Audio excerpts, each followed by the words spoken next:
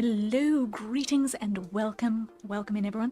My name is Harriet Citadel, avian sentinel VTuber, perpetrator of creative chaos and general maker of things, and it is great to be here today. Hello. Hehe.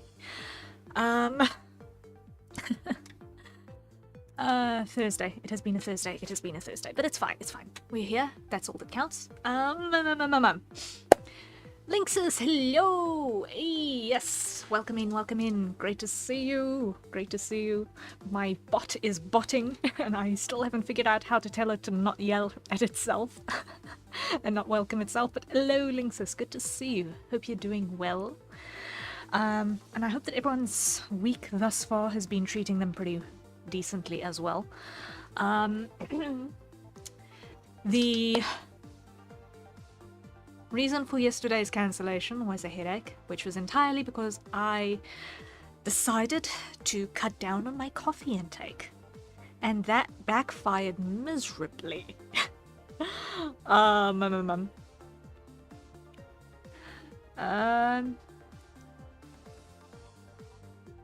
Harry, your Discord server, look, first time I joined it was so empty, no categories, you sure it's not broken or the right one? Okay, I will need to check with you, Linksys, which Discord that is. If you can send me a DM, I think. If you, I don't even know actually. Do you even have my Discord? Hold up. Citrina, hello. Greetings, welcome in. It should be called. The server should be called. Let me just make sure that I'm not giving you nonsense names. The server should be called Fort Misthaven. If it's not called Fort Misthaven, it means I've got the wrong link and I need to update it. I can send you a DM. Okay, thank you.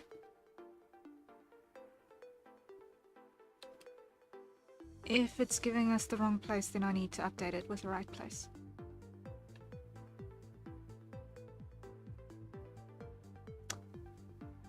Because that would be a problem. That would be a big problem. Because there are a lot of channels.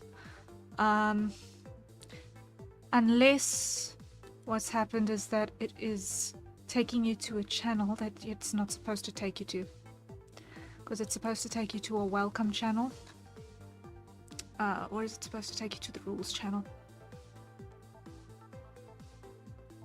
I think it's supposed to take you to the rules channel first. And after you've checked the little box to say, yes, I've read the rules, then it lets you in to the rest of the server. Something along those lines.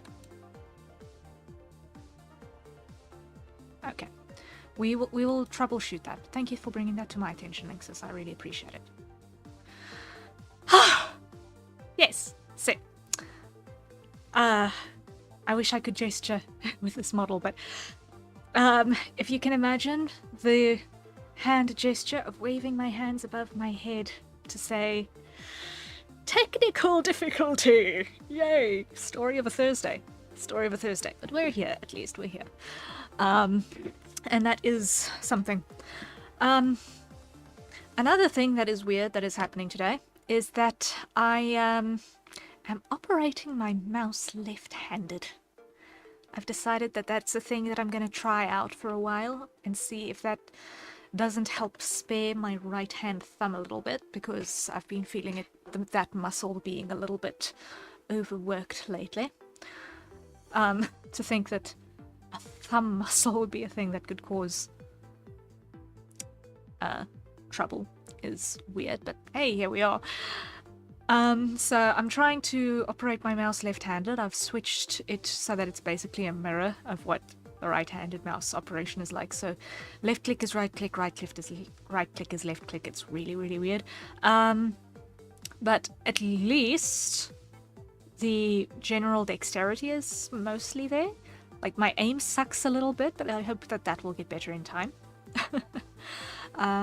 Because that will be a useful thing to, firstly, not have my left hand be a useless piece of nonsense for the majority of the working time, but also to just generally aid with left-handed dexterity, because, man, ambidextrousness is really, really, really useful. I have learned this year, and I am working on actively improving left-handed dexterity, so that is something that is not going to be a problem. You know? It's kind of wild. One day I want to be able to draw left-handed too, but for now, let's first be able to point a mouse and actually use it properly. For now, let's start with the mouse. But yes, that is where we are at. Let's see. Has DM come in yet? Not yet. Okay, it's fine. So. Dexterity, yeah. It's a wild battle to be able to use both your hands to their full potential. It is actually something that we should teach kids from small, because hand dominance is, yes, it's a thing, but it's also something that we train in. If you don't use it, you're going to lose it. So if you have similar levels of dexterity when you're a really tiny human, and you train both hands to be able to do the same sorts of stuff, the same ways, they're not going to have this problem that I'm currently suffering. And it also means that you're going to have less rehabilitation issues if something goes horribly wrong and a hand is no longer, there or usable after an accident or something. If kids are trained with ambidextrous abilities from early on, then it's like, yeah, whew, all of those major problems that would come with that sort of thing later on completely falls by the wayside because they know how to use their hands properly straight off the bat. Yep. So, how to avoid injury from overuse of one particular limb. But anyway, so. Today we are working on commissions again. I am going to try and finish this illustration for Kuzi-Seikan today. And if I've got that down and I can get it right to be done and happy, then we are going to continue with the hair layers for Citrina's end-screen animation. I do not know how long this is going to take me, because I am kind of still figuring it out a little bit as I go. I would have been able to predict things a little bit easier, but gradients, so I needed to think things through a little bit differently. So we'll see how everything ends up panning out in the end. So yeah, this is where we're at. Yesterday I did a bunch of work on the hair, the face, and just generally working on contrasts on this thing. So we've still got to do the shading on the lower legs, and then we still need to do seams and everything, and then this one will be good to go. I use my right hand way too much, so if I ever had to break, I would be in massive trouble. Yeah, like, I'm in exactly the same boat. Like, in May last year with the Dragon Project, I was crippled. I was legitimately crippled because of the stress that I put my right hand under. And it was a wake-up call. It was a wake-up call. And I think that this thing that I'm struggling with my thumb today is aftershock of that still. It's kind of scary. Sai, hey, feeling alright today? Yes, thank you, welcome in. I'm feeling better today. I have had 2 cups of coffee. There's probably going to be a third on its way. Because the entire problem was that I just didn't have coffee. And unfortunately, that threw a ratchet between my eyebrows, you know? And that was a bad idea. It was a bad idea. You know, coffee is important to you when you've got withdrawal symptoms. It's actually scary a little bit, but at the end of the day, I am mostly functional now, so so we live it.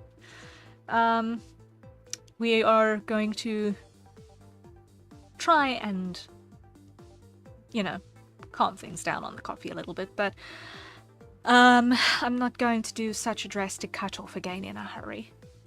At least not while I've got important stuff on my plate anyway that needs, you know, cognitive function. Who needs cognitive function, right? So, yes.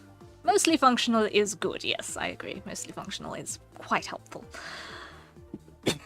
Pardon. Let me just get my jacket on. Let me just get the jacket on.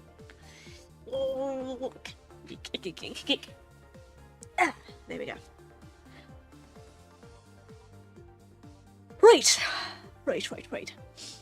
So, first things first, I am going to come over here, and it would help if I don't have my graphics tablet and mouse on at the same time. Okay, I first need to make sure that my graphics tablet is activated. Okay. Mouse. Stylus. Okay. Okay. Now I just need to check over here. This needs to come down a smidge like so. And there, our alignment is better. Fantastic. Okay. So the first things that I've got to do, I've got my correction layers hidden. I'm just going to hide our background pile for a bit because our focus for a start is going to be on the lower legs that need detailing still. So we've got here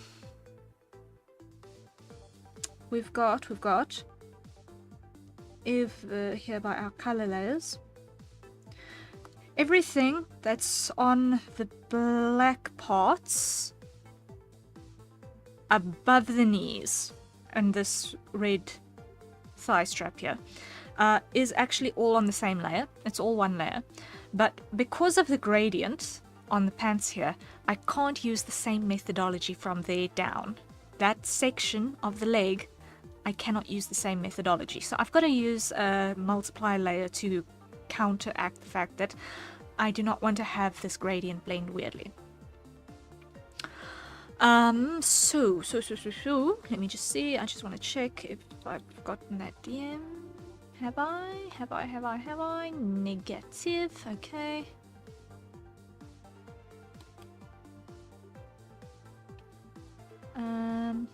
Yeah, negative on that. Minimize, cool. So first things first, let's actually create the layer. So clip it down, make the multiply. Here I want to get our... So let's start with that color. And it's already very trippy using two hands for this. But it's better than nothing. And just start roughing this in a bit. Okay. Over here as well. We're gonna have knee.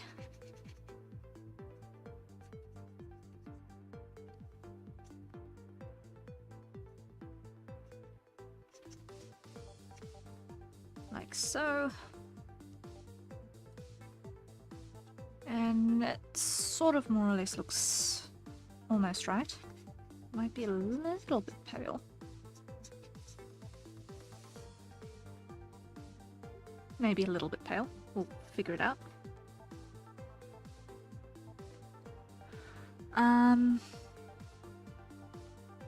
I'm going to just quickly add over here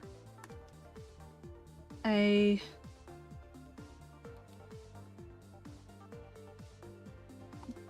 slightly darker background, just that I've got less contrast that I'm fighting against on my screen.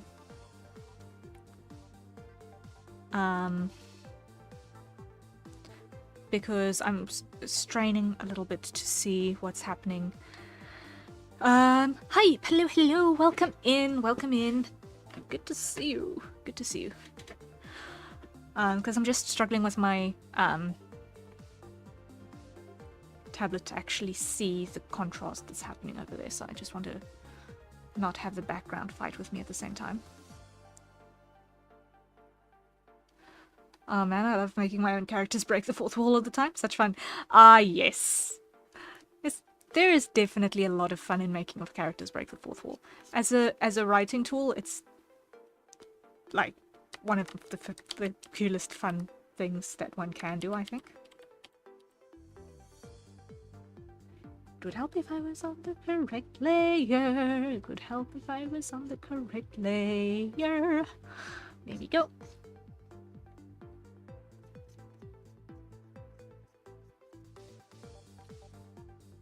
There we are.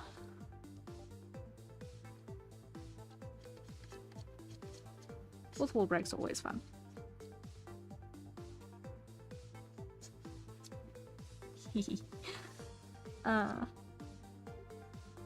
It can get overdone, but it can be amusing. Yeah, look, if it's done tastefully, it can be really, really fun. If it's done poorly, it can get a little odd. Going through the comic panels, breaking the comic panels, finding out it's a comic or being self-aware, none of it is real or the creepiest. Knowing that viewers are watching right now. It also needs to not clash with the tone of the story as at large. Yeah. Yeah, like, if you've got a character who has the omniscience of knowing that they are in a fictional setting and that's that character's bit, then you kind of need to lean into it a little bit. If it's not the character's bit, and you are doing that quite frequently, then it becomes a little bit obvious sometimes. But yeah, it all depends on the setting, really. It all depends. Like, how each individual writer pulls it off. I've seen it done really well in some cases. So, I don't have the worst experiences with fourth wall breaks. But I also know of there being some characters that do it a little bit obnoxiously as well. Like, I don't mind those tiny little fourth wall breaks as well that happen when you have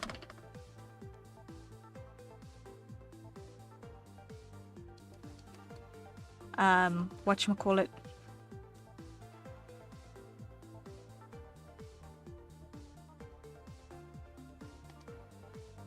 I always find it amusing when you've got like a comic and then the characters are saying it's not like this is a comic or something. That I always find mildly amusing. That they know that the situation they're in is exactly the sort of situation that would only happen in a comic. And then they deny it vehemently. Even worse, the character beats up his own author and takes over the story. Ooh, yeah. That can get a little bit wild. That can get wild.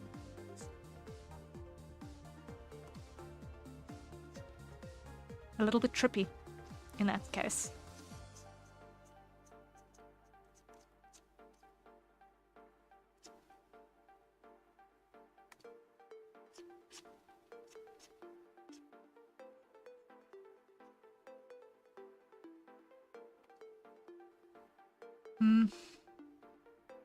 Would it behave that way or would it behave that way? I think it would behave that way. Okay.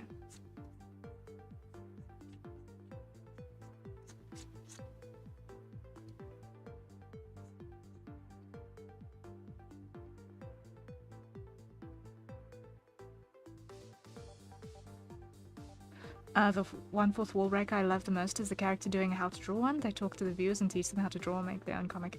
Yeah, that's a cute educational one. That one is cute.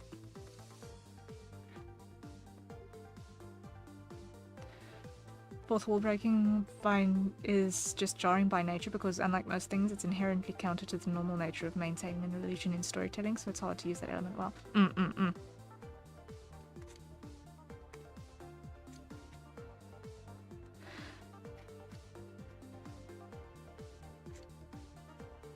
Like, It's definitely a... like any tool that gets used in a creative work, it needs to be used carefully. You can use a screwdriver as a hammer, but is it necessarily the best tool for the job? Not all the time. Sometimes it's the only tool you've got available to you, but it's not necessarily always the right tool for the job.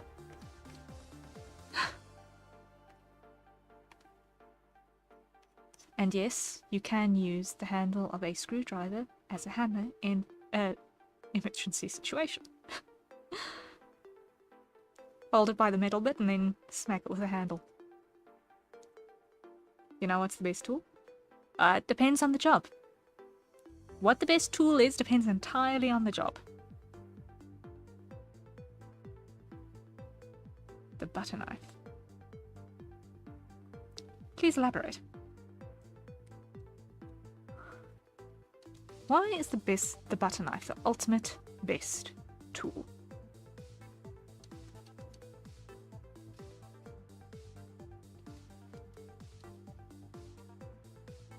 The humble butter knife. Okay, I'm going to dial this down to 70 and see. Lock. Fill. Little darker. I will not elaborate. Okay. Okay. Fine.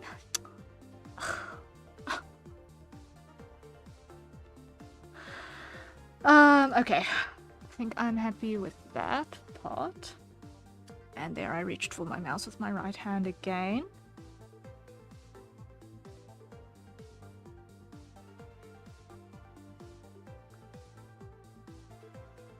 So we've got that.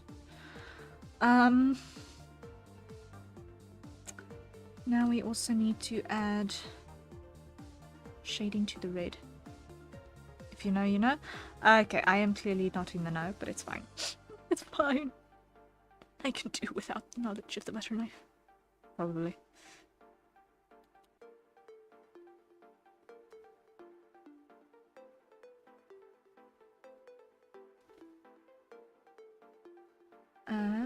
Actually, let me just hide the multiply layers. Grab that color. Make sure it is in fact the correct one. There's two instances where the character does take over the story. One is Homestuck, where the Lord English straight up ends Andrew Hussey, the creator. Second is the Mario manga with a... Oh dear. Oh dear. Oh dear. Oh dear. Oh dear.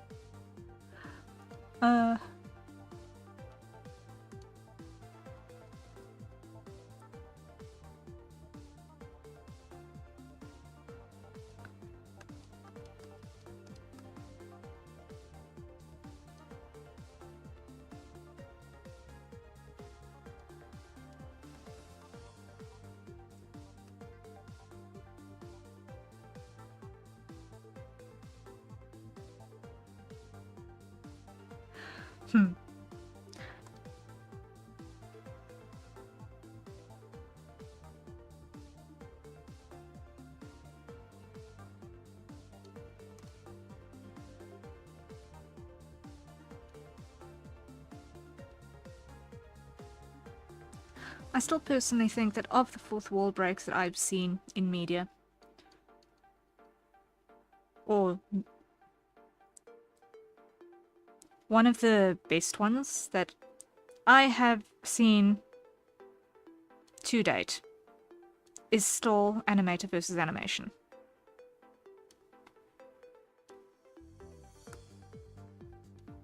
Like, that one was fun. To freeze! Hello, hello! Welcome in. Welcome in.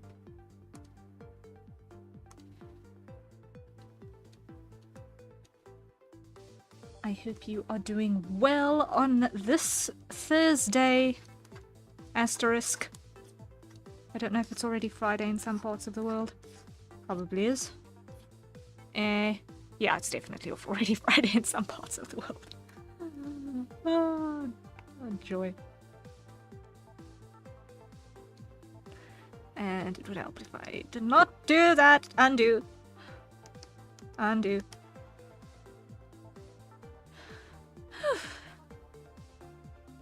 Crisis averted. Okay. This way around. Undo. Do not hit the delete button. Upright. Rotate this way.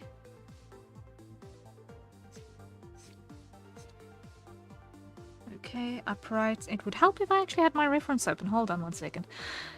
That would help. It would actually help quite significantly. I'm here and I want to have that one open. Character reference. Drop you over there just so that if there is anything that I'm missing, like a silly person, I can catch it, like, for example, those clips. Literally everywhere on those belts need to be done.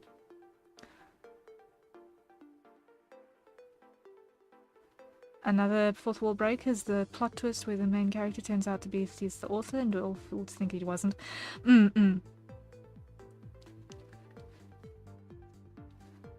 Yeah, there are a lot of interesting ways in which a fourth wall break can happen.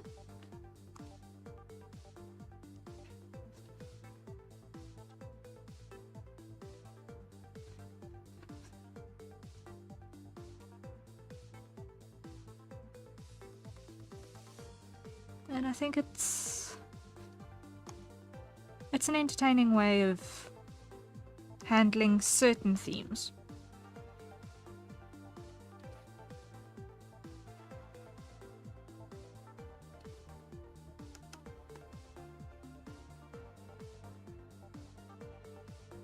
Because of the shows I grew up with, the first thing I think of regarding the fourth wall breaking is certain superheroes. Yeah. I can safely say that of those certain superheroes, I was not even aware of their existence until a few short years ago, and that was a rude introduction.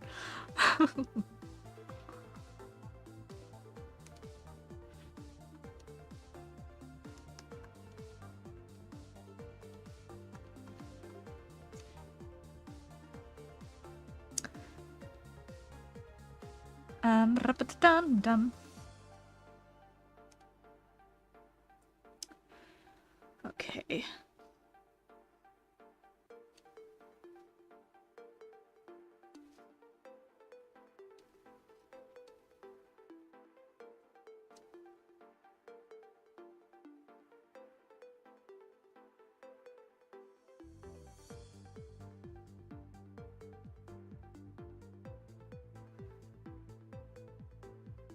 To me, it was a writer, manga Mario-kun, SpongeBob, some show about an old guy that breaks reality itself, or some other that isn't superheroes.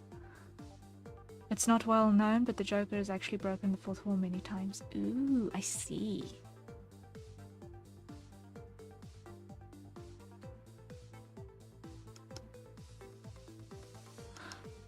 I actually can't remember who or my first exposure to a fourth wall break was. Like, I legitimately cannot remember who it was.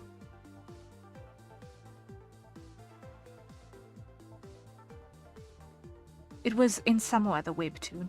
I honestly can't remember. Probably. It was probably in a webtoon.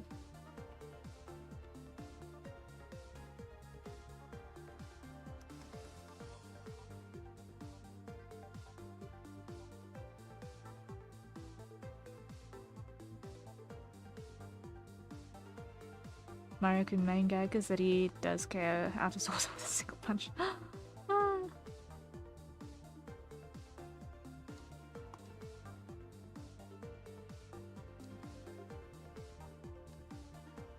Spoiler alert.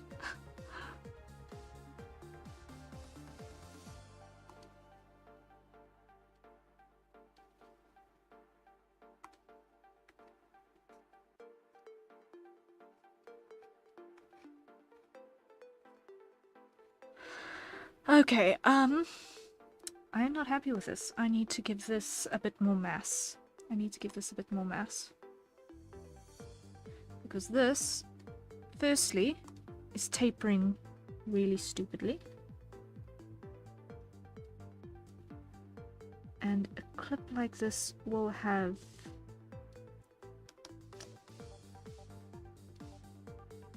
edges. And this should be on 10. That's the right size for this brush.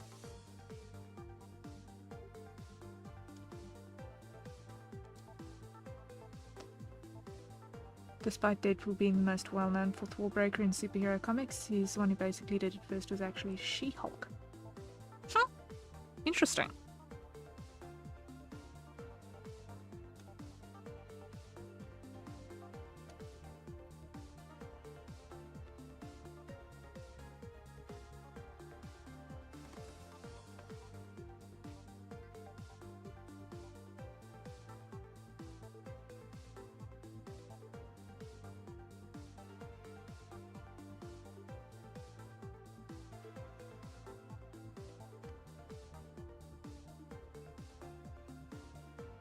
Yeah, I can safely say that my exposure to the superhero genre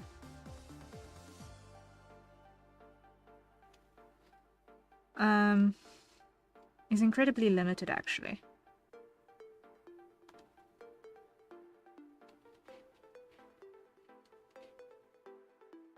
Like, I pretty much hard skipped the entire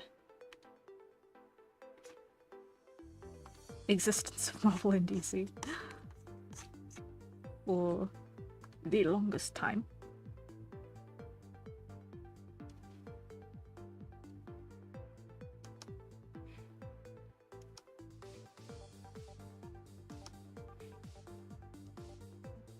Like, I know there are other American comic book houses in existence as well, but like,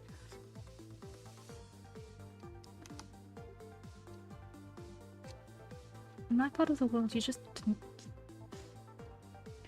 In my part of the world, in the decade in which I grew up, you don't hear about them, you know?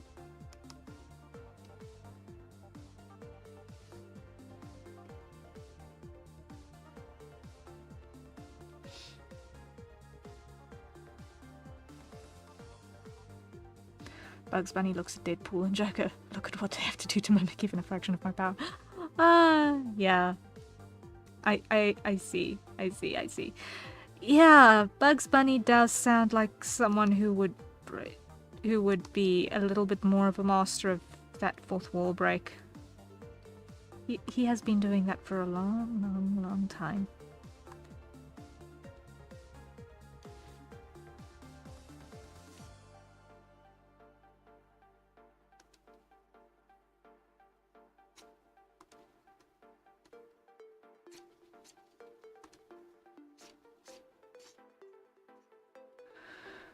Okay. As the theory goes, he may be one of the only people in DC who knows he's not real, therefore he feels no guilt for his crimes because he knows it's all for Einstein. Oh boy. That's wild.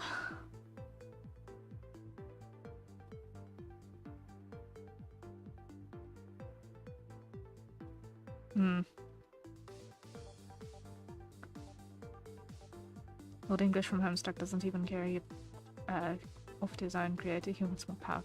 Ew. Yeah. Yeah, Homestuck is getting higher and higher up on the list of things that I want to avoid at all costs.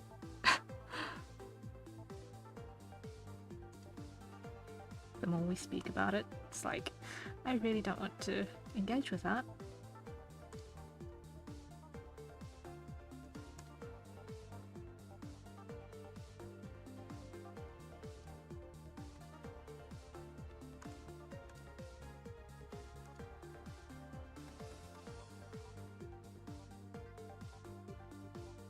Okay, that is gonna be this color, I remember.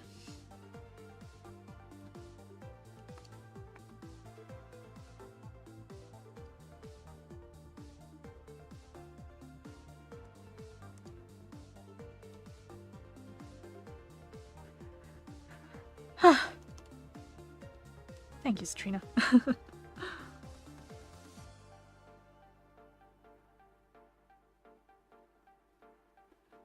Okay. So that's that. It's looking better. Now, over here, let's talk shoes. Let's talk shoes. There's a lot of detail on these things. Lots and lots of details on these things. Okay.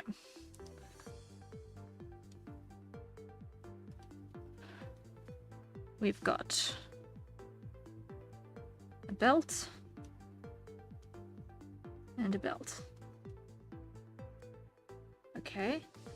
Then we have strap, strap,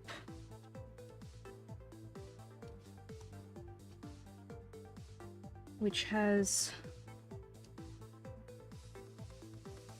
through and a through. In any case, I bring up the Joker thing to also contrast how the fourth wall breaks can get oversaturated when it's just constant shallow, haha, I talk to the viewer, isn't that funny? Yeah. Yeah, if it's like that, then it's... then it's awkward. You gotta do something with it to make it interesting, whether it's serious or still just gags. Yeah, you've gotta have it interesting. One of the better fourth wall breaks I'm aware of in media that I'm currently sort of engaged with is... there is a Korean mobile game called Lord of Heroes, which is a pretty standard character collection type game. And there is one character in there called Astrid. Astrid is a fourth wall breaker, but she does this in the sense that she keeps on using very, very our-timey lingo. And in the setting of the game, our time is like ancient, ancient, ancient history. So while the entire setting is like back to feudal nations, to get that high fantasy vibe, she talks like a modern person, uses modern slang, and it's something that no one else really understands. They think it's just an Astridism.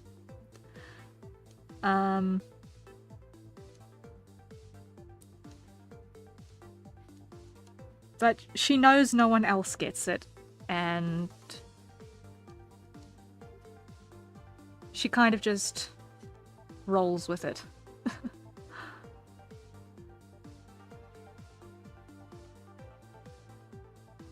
I just remembered one of the fourth wall breaks I remember actually is from a video game, not from any of the famous ones everybody mentioned Metal Gear and all that. Sounds fun. Yeah, yeah. Teen Titans on the GameCube. Ah.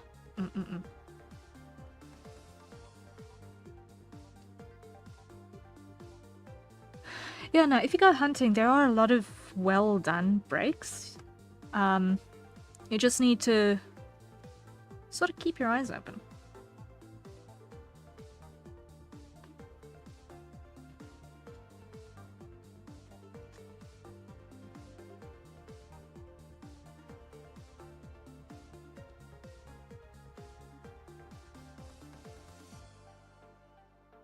Spoilers for a 20-year-old game nobody cares about. Oh.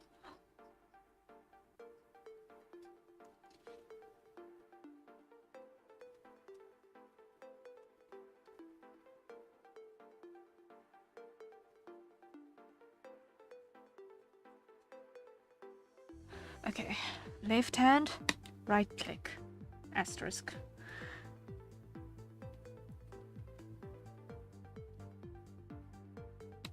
And undo, undo, undo. I've got all of this shading detail.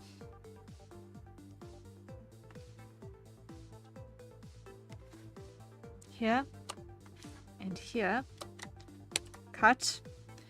It was all on the wrong Layer. Haste. Normal. Down. Go.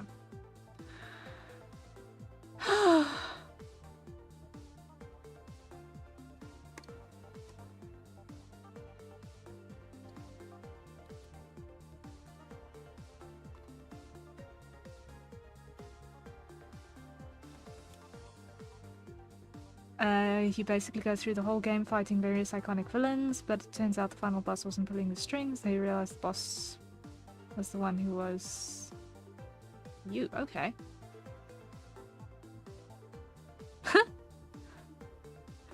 Oh, that is brilliant. That is actually very well done.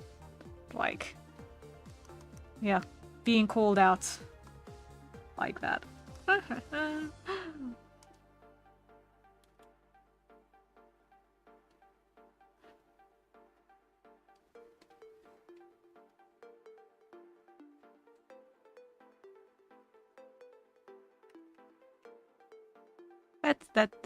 That's a good instance. That's a good instance of fourth wall breaking.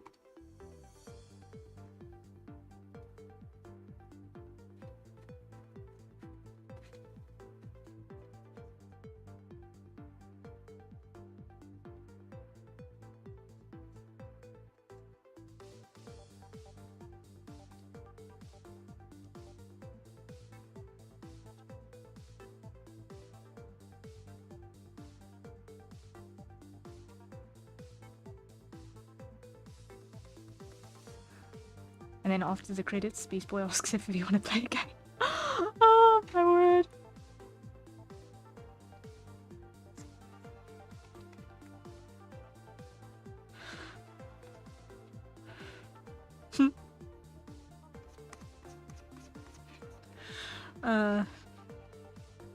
Wild.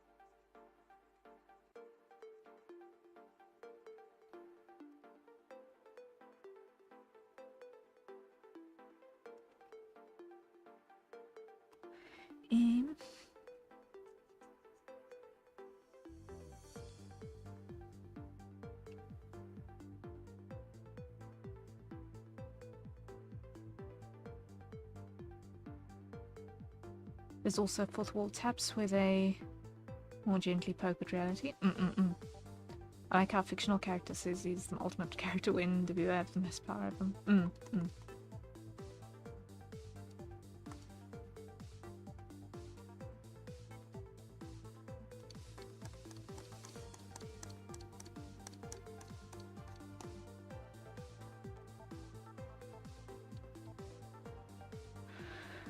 Okay. This is starting to come together on this front. Let's see, other foot.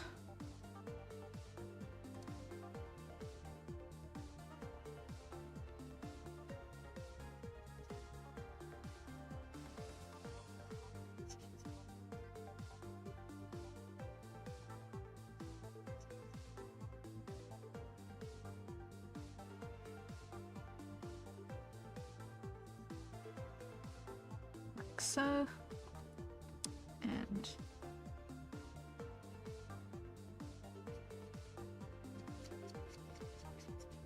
I'm not gonna ask how the mechanics of this works, because some of that does not make sense to me, but it's fine.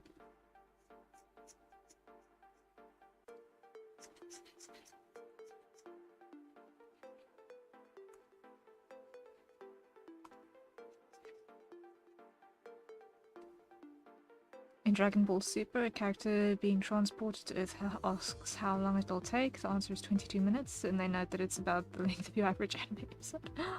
Oh, wow.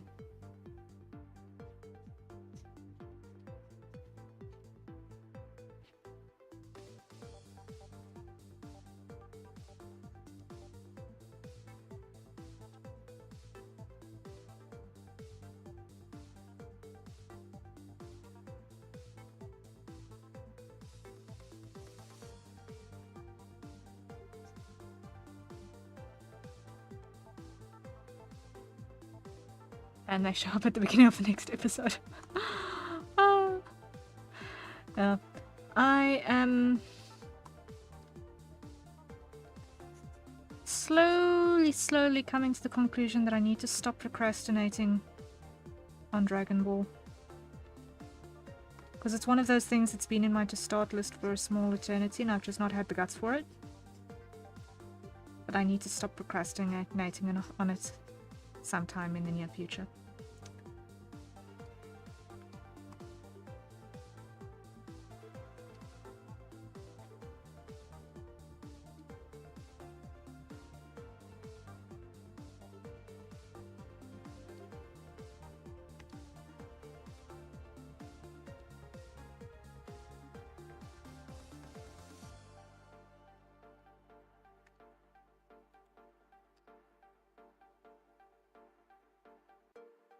One gag I love is when in Adventure Time, Jake got struck by lightning in the face. He runs off screen and 2 seconds later he comes back fine and happy like nothing happens. And acts like it. I think that's just normal cartoonism though. Is that injuries are something you just shrug off. It's very normal cartoon logic, I think. I mean, how many pianos and anvils did not get dropped on cats in things like Tom and Jerry and such?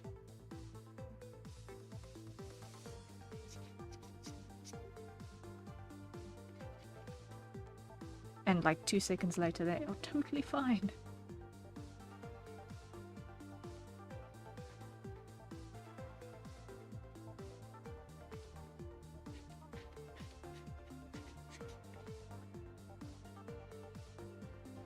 Dragon Ball and Dragon Ball Z are pretty different in some ways though. I'm aware. That's the thing with these old franchises, these old established franchises, is that there are some things that are very, very, very distinctly different between different iterations. Sometimes it's pacing, sometimes it's the amount of fillers, sometimes there's actually been rewrites in between, and knowing what actually ends up being canon sometimes is tricky if you are a newcomer to a franchise. Knowing which order things are in sometimes is wild as well.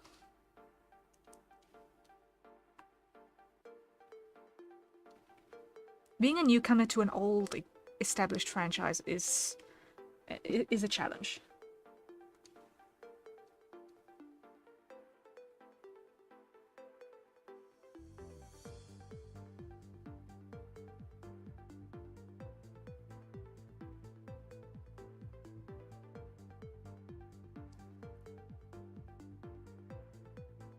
How many knockouts did Bugs Bunny have to endure and walk off with his crown on the... Yeah.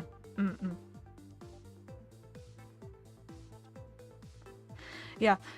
When it comes to animation issues, usually the issue is with corporate and budget. Usually the issue is with corporate and budget. Usually the author has got no say in it.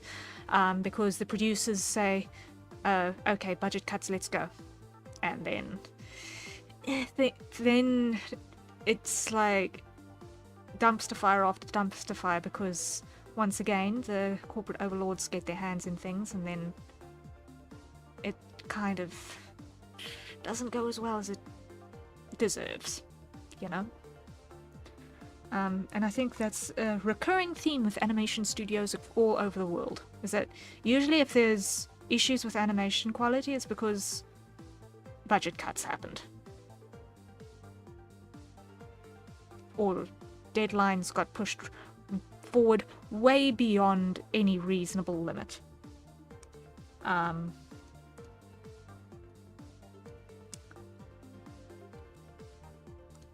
And between the there is a business practice theory that says you can have one of three things. You can either have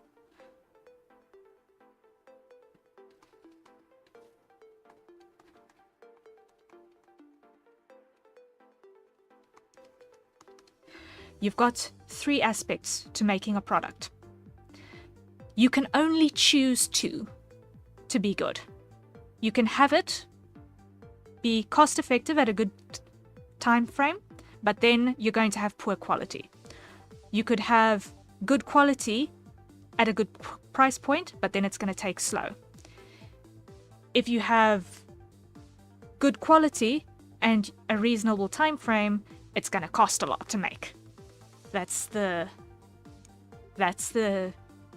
triangle of trade-offs when it comes to producing a thing. Like, produce any single thing, and that's the triangle of trade-offs. You can only pick two.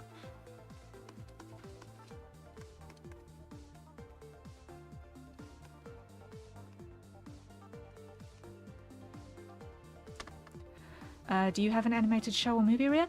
I don't, actually. Like, here's the thing. I struggle with having a favorite of anything. Like, I really, really, really struggle to have a favorite of anything. Deciding that my favorite color was green took a small eternity.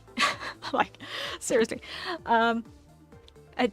And even then I sometimes question it a little bit, because I see black in any loud color and I think it looks good. So it's like, I struggle to have favorites of any description. Favorite food, can't pick one because they're all good. Favorite flower, can't pick one, mostly because I don't know flowers all that well. You know? Favorite song? There are so many good songs in the world. How on earth do you pick a favorite song? I can't. Because each thing is good in its own right, and trying to pick a favorite is really, really, really hard. It's really hard to have favorites. But yeah, so that is something. Favorite childhood animated show or movie? Maybe a favorite of a genre? Look. Like, before I was like 8 years old, this is before my living memory, because I can't remember anything when I was a tot anyway. I am told between my brother and I, we burned through like 3 VHS tapes of The Lion King. I'm told we did that. I don't remember it, but I'm told that we did that. I can't actually say much regarding childhood in terms of media consumption, because it was limited in that regard. And I was also, when we weren't watching TV or having tea with my grandpa, I was drawing. I was drawing. I didn't start reading till I was like 11. And even then I was slow on the uptake. No. And after I was like 7-ish, I started diving into documentaries. Because I think that's around about the time when I got the Walking with Dinosaurs DVD. And that was my nosedive into that's when I started my nosedive into the world of documentaries. And then I lived on National Geographic and Discovery Channel rather than, you know, cartoon channels.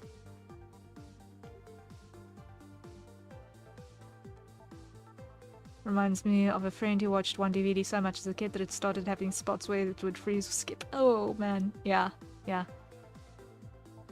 It's a thing that happens. It's a thing that happens with old technology as well.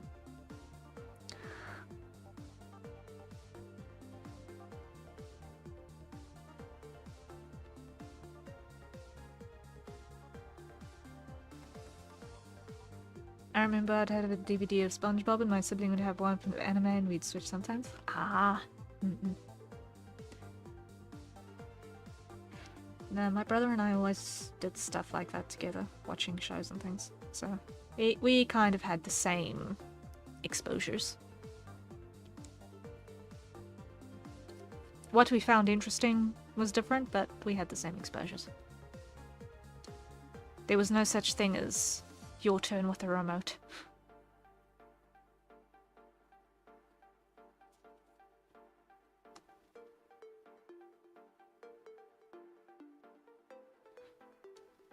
Save button is probably a good idea. And hydrate is probably a good idea. We're an hour into the stream. We should probably hydrate. Hold up. Everyone, acquire your nearest safe for consumption beverage and take a sip.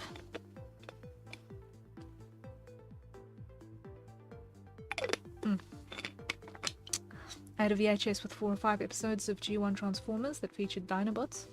Watched that one a lot. Sure. I'm sure a top 10 list of favorite animated shows, movies from you would be wildly interesting. It would be, but I would need to put about like 20 minutes of thought into it to just figure it out, because there have been some that I've liked a lot of shows over the years. And I've liked a lot of movies over the years. How I would rank them? I'd first need to develop a measure by which I am ranking these things. And honestly, I haven't got the brain power for that right now. Because there are things that one needs to, that I personally find value in when I'm choosing, okay, how to rank a thing.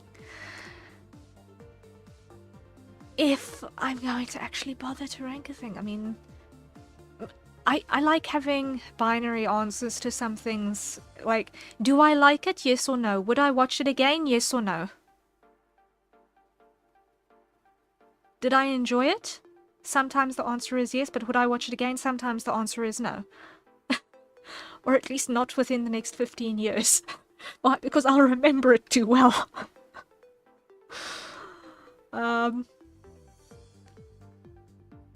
Like, there's one thing that I've watched more times than what makes sense to me. And not an animated show, but a movie I have watched more times than what makes sense to me. I can't particularly say that I like it, but I can't particularly say that I dislike it either. It's a well-made movie. I don't know if I like it, but I've seen it like 6 times. Usually with like 4 years space in between. Plus. The movie is called Flight of the Phoenix. All I'm gonna say about it is that it involves a plane crash. In a desert. Not to be watched by the squeamish. Old movie. Early 2000s, I think.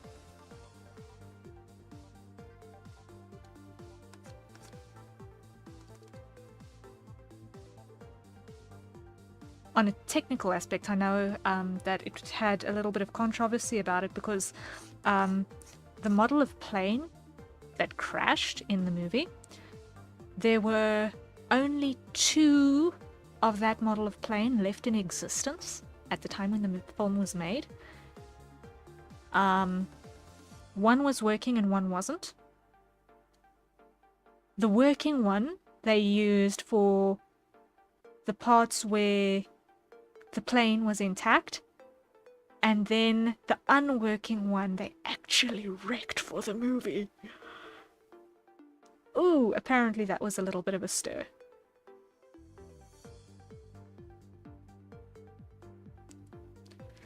those are the interesting ones. I've had a show where I guess I enjoyed watching it, but I'm still not sure I like the show.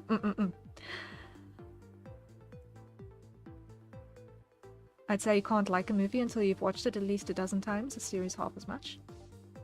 Oh, that's an interesting take. Yeah. I don't know, Zany. I don't know. There's a couple of movies that I've enjoyed significantly, but I'm not going to watch them on repeat because I just don't have the time for that. It's like I can decide, okay, I like the story. It's ingrained in my mind now for the next 5 years. Cool, moving on with life.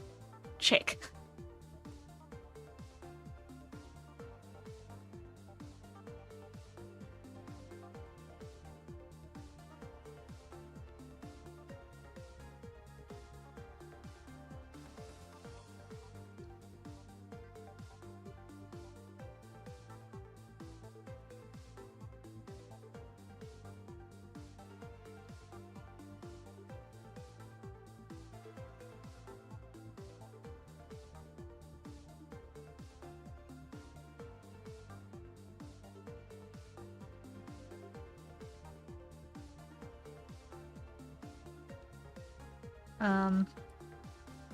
But I guess it's different for everyone. I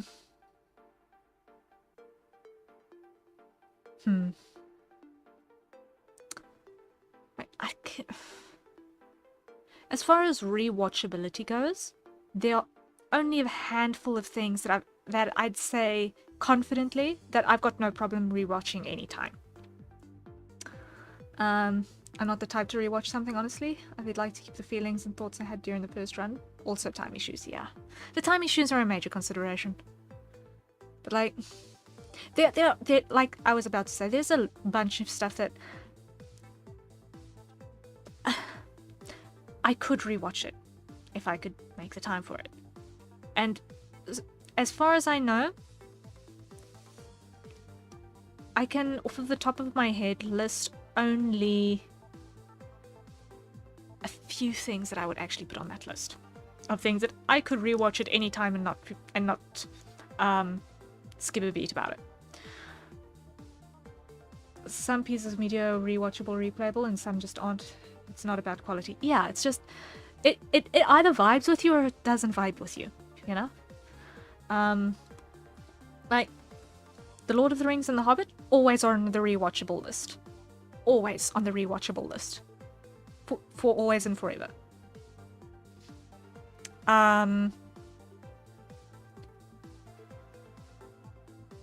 The Star Wars Clone Wars animated series on the rewatch list. Clone Wars is on my rewatch list.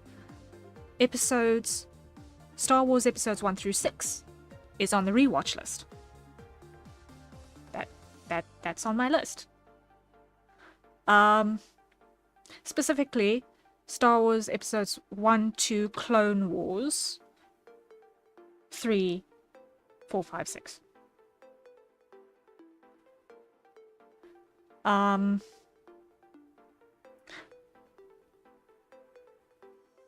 not sure, actually, if I will rewatch Avatar in the next while, like The Last Airbender. I'm not sure if I'll rewatch it in the next while. I watched it about 3 years ago. I'm not sure if I'll watch it again in a hurry. Maybe if I've got a friend who needs to see it, maybe. But I'm not gonna make time for it in a hurry.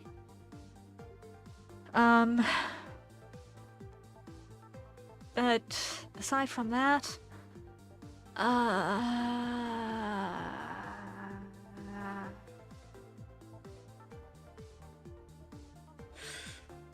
I'm struggling to think of anything else that I'm going to add to my rewatch pile.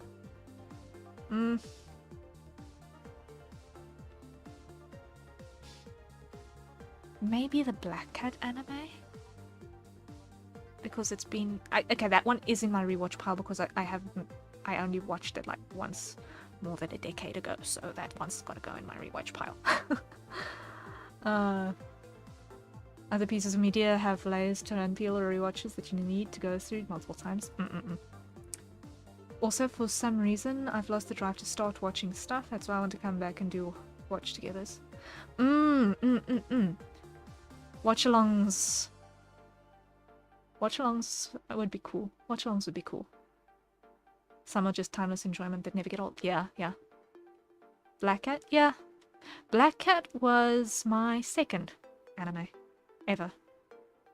My first one was Wolf's Rain, because a classmate said, "Hey, I see you drawing wolves a lot. Maybe you'd enjoy this." Wild introduction.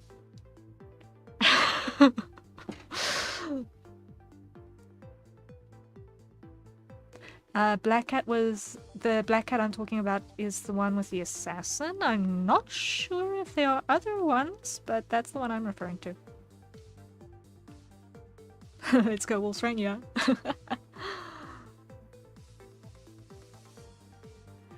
Can't forget to show your future kids if when you have them and if they're old enough. Yeah.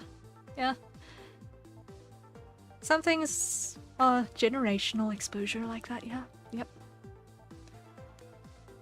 My traumatic generational exposure was watching Gone with the Wind with my mom when I was 8.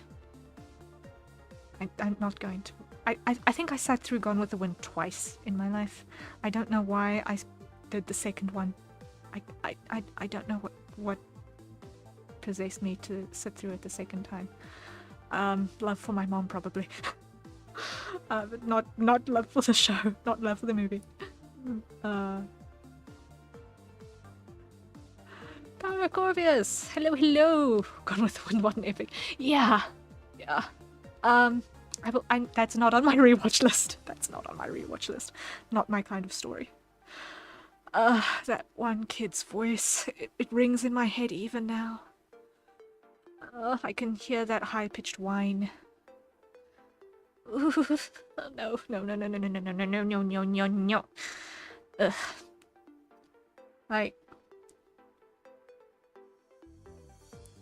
I will gladly,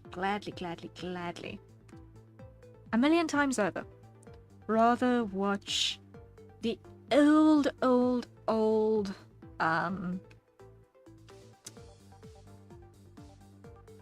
film adaptation of Oliver Twist rather than watching Gone with the Wind again.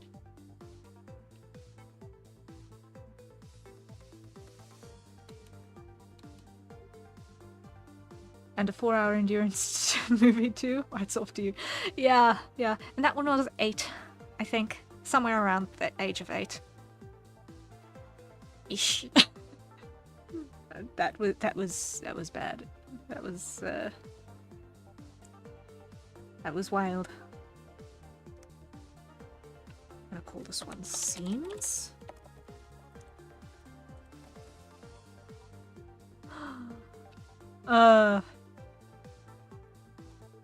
Put it on a multiply low.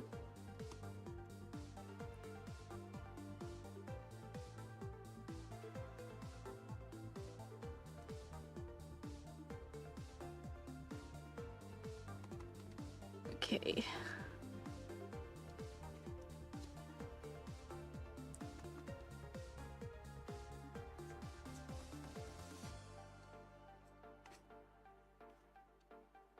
Now add a bit of depth to these.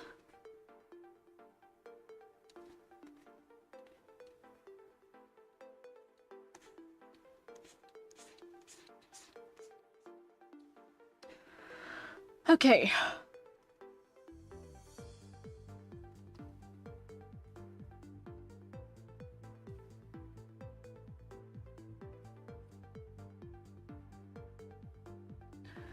That's not gonna vibe.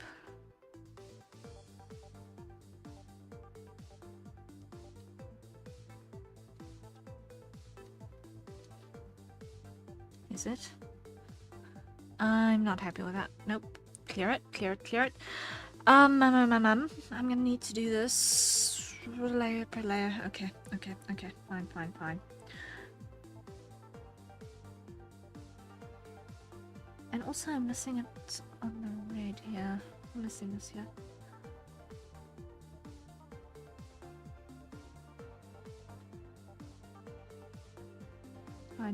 Hide you. Grab you.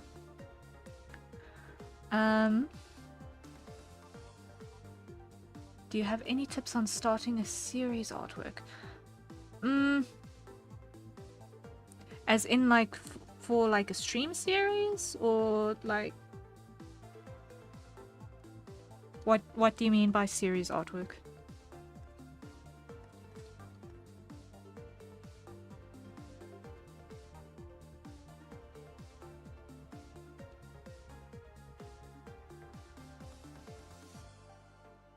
A fan art?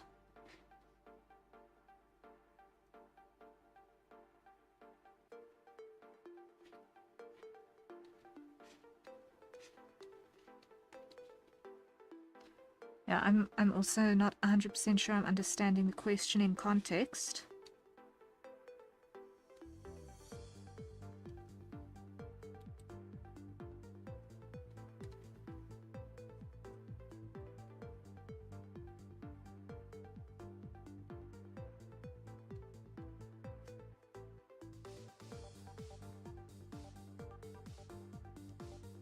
If you could please expand on that to freeze so that I can give you a answer, I would be most grateful.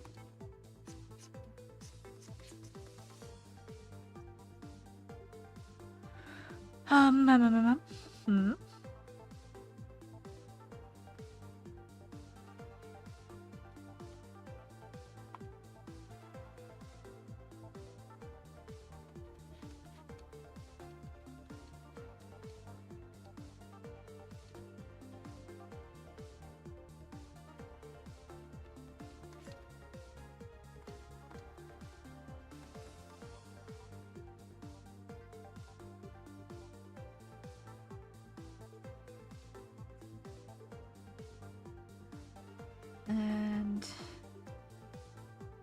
just giving ourselves a little bit of edges on this so that we can indicate seams between the different colors of fabric here, because that's necessary.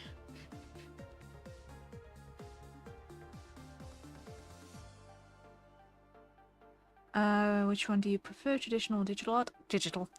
Personally, I was never really able to invest in materials for traditional art to get good. It was like the cheapest pencils and misprinted printer paper was my traditional art materials, basically strictly, growing up. So when digital came around, I jumped on it. I enjoy traditional media, it's just that I've not invested the skill points in getting good. I still use sketchbooks, but that's basically strictly with a mechanical pencil. And it's just for getting ideas down. I don't actually make quote-unquote art with it. It's just functional references mostly. That's all you need for traditional art? Yeah, yeah.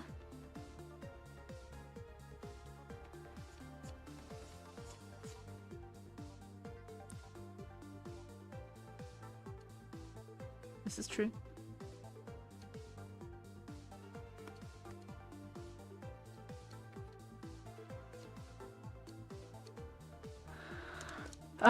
Anyways, almost weekend. Any grand plans? This weekend. What's happening this weekend? What's happening this weekend? Something is happening this weekend.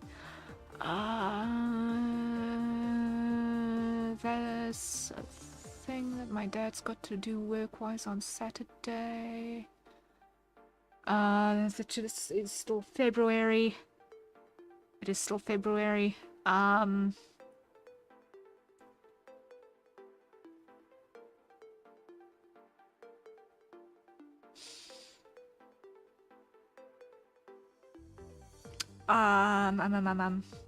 Now, aside from my dad's work thing that I've got to be on standby to assist with, I can't think of anything off of the top of my head right this very second, but I'm probably going to be spending some of that time working. Oh, undo.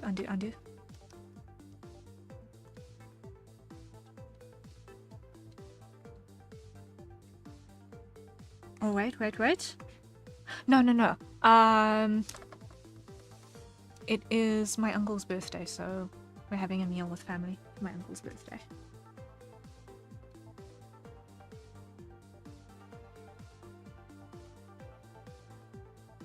I knew there was something. Couldn't remember what for a second.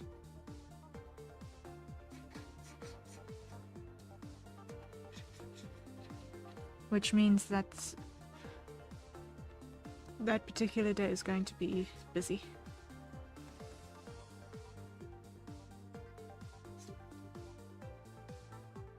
Oh, nice. Hope it's going to be an enjoyable time. Thank you. I'm sure it will be.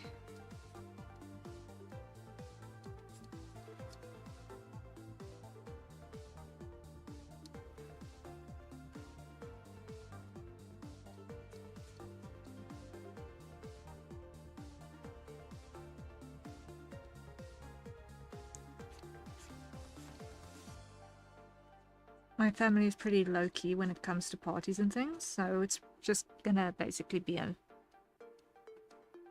meal type thing.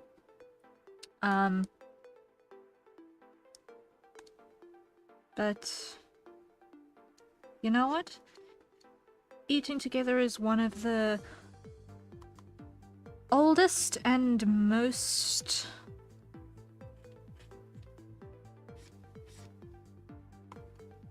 culturally universal ways of celebrating anything. So yeah, but no issue.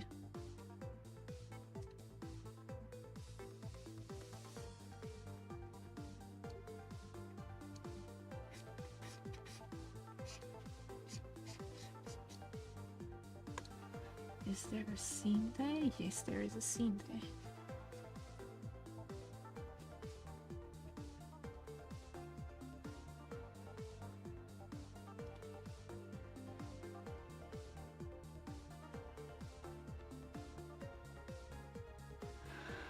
Okay. I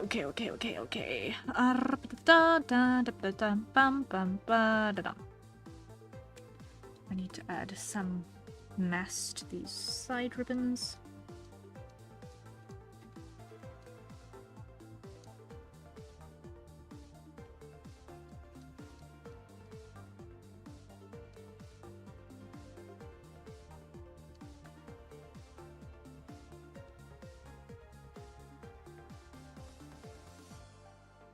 Like that.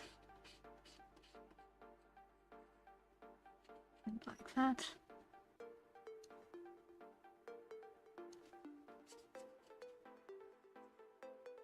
And like that.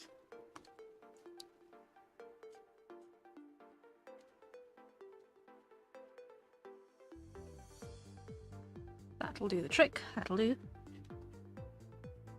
Yeah.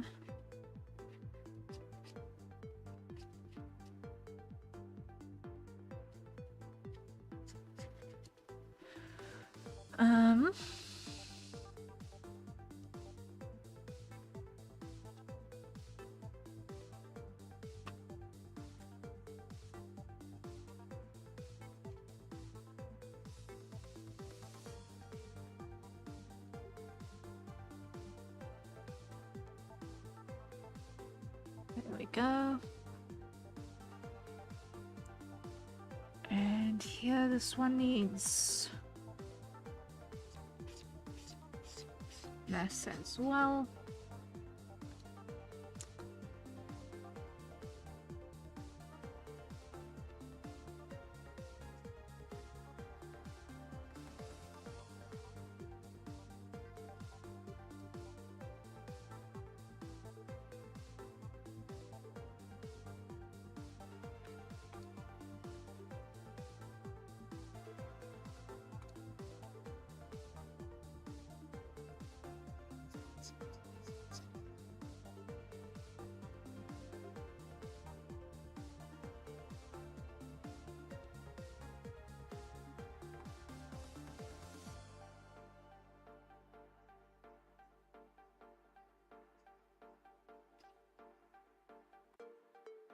Okay, slowly but certainly getting there.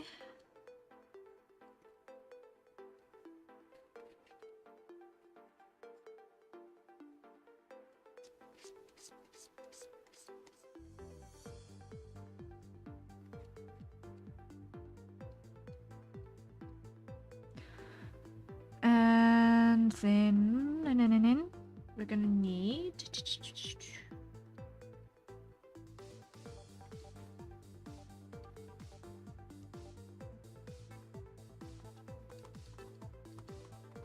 shine on these buckles.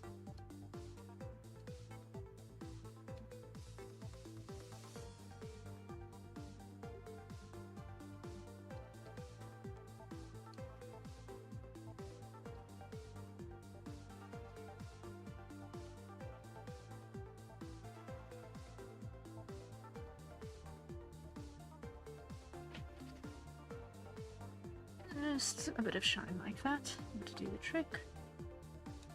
Thank you.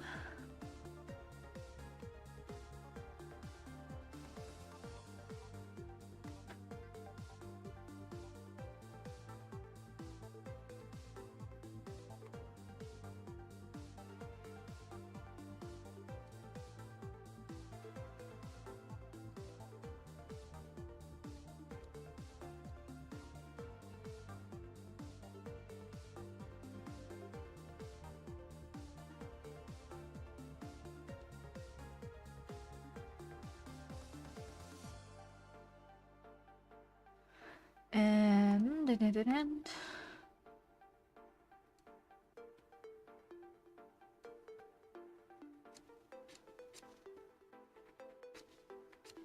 splash of white just to sell it.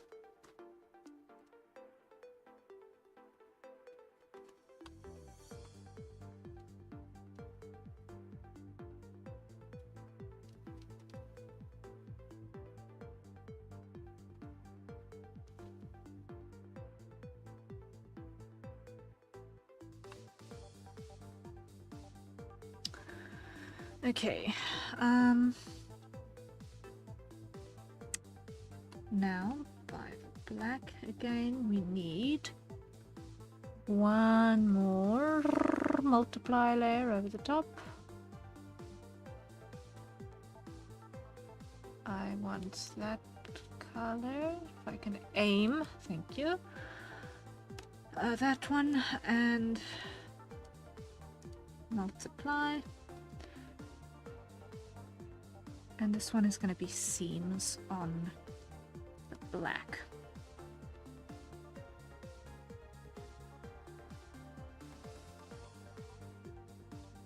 So we need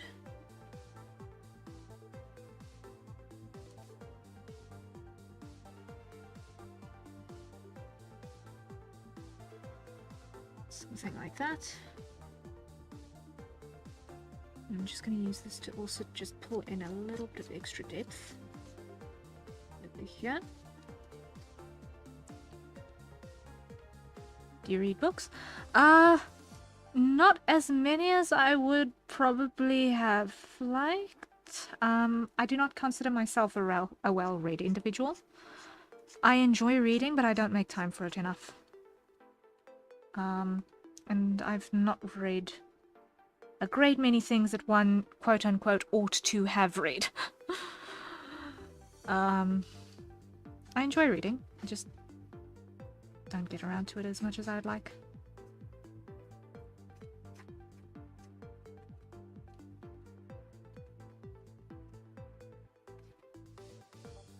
On my to-do reread list is Hitchhiker's Guide to the Galaxy, Douglas Adams.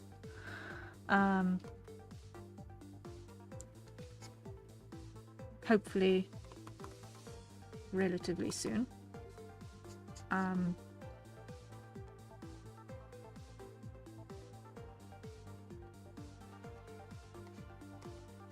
But yeah, it's been a fairly long time since I've had the opportunity to just park off with a book.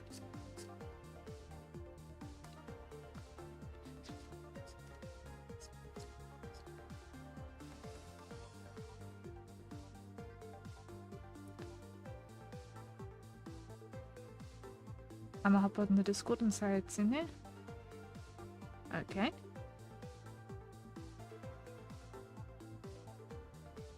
I'm not entirely sure I'm understanding that phrase, but okay.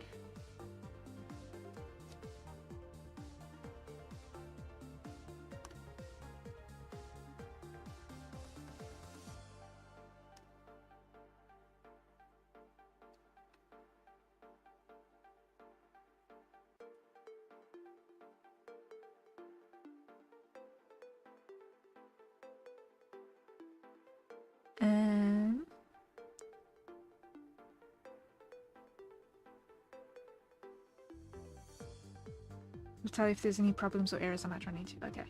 Yeah. Just let me know, firstly, if it's even the right server. It should be Fort Misthaven. The Discord server should be Fort Misthaven.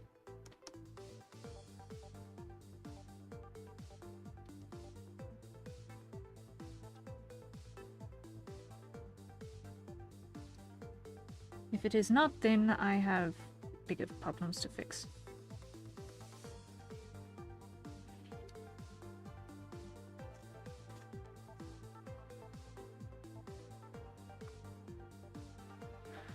Okay, then the second one.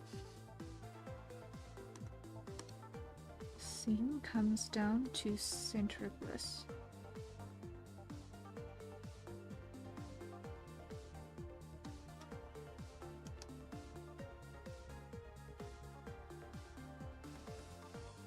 There we go.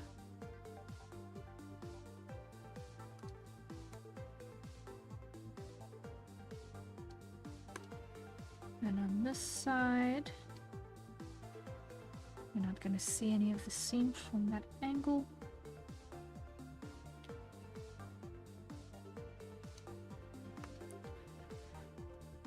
Okay.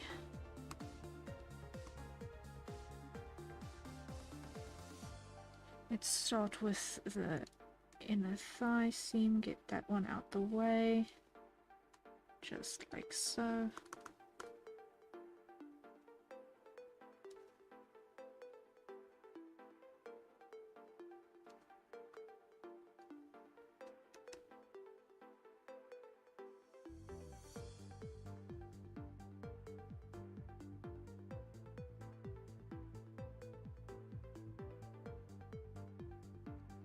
Alright, I'm in. It says check out the other channels. Okay, that's because you need to actually read through and check the little thing at the bottom that says you have to actually hit the reaction. Otherwise, it's not going to let you into your server. Otherwise, it's not going to let you into the server.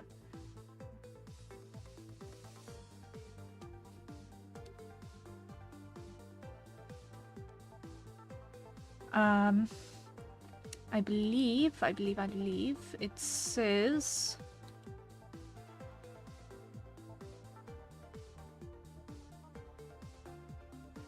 yeah. You've got that big get verified thing. Easily forgotten, but mighty noteworthy. The art is looking splendid already. Great work. Thank you. Thank you, hype. Greatly appreciated. Greatly appreciated.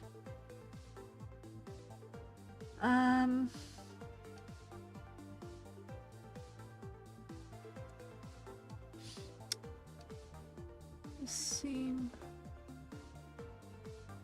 is going to come in there like so. Cool. Then we've got the pants closure, which is gonna be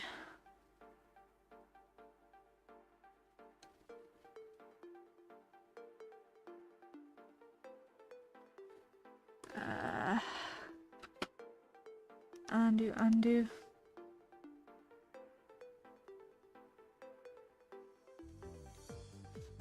It's gonna be a back seam as well, because that's how pants work, is that there is back seam.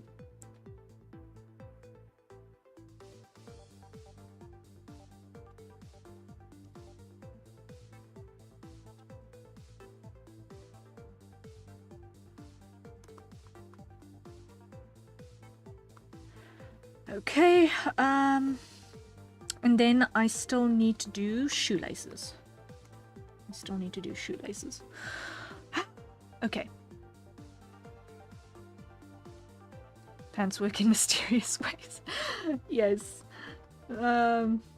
Anyone who's ever had to actually make a pair of trousers of any description will tell you that they are black magic. It's like, why do these work?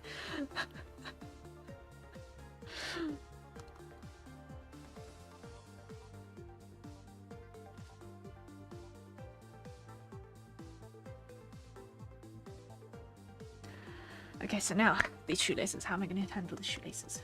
I am going to do it like this.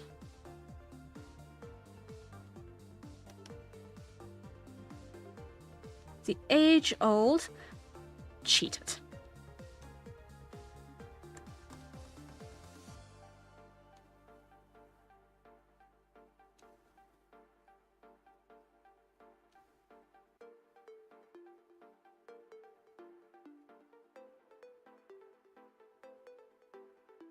That's all I wear and I know. Yeah. Pants are a wild invention. But man, are they useful. Now.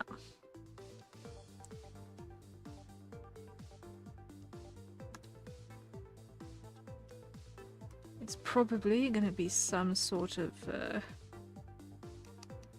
connector. Because there's no indication in the reference for a knot, so there's got to be some other sort of mechanical connection point.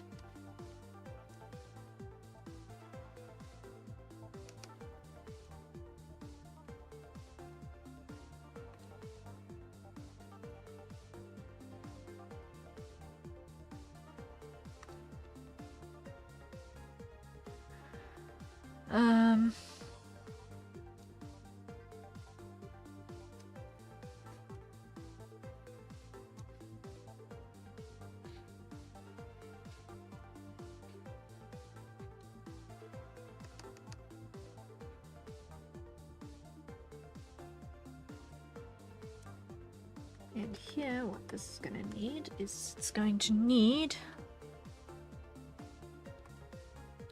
that color.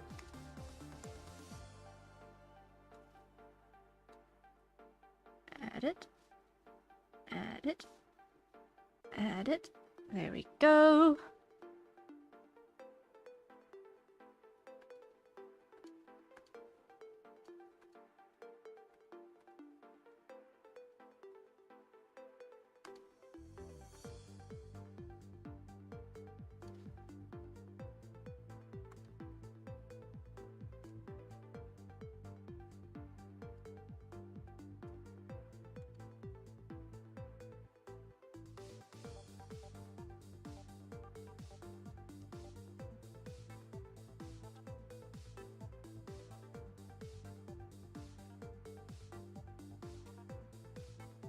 There we go, there we go, there we go.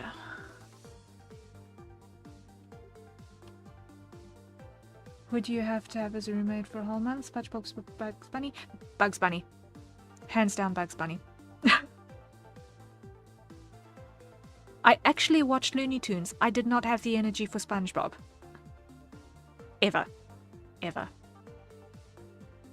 If I saw a half a SpongeBob episode in my life, it was too much. I did not have the patience for that.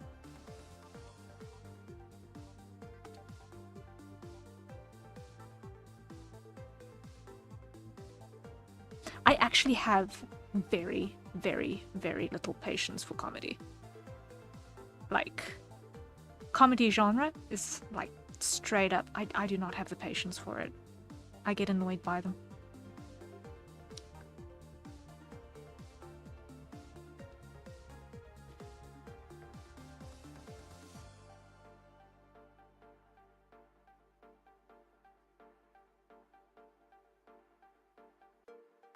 Ultimate...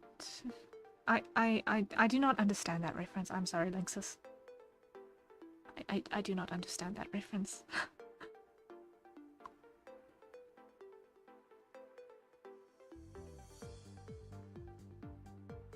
I think I can safely say that there is much in terms of the media that we've exposed to that does not have overlap.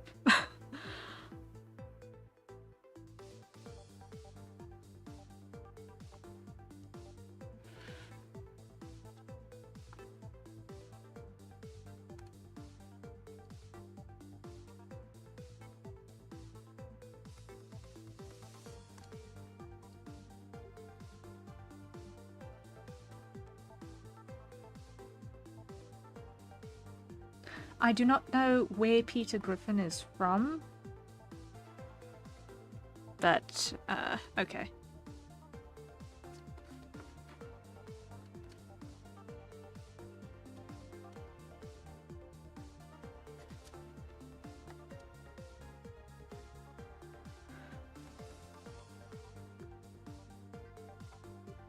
Okay, let's see.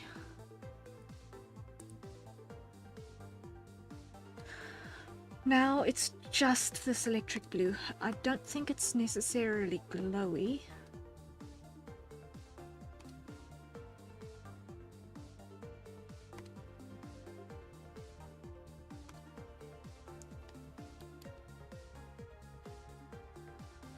It ought to be at least a little bit of dynamic.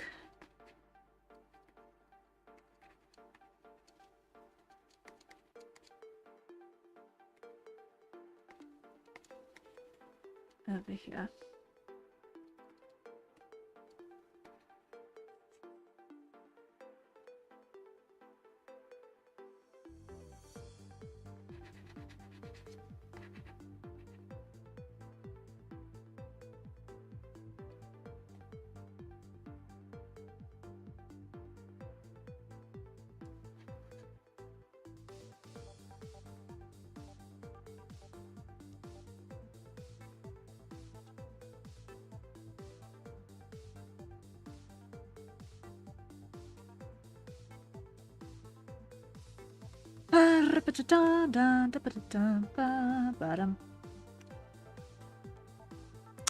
Okay. There we are. Save.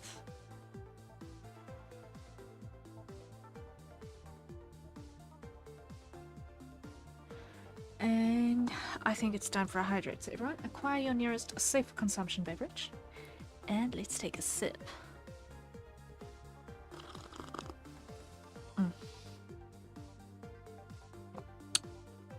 Ooh. Comfy. So comfy. Ooh. I did not realize how cold my fingers were until I held the mug. Ooh, the mug is so comfy in my hands. It's so comfy.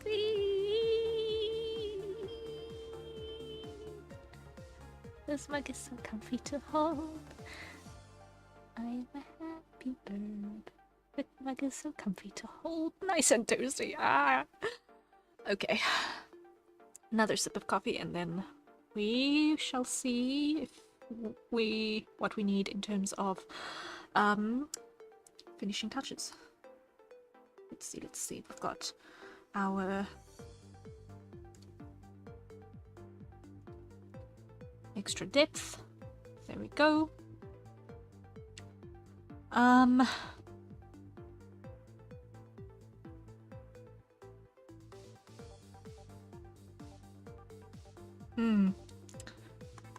Let's see.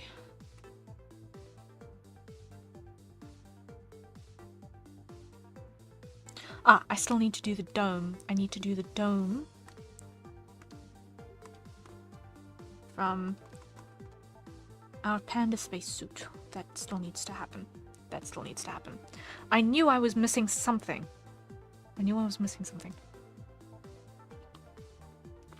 There needed to be a shiny thing on this pile. So, let's start by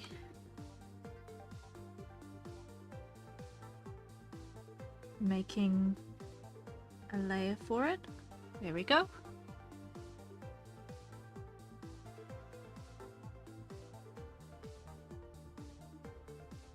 Okay. I do not know who this person is that you're dissing, but can we please stop? Thank you.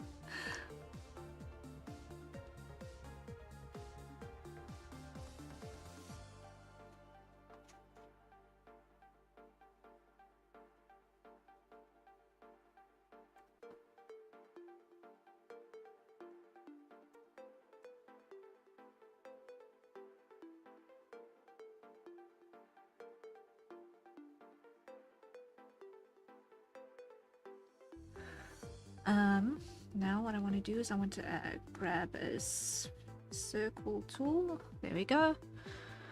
And I'm gonna go that size should do it. Yes. And I can shrink it down. Like so. Okay.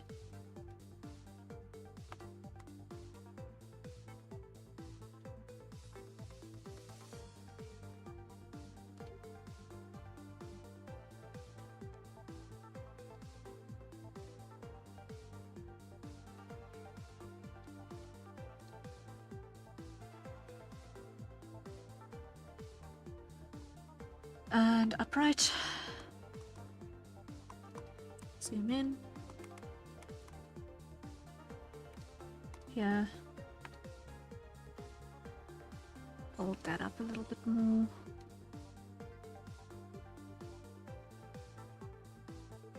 Like so.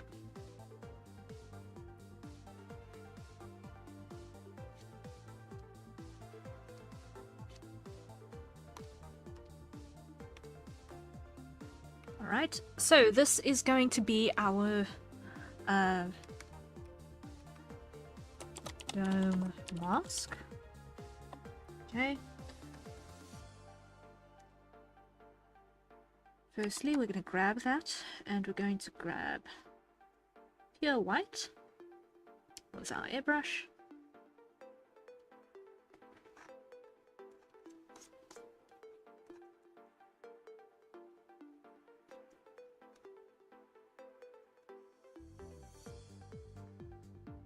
And it's the first part of our dome. Boom. Gosh, seeing you lock in so hard is amazing. I'll try my best as well. Yeah.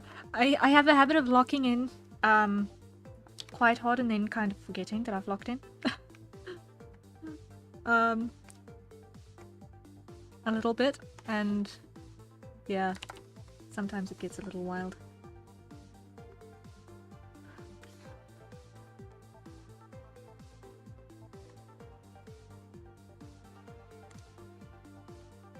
Let's see, I wanted to have undo.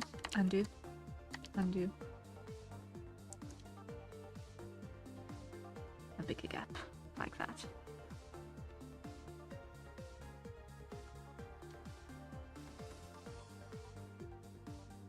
Yes.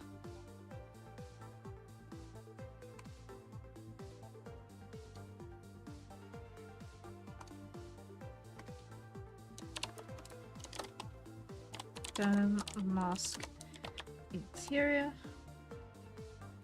Hide.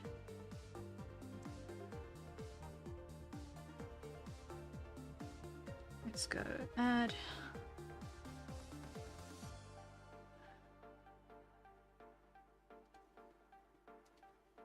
Add glow. Grab dome mask again.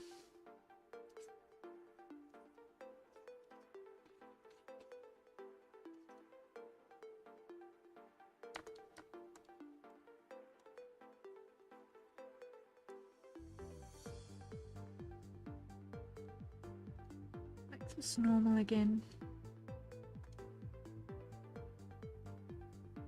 Love the art, by the way. I am glad. I am glad.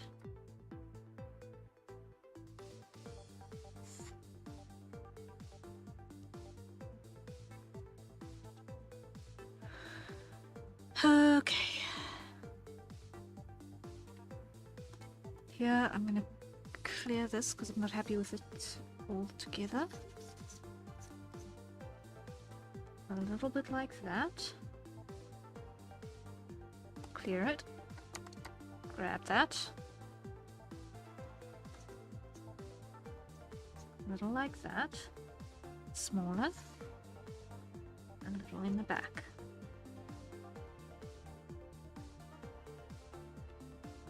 Okay. Another add glow on top.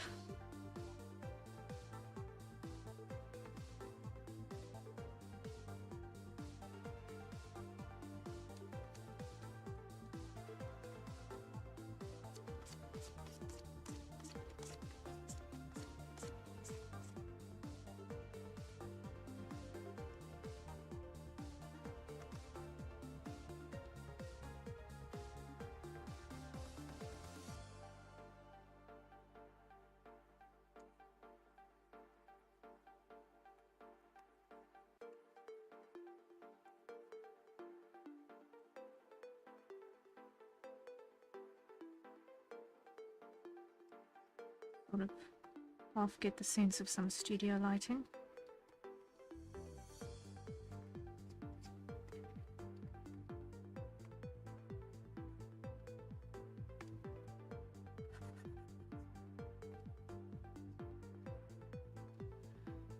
You're gonna have 2 side folds, primary.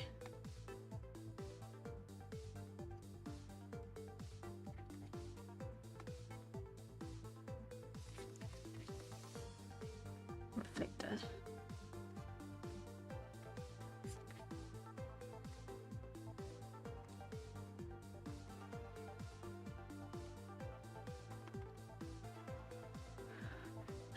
Ra-pa-da-da-dum.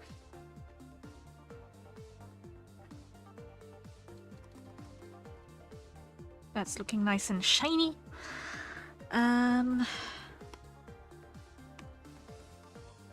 Let's do another one here, and I just want to add a bit more up there, like so.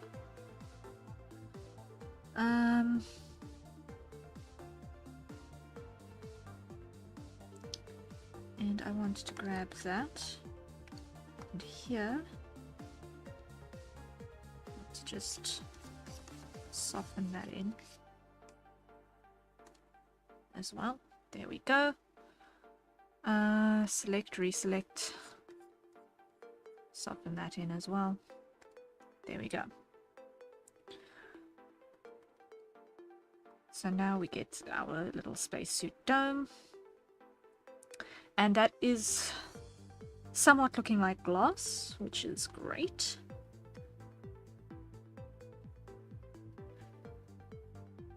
Now what I want to do is I want to grab the blue here.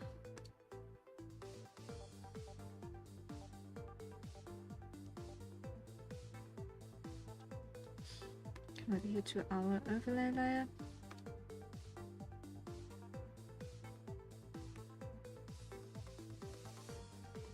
Add another one on top.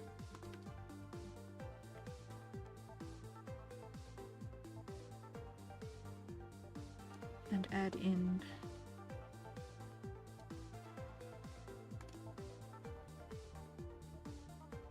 some control panel details.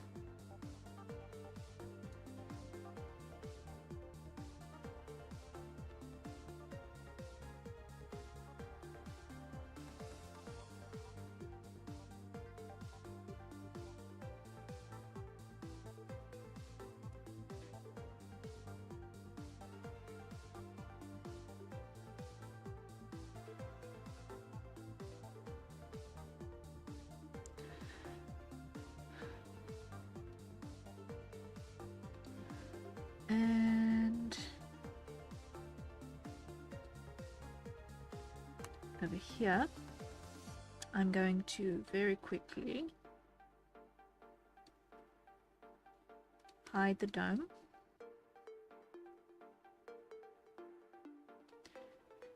And over here, grab, hide our color, hide that. Grab this color.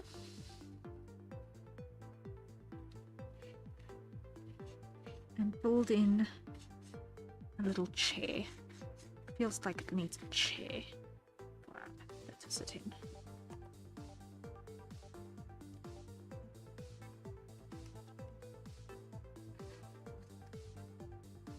Because this is a spacesuit, but it's not a spacesuit. It's like a sort of a mech suit almost.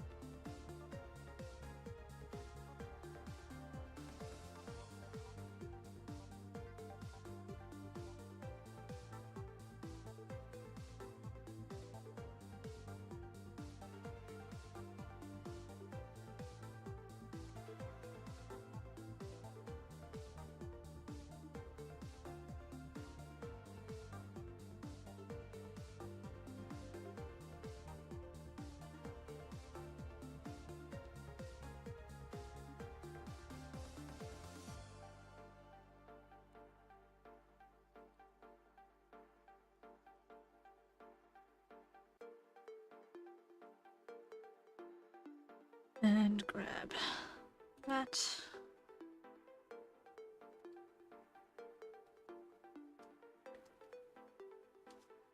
Make it shiny.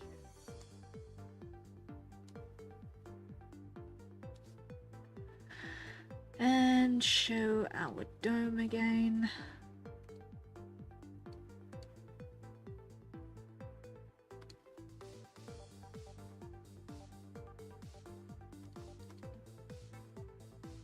There we go. Happiness is.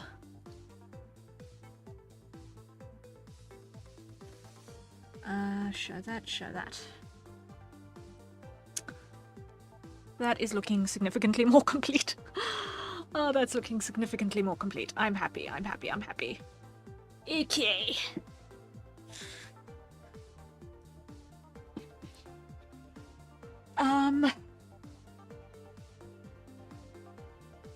Let's see.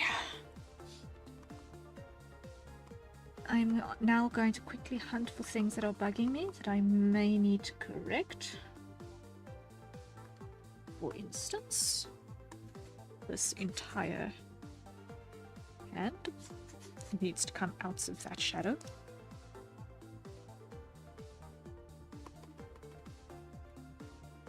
Because that was bugging me.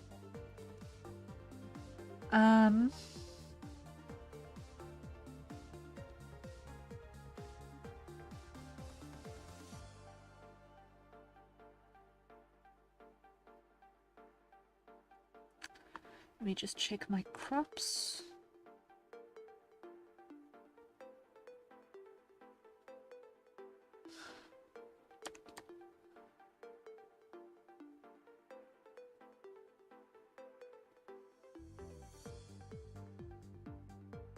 Uh-huh.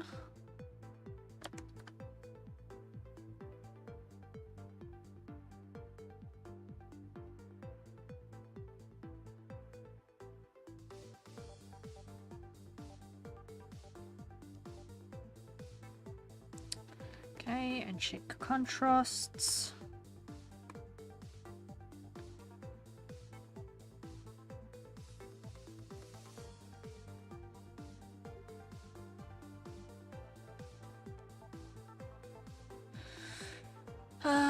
Let's see what's happening here. Is that shiny? It is, it's just a muted shiny. Okay.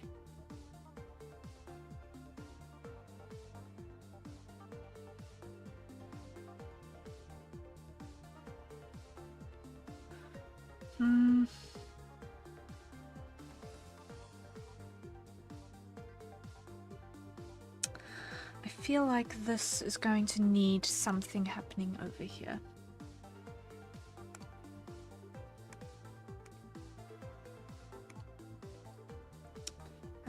believe is, once again, this color.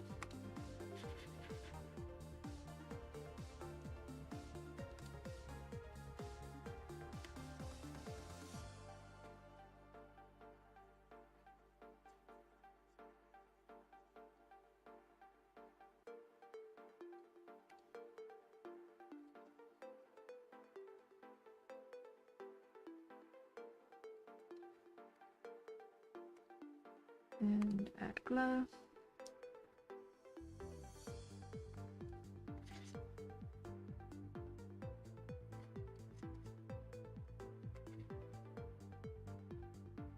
Because you're going to have lensing coming through, but not there.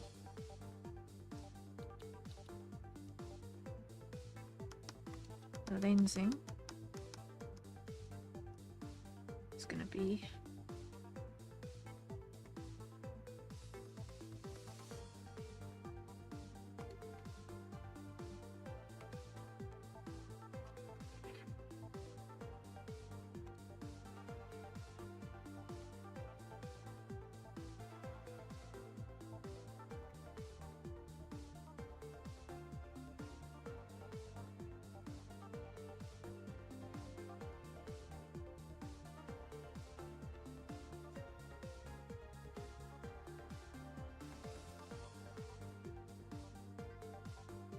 approximately like so.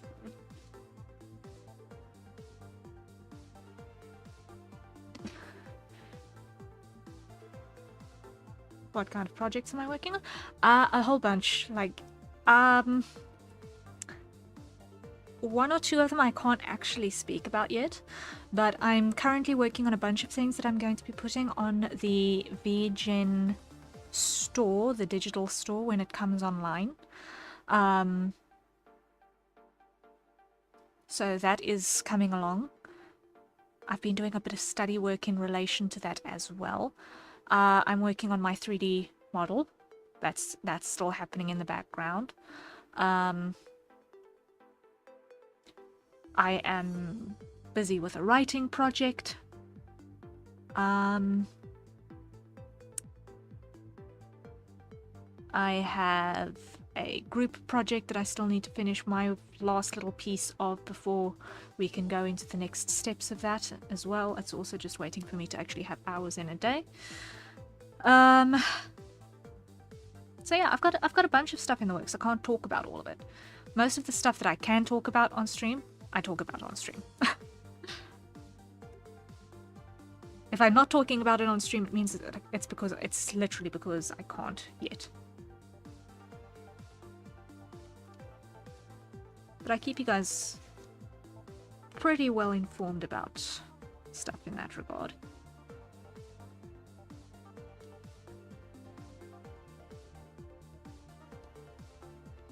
For the most part.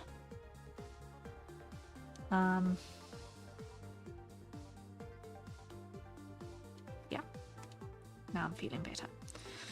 Now I'm feeling better about that dome. Okay. I think we are there. I think we're there. I'm going to run this past QA.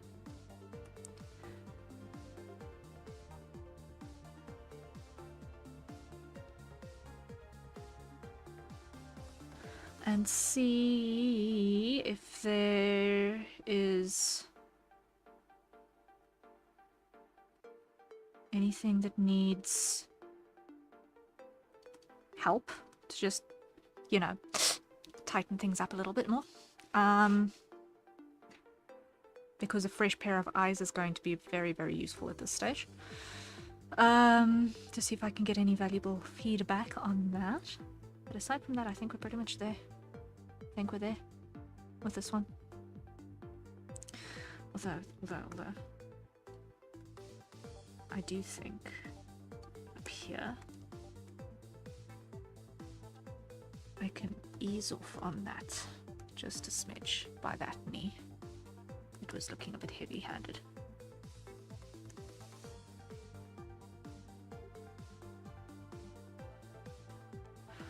Yeah, okay, that's definitely better. That's definitely better. Save. Save. Okay. I'm going to run this past QA. And then I'm going to run it past the client. And then I shall see if this one is in fact done. That being said, I am just going to quickly handle something. I will be back in just a moment. And then we are going to task switch to working on hair layers for Citrina. So, I shall be back momentarily. Enjoy some time lapses in the meantime. Very great work. Thank you. Thank you, thank you, thank you.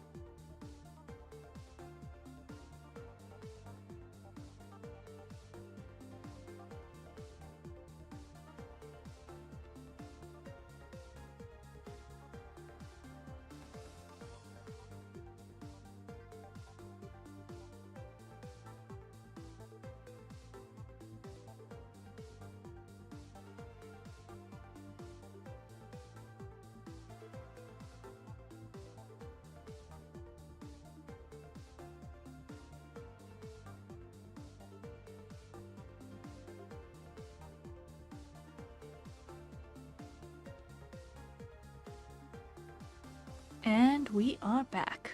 We are back. Okay. I have just had a meeting with the quality assurance department. I've gotten feedback. We are not yet done. We are not yet done, but we are close. We are very, very close to the mark. So, what we need to do still, before I can call this one done, is add a bit more texture to the clothes heap. So we need a couple more patterns amongst the clothing pieces. We need a couple bit more variations in terms of fabric uses. So at the moment, the denim does not read denim. So like this pair of jeans here in the front needs to be tweaked a little bit, give it a little bit more of that worn vibe. And we need to add a couple of stripies in, and specifically what we need to do is we need to make sure that we've got texture in the areas that we're going to crop down to in both of the use cases. So we need to make sure that we focus our efforts in those spaces. So what we're going to do is we are going to hide our character once again. And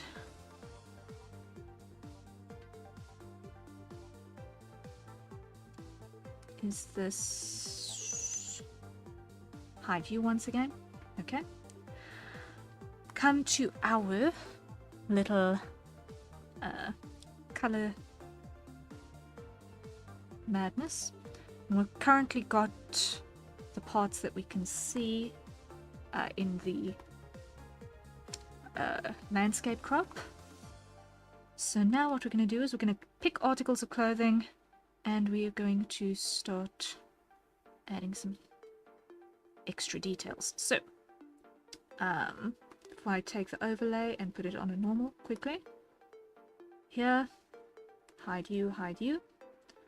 I want to grab this color, and I want to lock this opacity.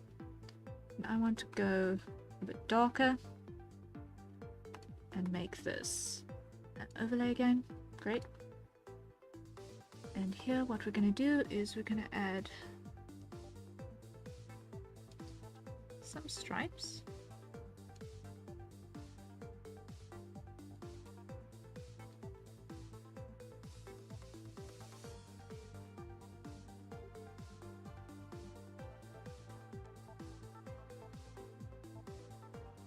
Like so.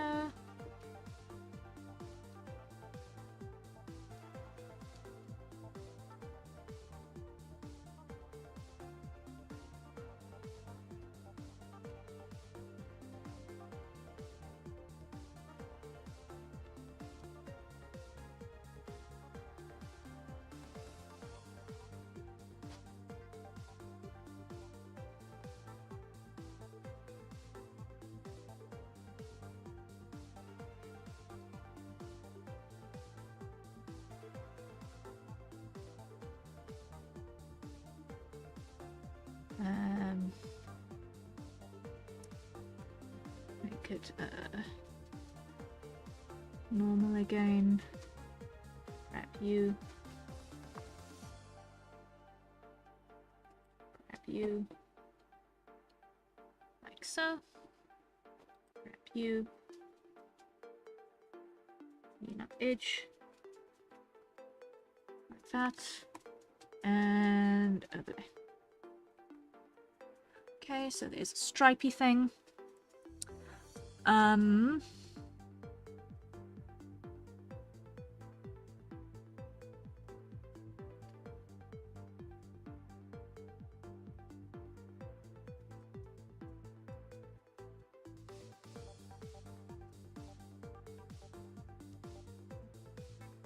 just want to check on our vertical crop.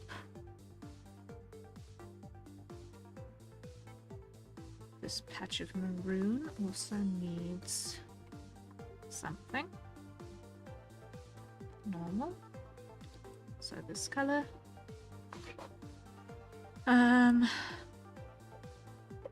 Let's go with something rusty.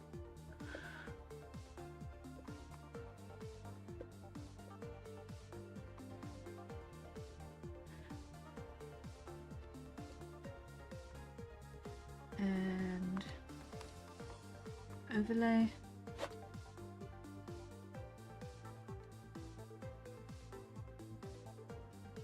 Add some chevrons.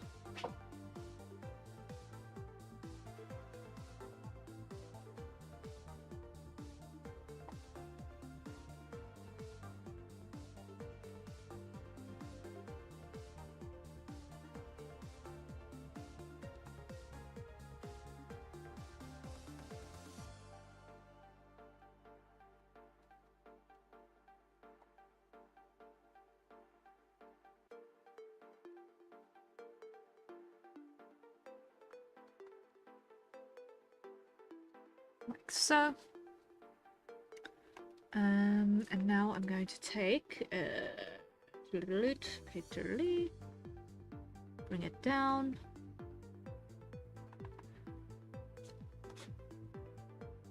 Let's take that color stretch down to like 10. Nope. 2.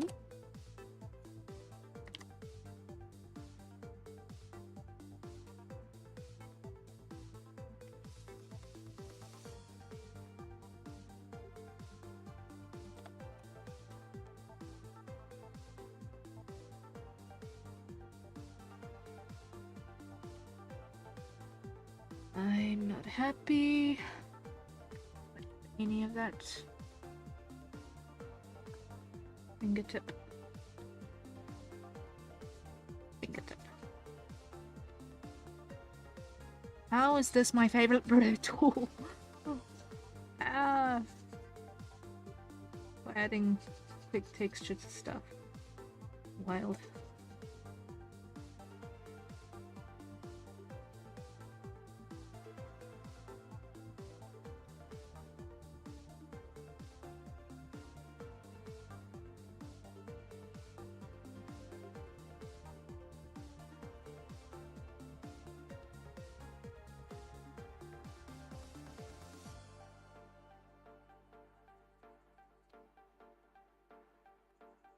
Okay, that works.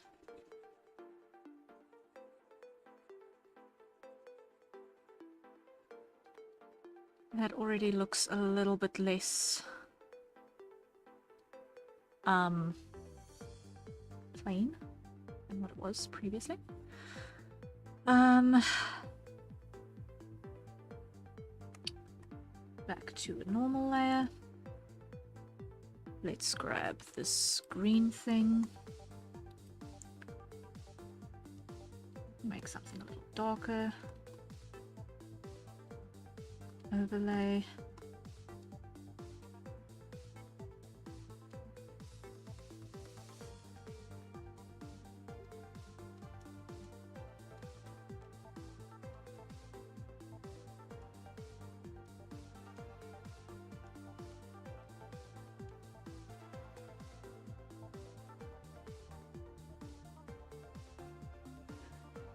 And let's make this one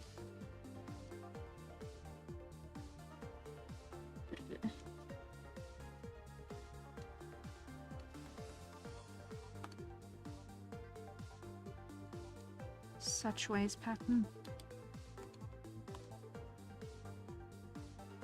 Repair.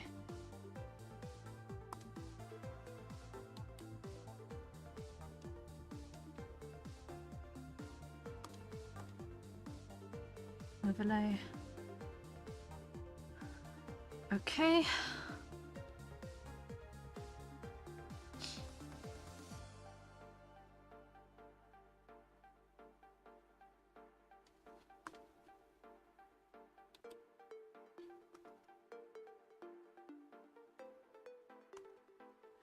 Now here,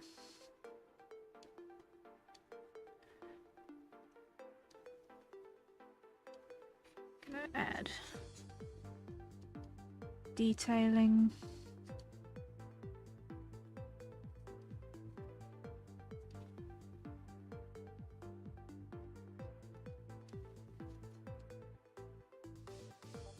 Texture this way.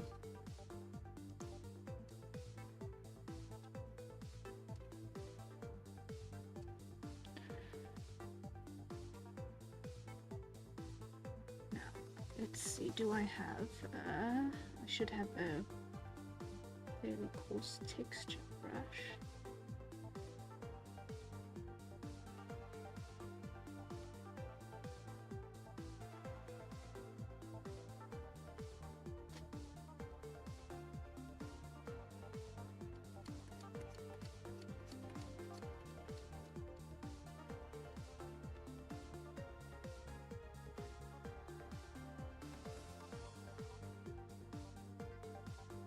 Something like this.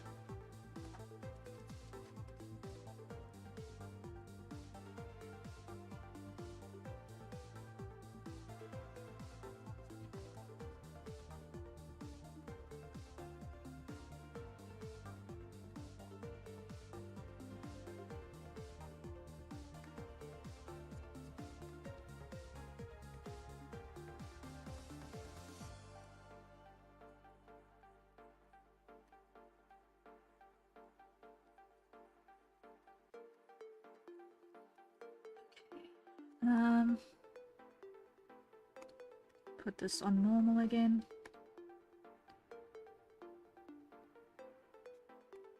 Grab that color.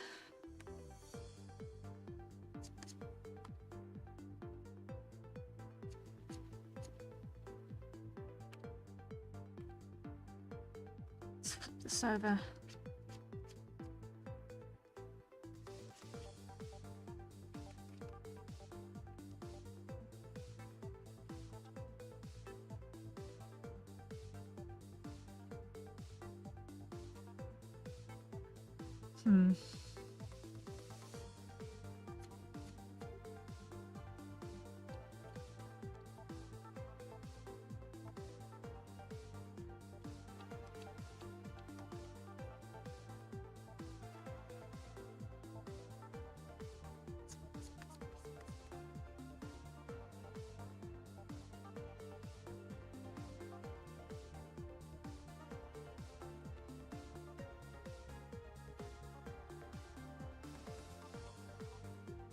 There we go.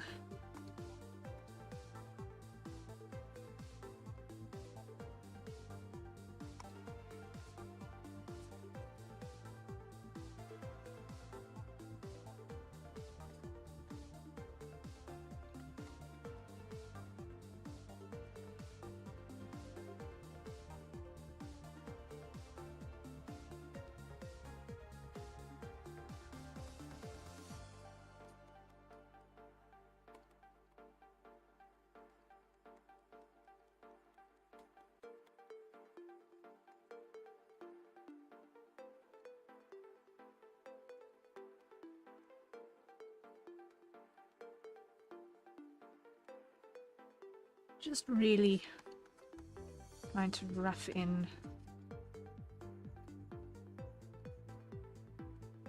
some concept of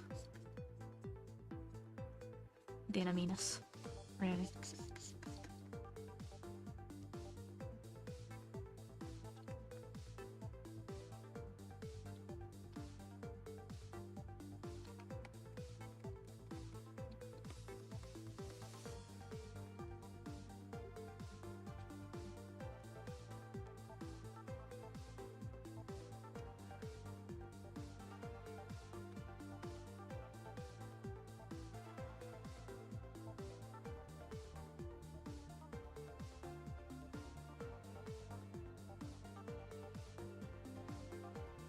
And overlay. It's a bit better.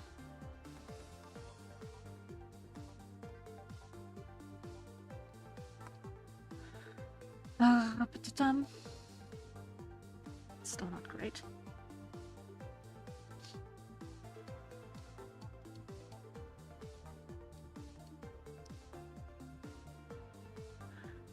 Because why? We need the classic orange station.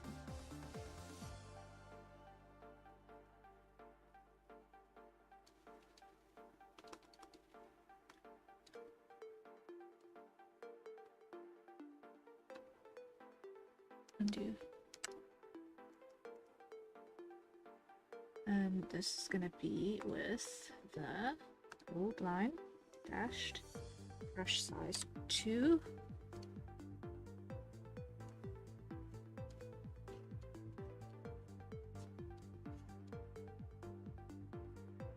Okay.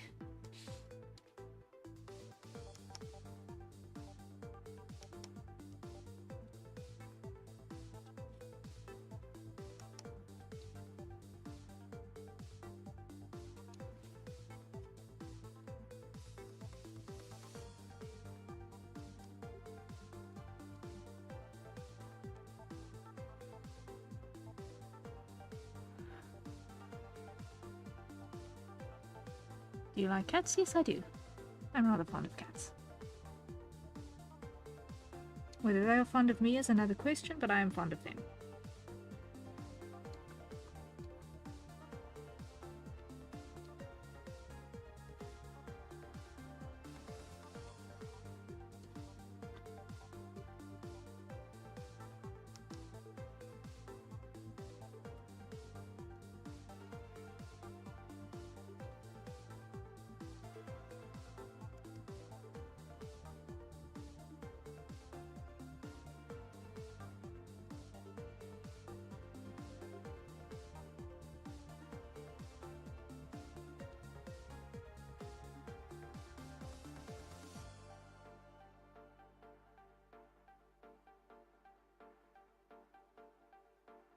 Have you ever encountered a cat in your yard and they've been friendly to you? I've not encountered a neighbor cat who has been friendly to me now.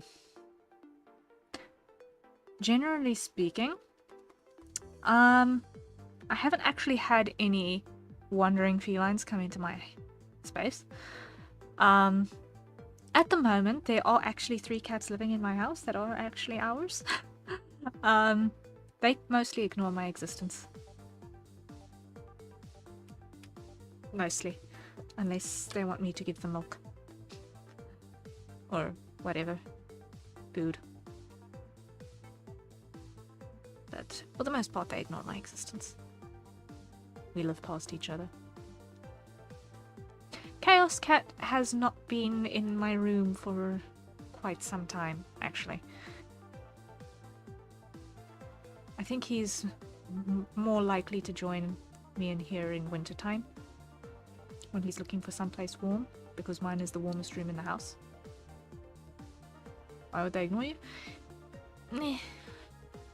I don't know. Cats are picky. It's one of their charms.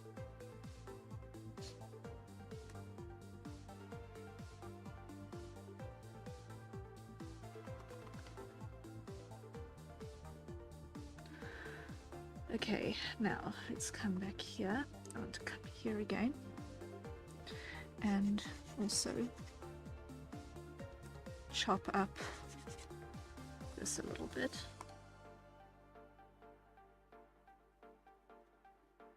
Grab this color.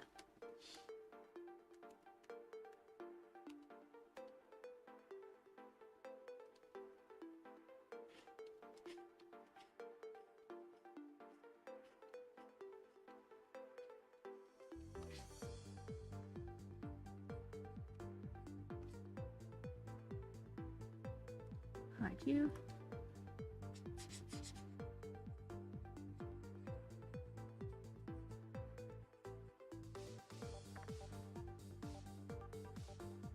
Add some sideways texture.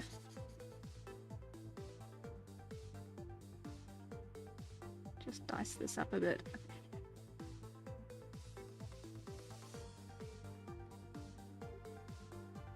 There we go.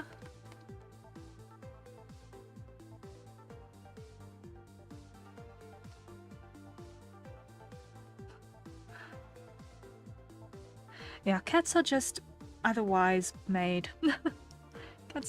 Cats are just made different, honestly.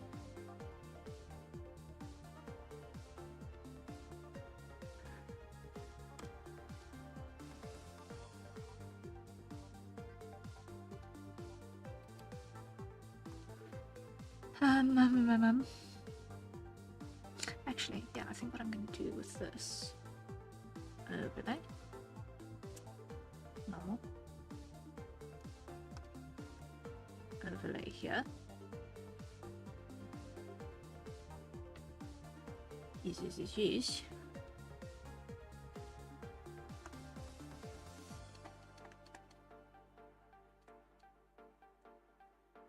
Also chevrons.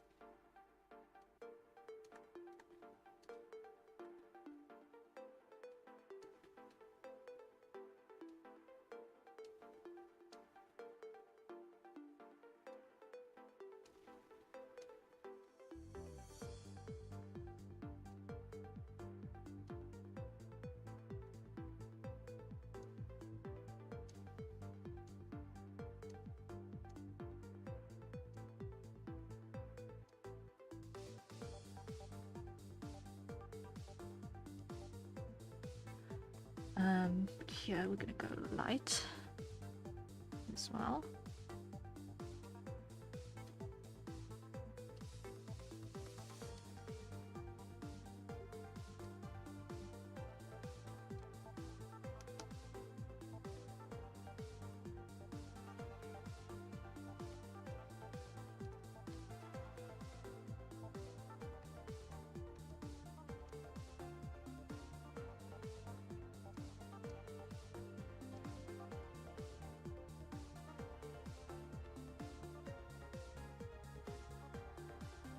Like so.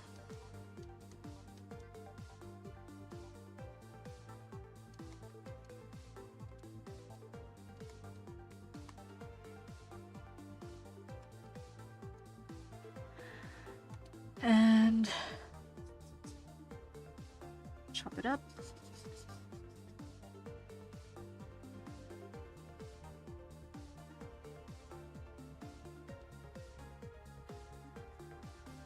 There we go. Same here. Make this one and wrap it up a bit.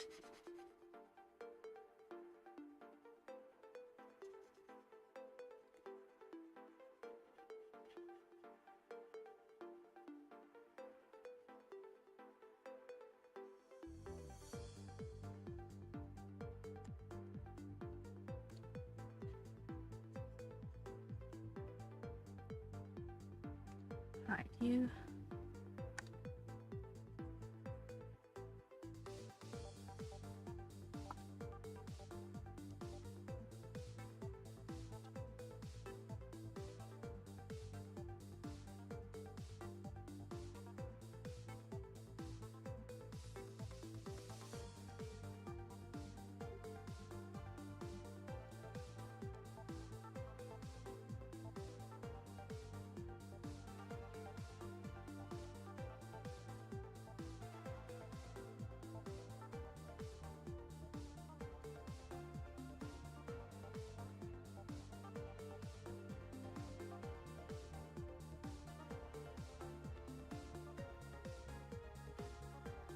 Right, and dice.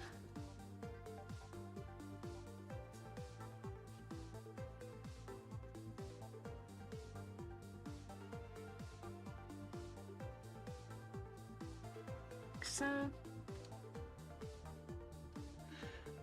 Okay, that's a bit of roughness in there, great.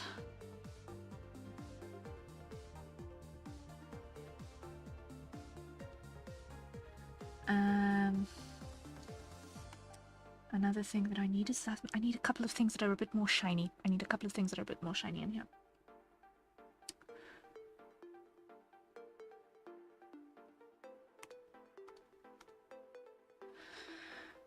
But first, let me do this.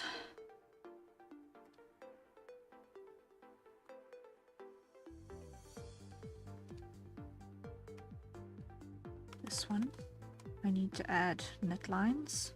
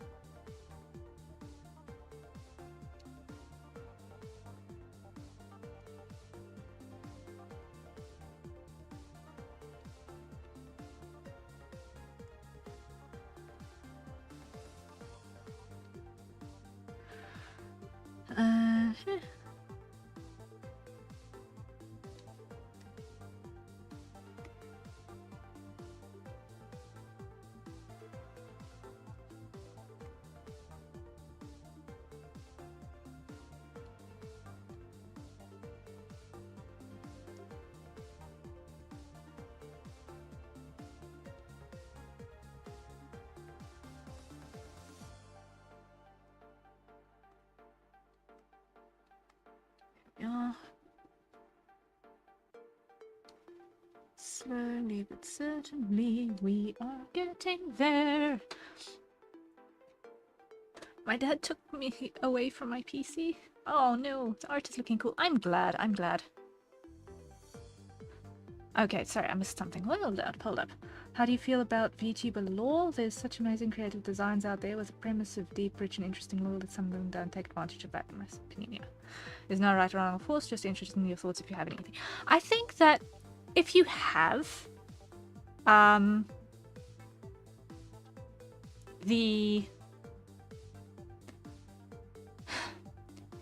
if you have a desire to actually play a character, having lore is important. If you're just having an excuse to not show your actual face, you don't need it. As far as the association between lore and design is concerned, some people use it as just a means of showing off their particular aesthetic tastes. That's fine. If they are actually going for full-on roleplay, and they've got good proper lore, then that's kudos to them.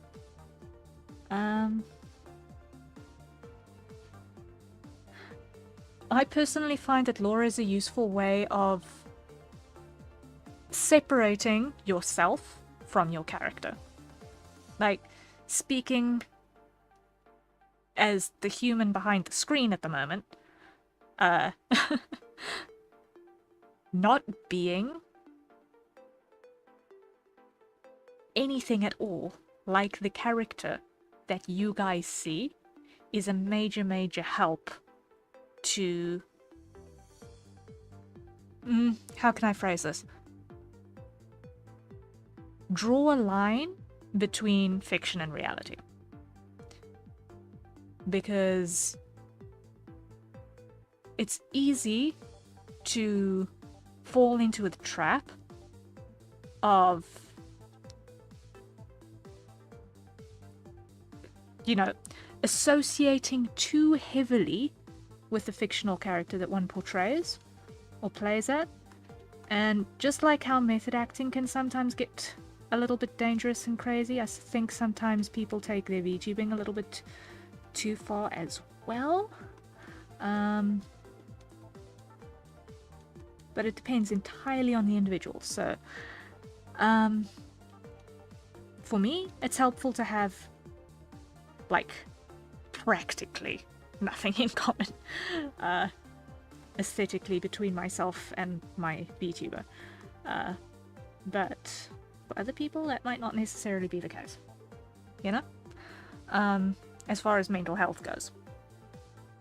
In terms of lore, I actually need to get better at being in character as far as my lore is concerned, because I've actually got lore. It just means that, you know, like, I need to not talk about stuff that I remember, because I'm not actually supposed to remember stuff. I'm like, literally, my lore is forgetful burb.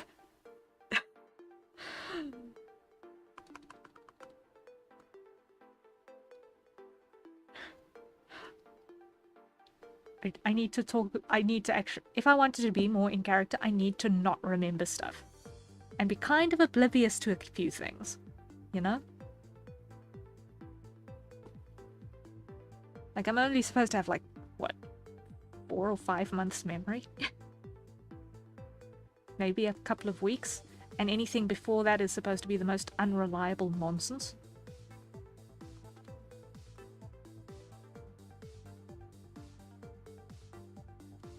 I see. Everyone will have a different answer to that question. In my case, I just like it to enrich the streaming experience in a way which is fun and creative. Yeah.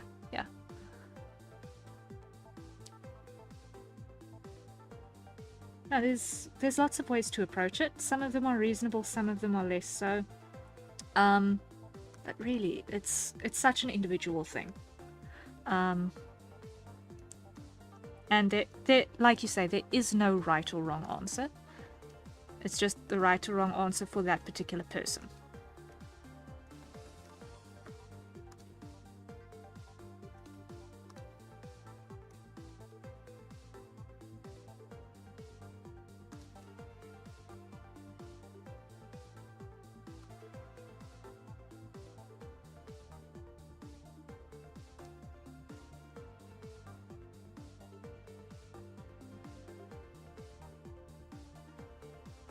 But yeah, if it is something that you can use to make the stream better, by all means, lean into it. I would like to. I just feel like I need to get some more background stuff more sorted before I feel like I can entirely lean into it all the way, you know?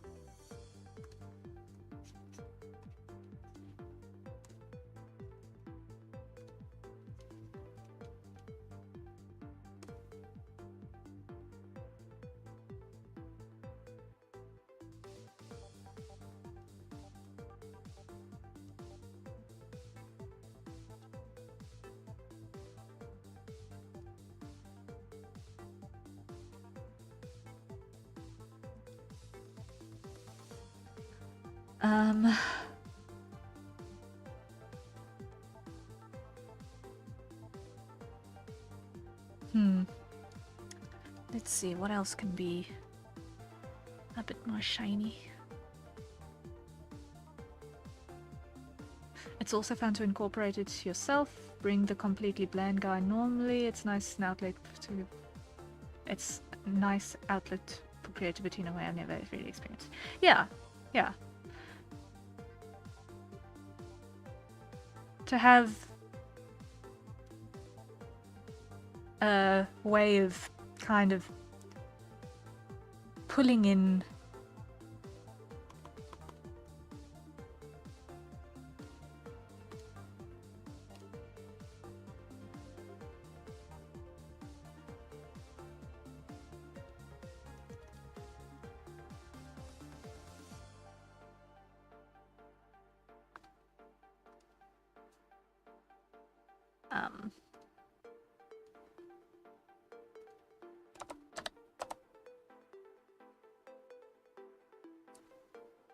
some interesting ideas, and I'd like to try things out. I think that's cool.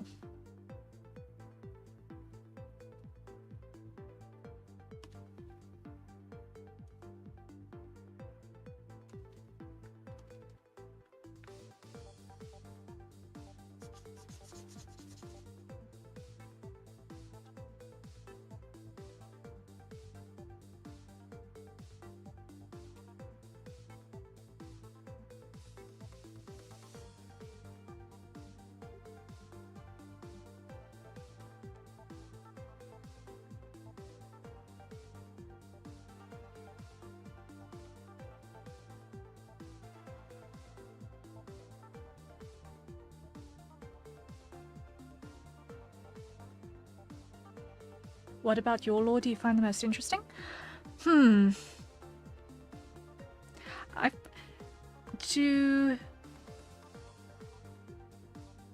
I'd have to say I like my world build, and I really can't wait to share it with you guys. Like, I personally think that my world build is the coolest thing about the lore that I've currently got written out. As far as my character-specific lore, that's not, you know, just general to the entire planet, I think my coolest aspect has to be the mystery of where I come from that is forgotten to me as a character. And I'm looking forward to getting to the point where I can do projects related to that, which might bring some new and interesting aspects to the character.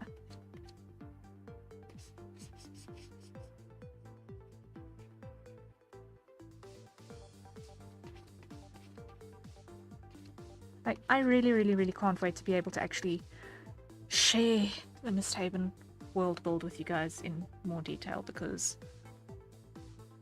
I think it is a fun one.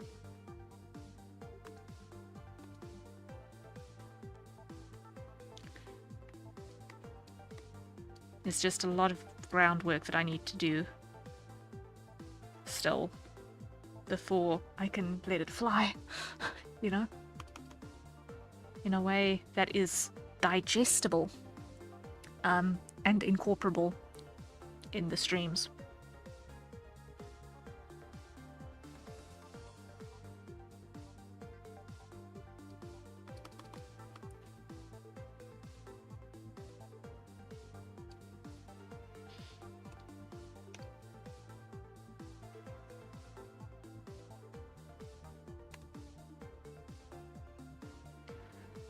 That does sound interesting. The possibilities to incorporate that into future streams and make it evolve as an amazing fun thought. Yeah.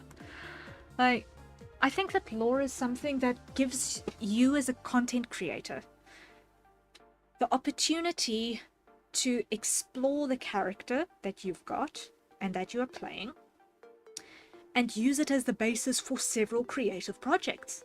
Like, if you've got a character that's got a story, immediately you've got a storytelling element that you can start bringing to the table. Besides the obvious in-stream roleplay aspect, there's also things like, okay, choosing, okay, if we're going to do a lore video of any description somewhere down the line, we can use that to be a piece of content related to your character. Or if you're going to do song covers, if you're a musical person, you might choose songs that roughly more or less align with your lore. And if you are working with an artistic team, you can actually make the video for that cover that may or may not loosely have something to do with your lore, actually make the cover a lore video loosely, you know? It gives you options. It gives you so many options. Not counting things like, okay, how do you interact with your stream in terms of what do you call specific items? Like, do you call it your PC? Or do you call it your communication device?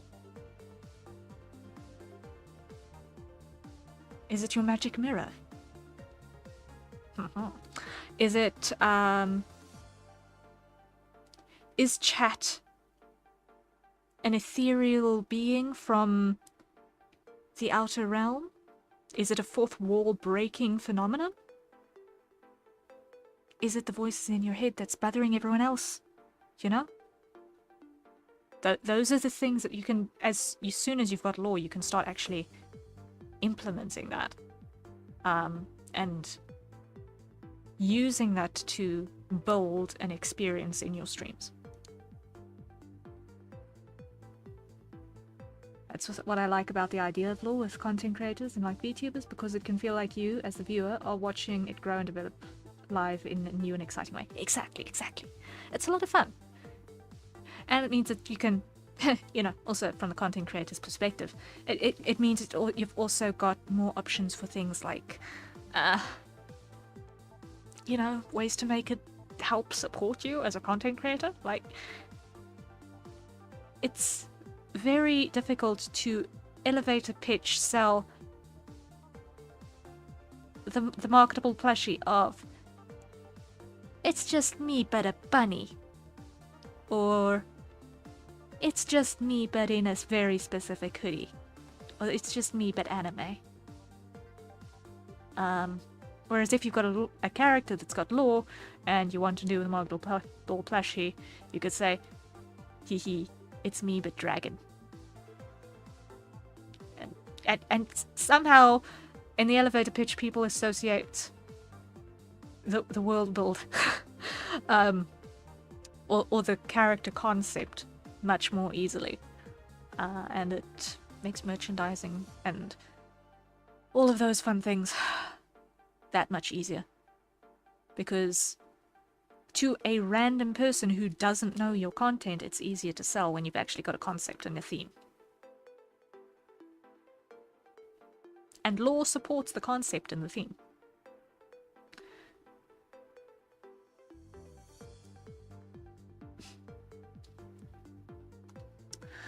Okay, let's see. It's some extra texture.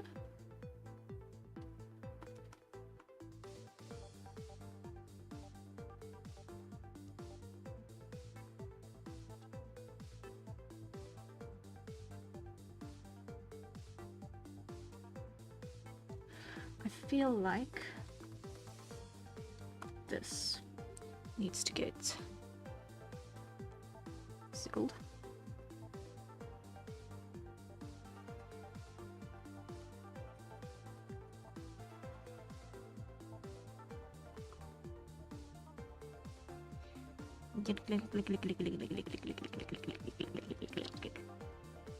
Very insightful. Always fun to have these discussions.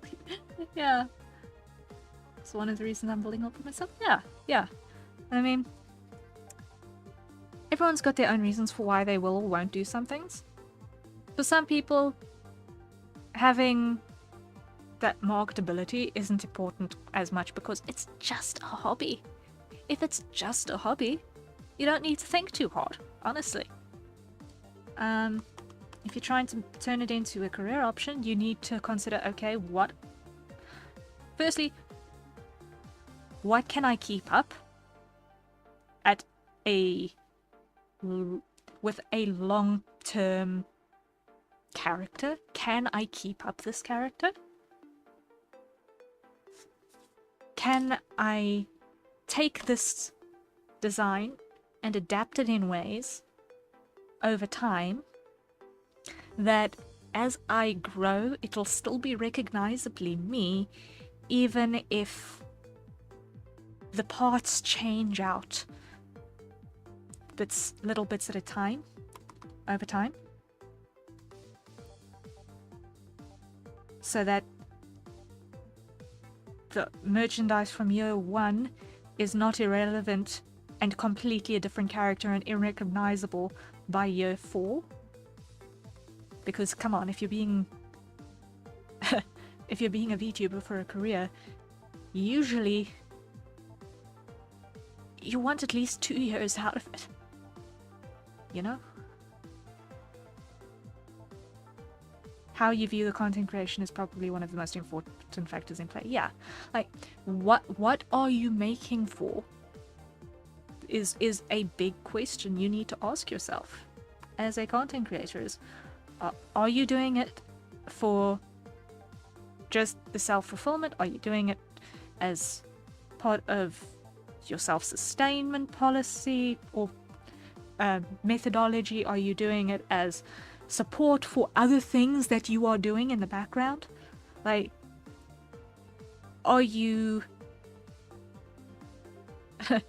doing content creation in another aspect and are just using VTubing as a means to support that? Are you what is your core focus, and to what extent are you going to apply how much thought into supporting each aspect that you're dealing with, you know?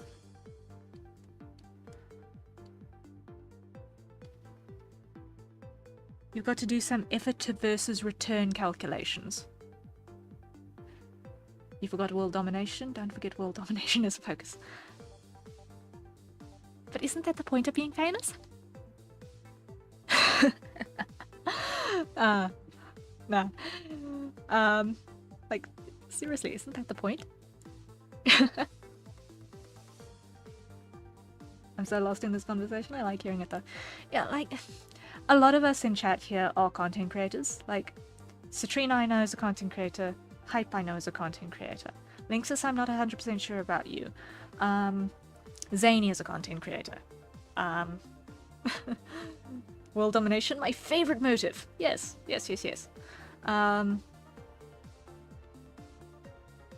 Sai is a content creator. We all are in the same game. I'm not a content creator just yet. Yeah, I heard my name. Yes, I was mentioning you because you're a content creator. Because pretty much everyone in chat is here as a content creator, with the exception of Linksys with an asterisk yet, because it's.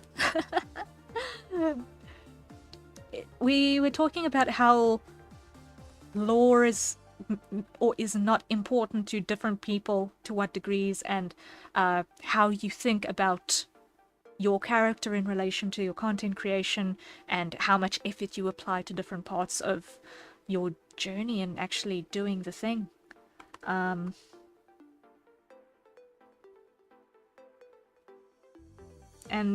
I think for all of us, as inconsistent as I am, yes, I content. Yeah. I mean, we're all doing this. We're all on the we make stuff journey, essentially.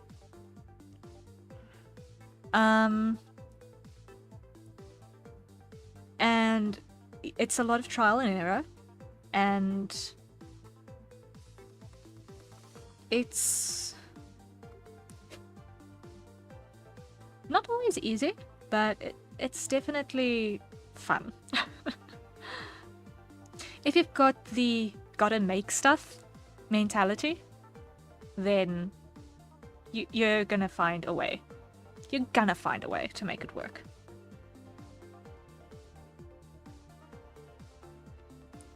I tried with stop motion, web comics, cooking, or something else.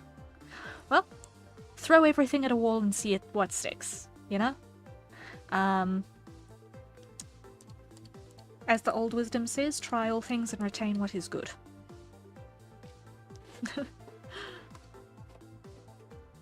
I love making stuff. Making stuff is fun. Making stuff is so much fun. It's sometimes a little bit brain-breaking, but it's definitely fun.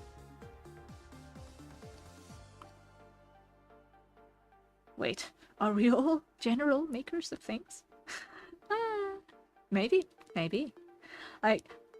I call myself a general maker of things because I can't say that I'm just an illustrator or just an animator or just a 3D modeler or just a character designer or just a comic artist or just a writer. I do all of it. So it's like, how do I pick one? Cue static between the eyebrows. Yeah, it's not gonna work. I'm like holding a basket with eggs, always egging the wall to see what works and what doesn't. Yeah. Here's all the things. Yes. And on top of that, a bird. I think some people here have more specialized skill sets. Yeah. Like, within each of those things that I've just listed, there are specializations. I am a generalist. And sometimes it shows and sometimes it's a little bit difficult to really narrow it down and get really good at one thing. Like, illustration, I think, is the thing that I am closest to mastery at, and I say that with the hugest of asterisks next to it because I've got so much still to learn. But I think being a generalist also has its benefits because there is an awareness of different pipelines in different industries. Like, oh wow, the amount of crossover that I've seen between film and comics and graphic design and 3D stuff, both for movies and games and, you know, VTubing, and actual game development because I'm following a gazillion of 3 game developers, or technical art or coding or this, that, or the next thing. It's a lot.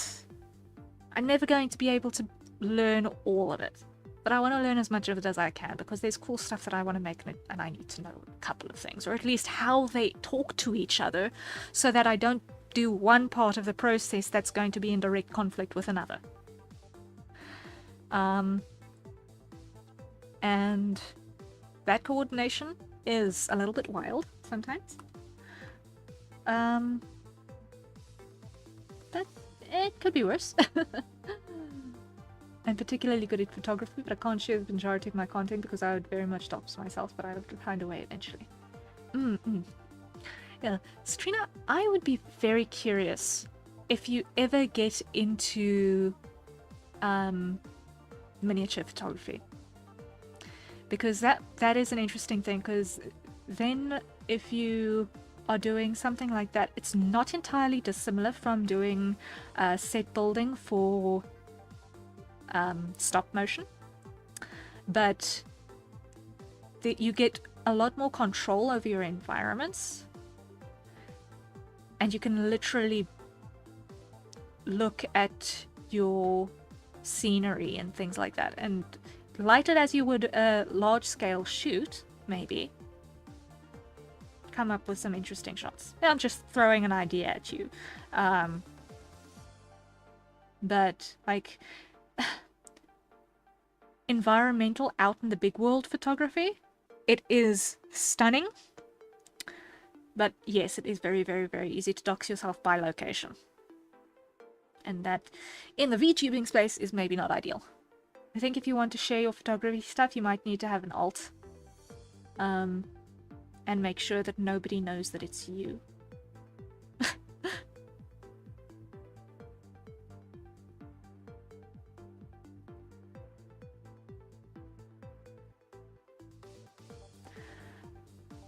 But, the alternative would be difficult. If you're going to be doing exterior shots, you need to be either open about your location and identity, or you need to be moving around so much that it's impossible to tell where you are at, or you need to be so secretive that no one's ever going to know. If you're doing indoor stuff in controlled shoots, then it's a little bit easier. Indoor controlled shoots are a little bit easier to cheat location-wise.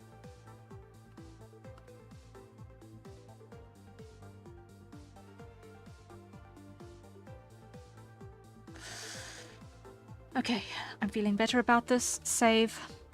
I'm gonna send the pre-final through to the client.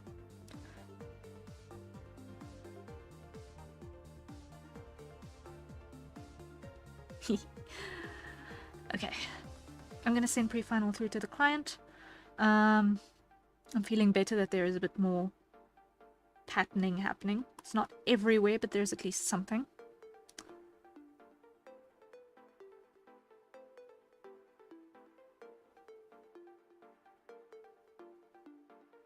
Not so much that it's distracting though, which is also good. I think there's space for one more set of patterns. Hold up. Here.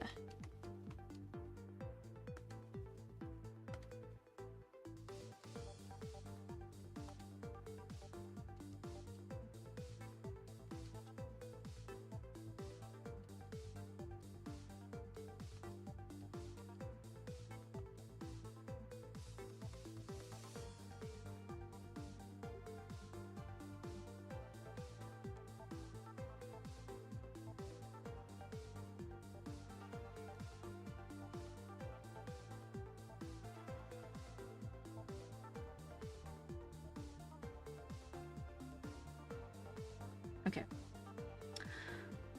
Freeze design. Export PNG. Work in progress 5. Save. Output size. Scale it down to pre-final scale.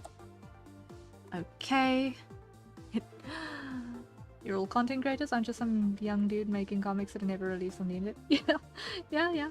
We're all makers here. It looks super cool. I'm glad. Let me quickly send this through. Come over here.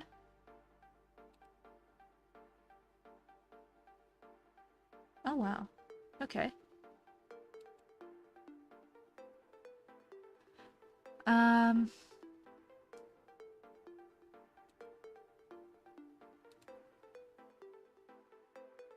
Open.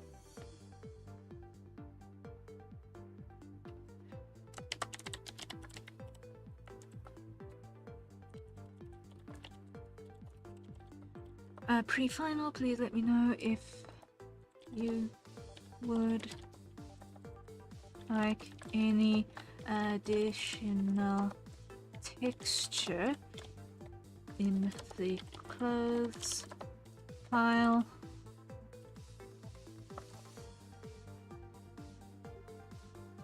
After showing this is after QA mentioned that it was needed.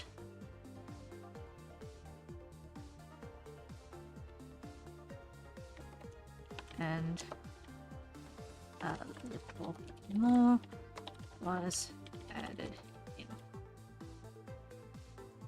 Send. Okay.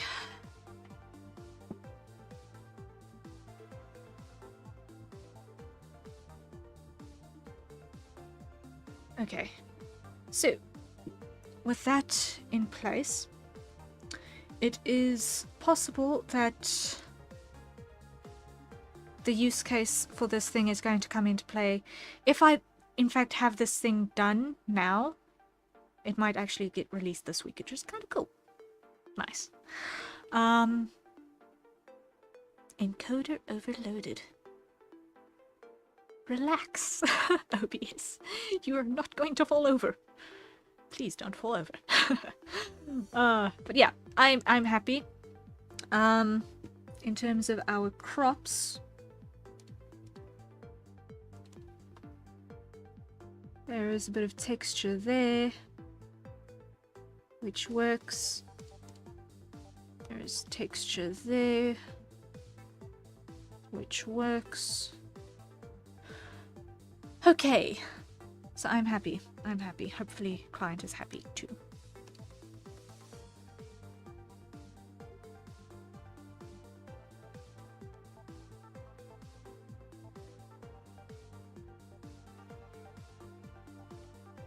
Hopefully client is happy too. Okay. Save button, and then I need to open up Citrina's thing. In the meantime, while I'm getting confirmation whether or not this was in fact the final, let's hydrate, I think. Yeah. I mean, all I really do is just try to spread jokes and find positive things in life, and spreading positivity. Hey, spreading positivity is a great goal, anyway. You just need to find the right mechanism with which to do so that suits you. Whew. Hehe. Absolutely positive they will be. Yeah, I'm sure that it's going to go. I personally think it's going to be well received. I hope so. I haven't had any indications to the contrary yet, and I've been sending updates every single time I've streamed, and sometimes that I haven't, so hopefully all is well. Okay, everyone, acquire your nearest safe for consumption beverage, and take a sip.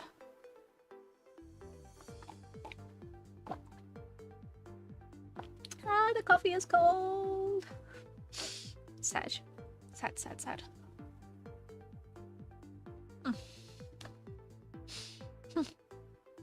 Okay, so the production triangle I can close because we are not going to be talking about that again. Do not save.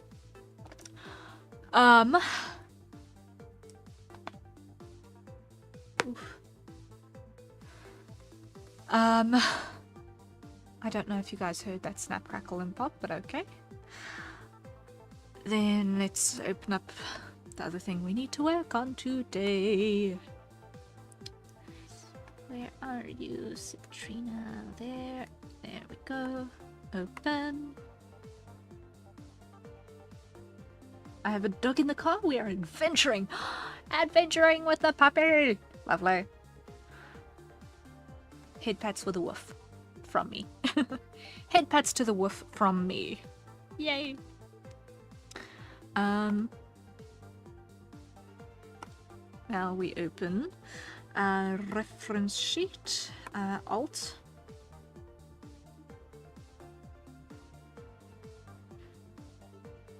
Open. Okay. For project number 2 for the evening. For anyone coming in new, hi, my name is Harriet Citadel, avian alien sentinel VTuber, perpetrator of creative chaos, and general maker of things. We have, hopefully, just pending final approvals from a client, just finished illustration commission. Aww, puppy sends regards and thanks for the headbats. Yay! Aw, that's cool. That's cool. So we've just finished this one, hopefully. And now we are going to be returning to a project that we started a while ago and are now returning to get further down the line, which is an ending screen for Citrina here in chat. I have got to do her hair layers. This is all going to be animated in live 2D. So the next thing that we need to work on is hair layers. I have been applying thought to this for some days about, okay, how am I going to cut it? How many layers am I going to put it in? All of that madness. So that is what we are working on next. I just want to also open up here a second one because I think, no cardigan, that's the one I'm looking for. Yes, yes. Alright, I just needed to confirm the actual length of the hair because I did not want to get that wrong. Okay, so we are going to do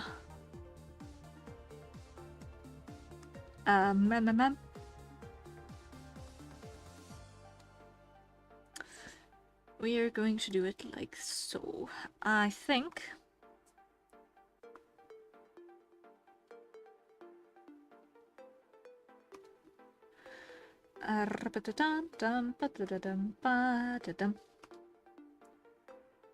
you just collapse a bunch of these. We've got the leaf, we've got the static, we've got the tail, the hand, cardigan up on, shoulder strap, all of the cardigan pieces.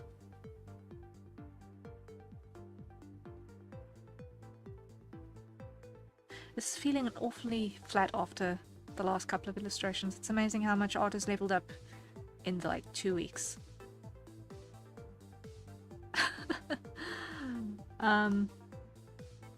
Since we last worked on this, well, we'll make it work. We'll make it work and we'll make it better.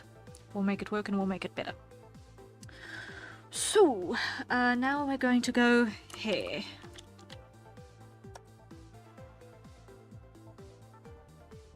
Copy, paste, hair 1, layer, full.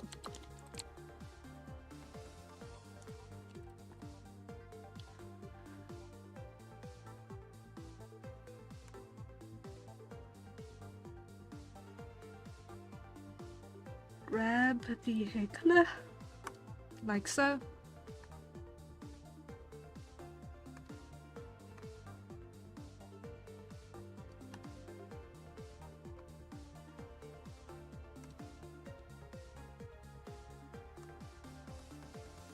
Zoom in.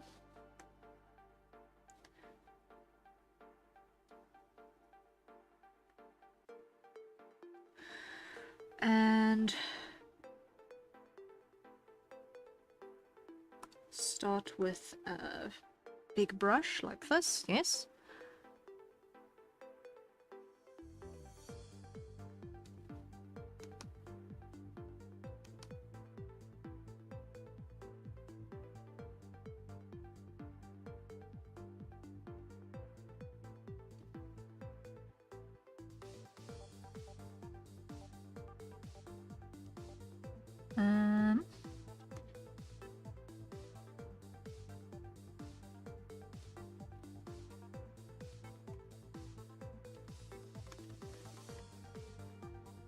And we're going to start just filling in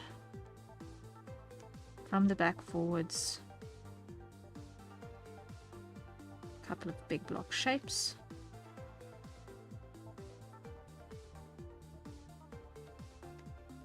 To start.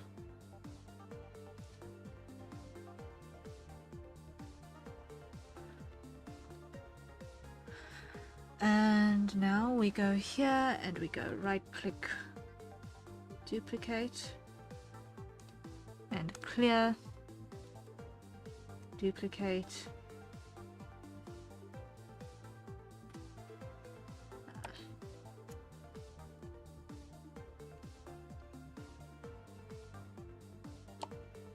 shift, right click, duplicate, and next.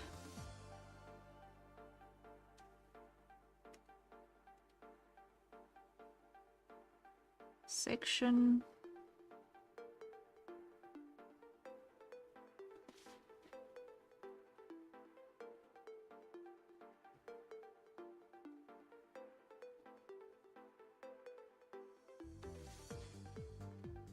There we are.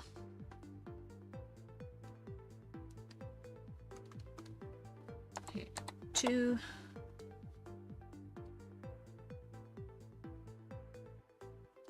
And nope, this is going to be here 3.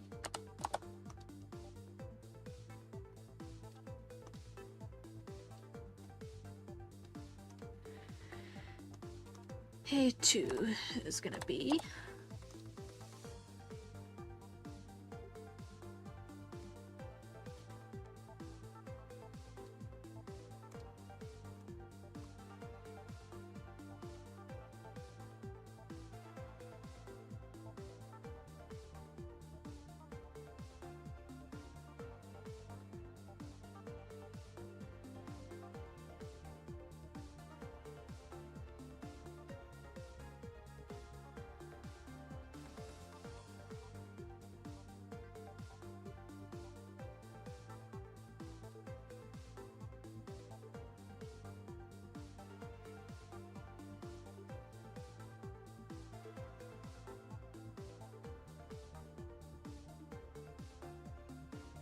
something like that.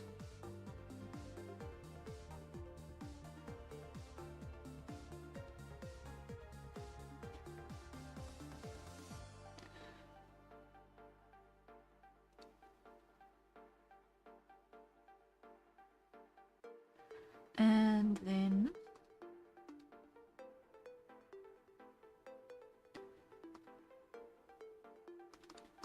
here 4.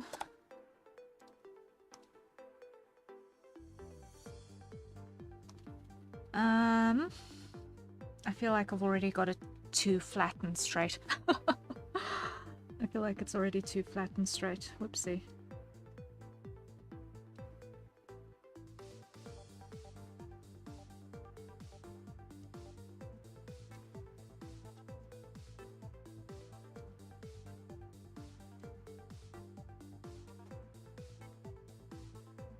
I'm actually not happy with any of this. Hold up, hold up, hold up. I'm not happy with any of this.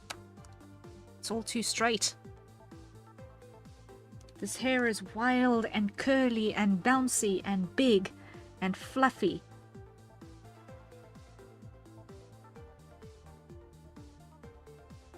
And needs to have more wavy bits.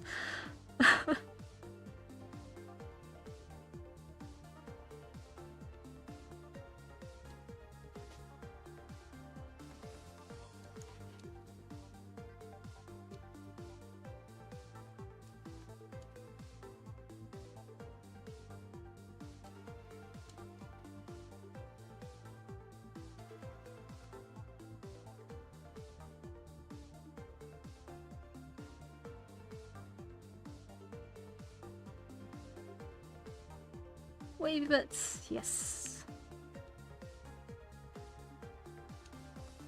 That's too predictable.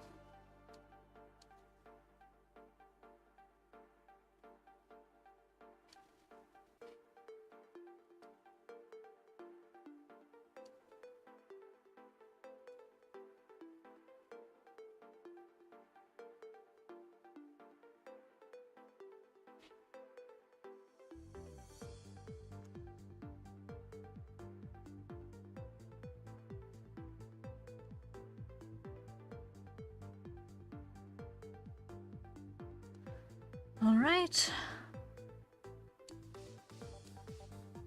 That's part 1. Part 2.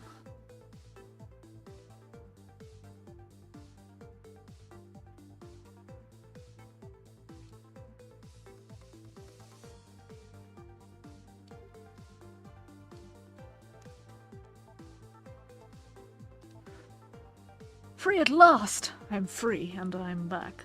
Welcome back, Si.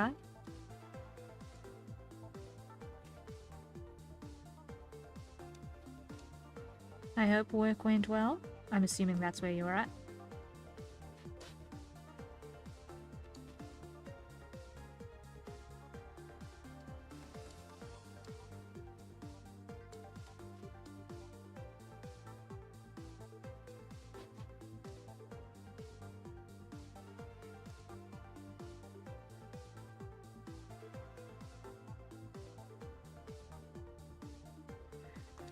Okay, now we do...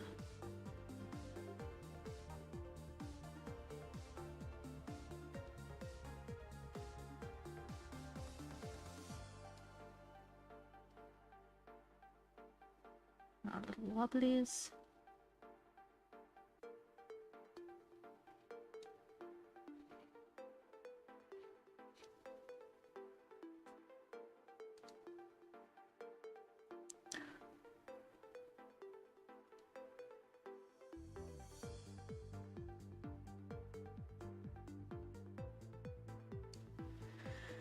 Okay.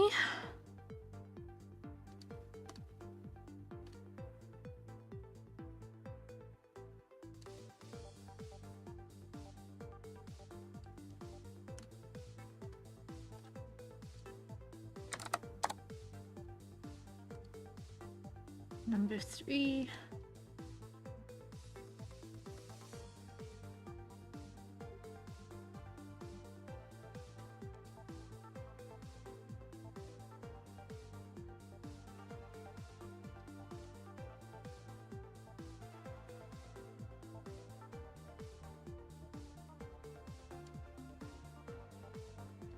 Hide number 1.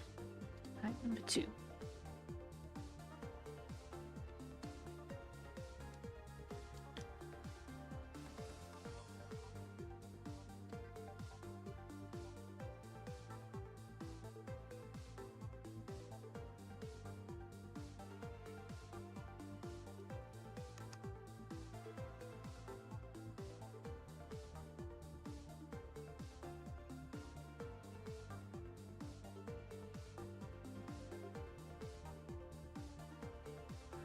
Okay. Number 4.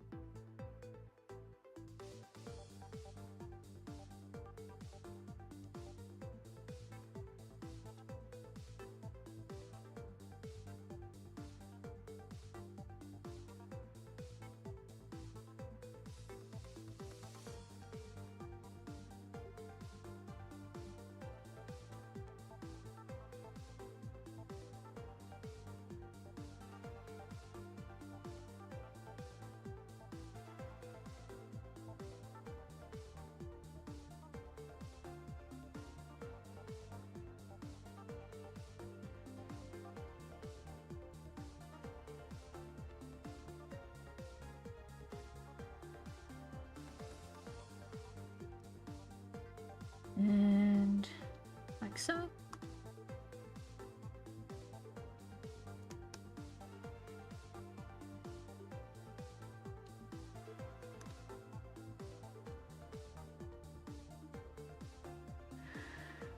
All right.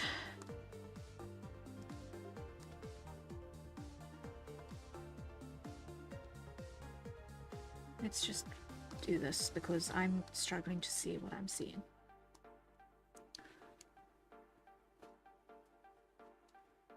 Okay. Grab all of you.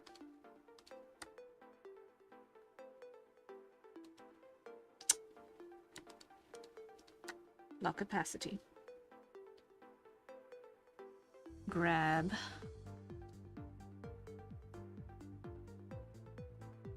A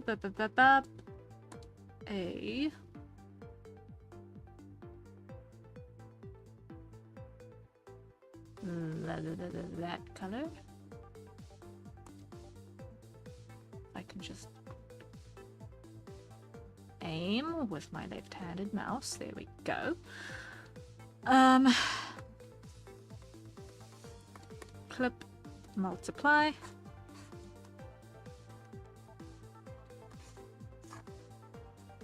This is just a rough idea.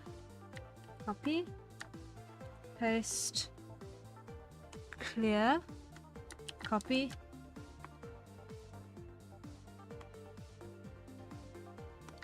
paste. So now I've got the multiply layers and everything. Now we go in here and we just show the boundaries between these things so that I can see what I'm seeing for when we separate these properly.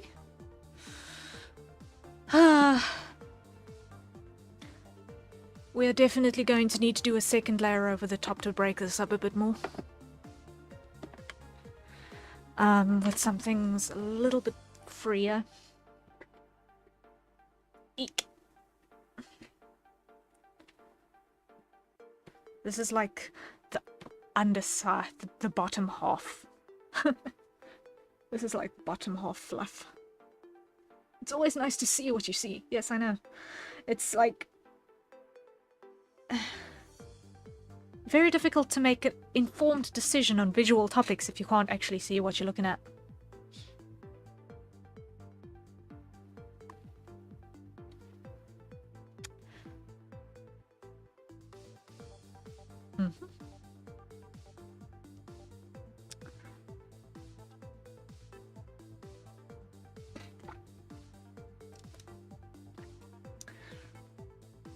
Let's see. I'm just gonna check if I've gotten a response back from client quickly. 1 second.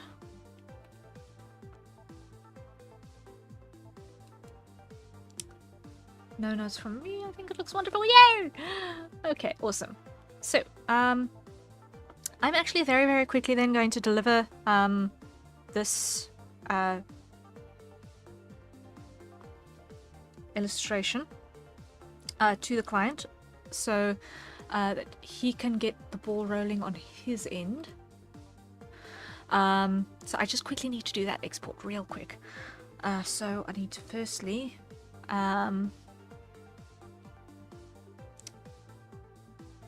I've got to do several processes. Not all of them are going to be visible from your guys' side, but I'm going to talk you through them so that you know what I am doing while I'm exporting this thing. So first things first, I'm going to do file, export, single layer, PNG, and this is going to be square unsigned full save, export size 100%, okay.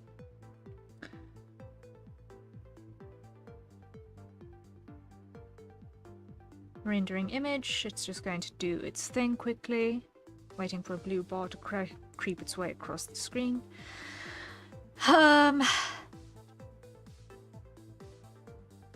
While that's happening, I'm just going to send the client a message to say that cool, he will have that in his inbox soon.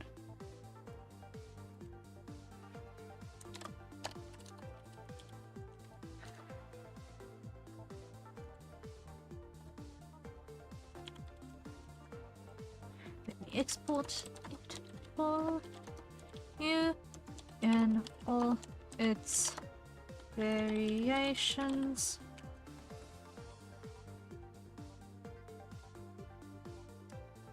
You will have it in your inbox. Sent. Okay, first one exported. Now grab the first crop file, export PNG,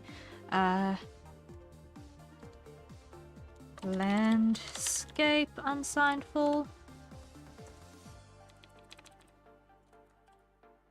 save, export range, all pages to selection area, 100%, okay.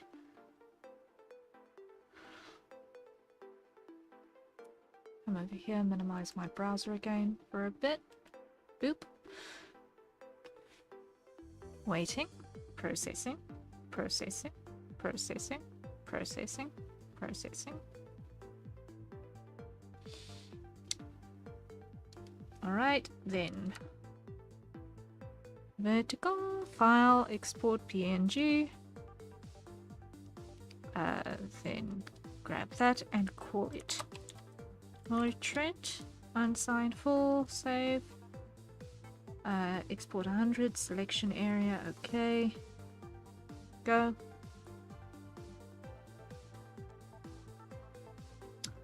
While I'm at it, I'm also going to export the 3 time-lapse videos, because I do 3. 1 portrait, 1 landscape. Both at 60 seconds duration, and then 1 at full length duration, which I keep on archive.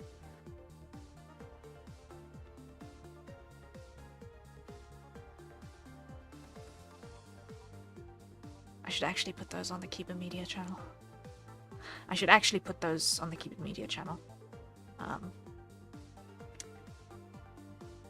As portfolio proof of evidence.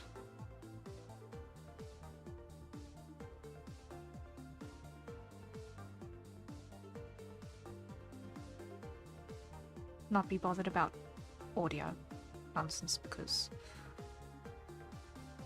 blah, but actually having just the video evidence to say, ooh, I did in fact make the thing.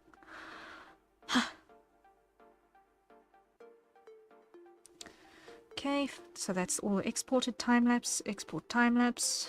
Let's go. First one, 60 seconds, 9:16. Okay.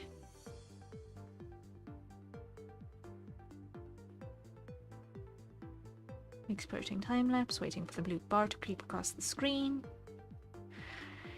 Do do do do do do do do do.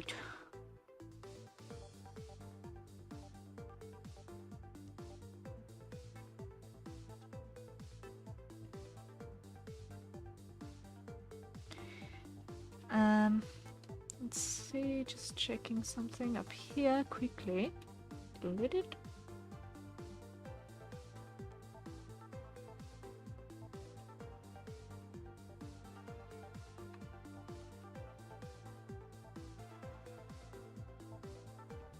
And then over here.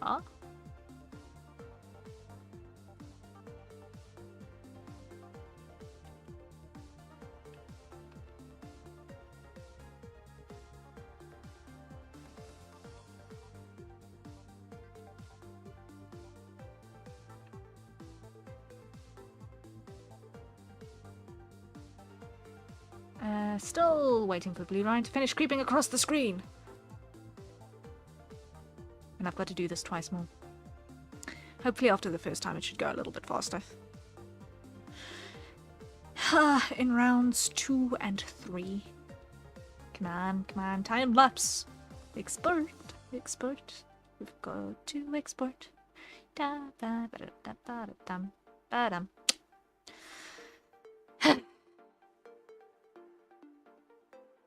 Okay, this is shorts, save, file, export, time-lapse, aspect ratio, 16:9, 60 seconds. Okay, go blue bar, go, yay, go a second time. Creepy, creepy, creepy, creepy, creep. Across the screen you go. And then this one is going to be the shorts, the 60-second version, which is also going to get added to the list of time lapses that happen in my Be Right Back screen. And then it's going to be the full one. which I don't know how long it's going to take. This work time, 20 hours and 28 minutes on this. 20 hours and 28 minutes on this picture. I feel like it should have been faster, but at the same time, I'm not surprised that it didn't.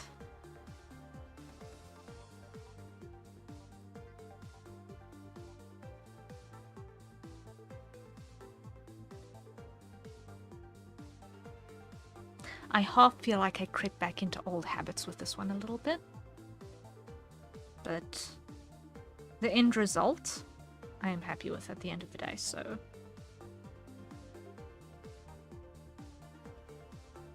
$20 hours, that is a lot of hours. It's a lot of hours, yeah.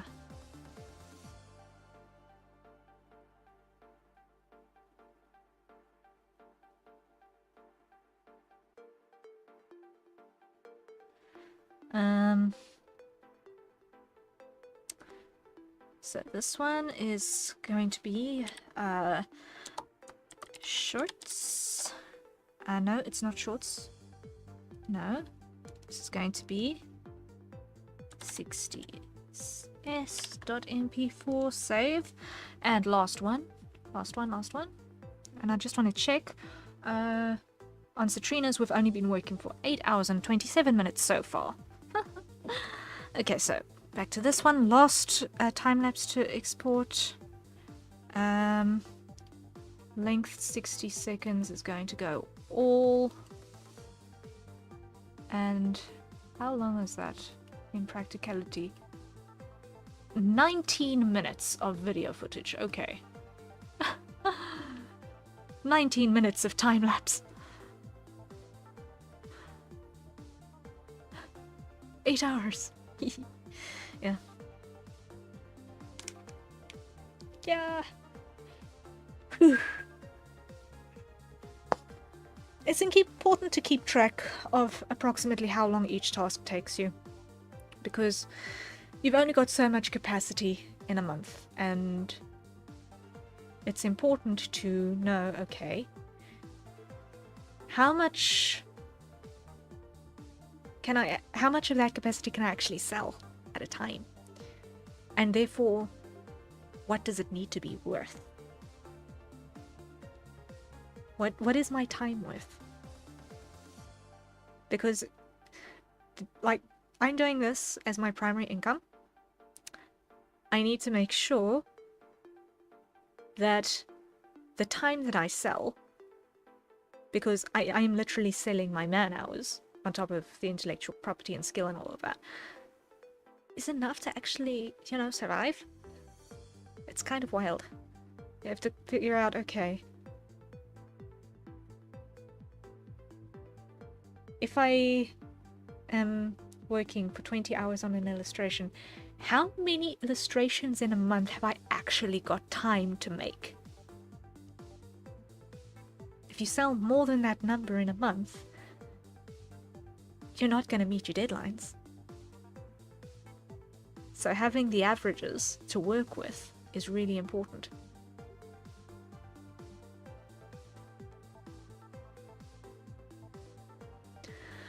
So I actually need to go back to a bunch of stuff and see, okay, how long did I work on it, and put it in my VGen portfolio to see the ones that I missed, how many work hours I've actually put into those.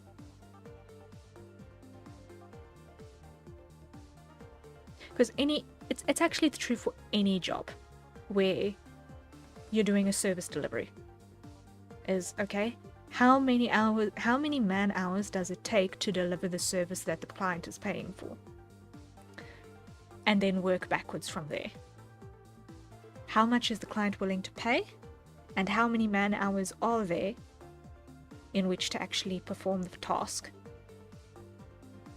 And find the cost balance for how much you actually need to charge.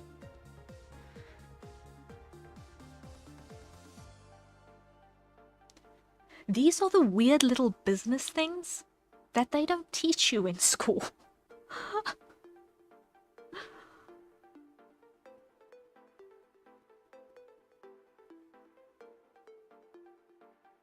Depending on your country, there's and individual nations' labor laws, there's something like I can't speak for anyone else, but around here it's like 40 hours of 40 hours is the corporate work week.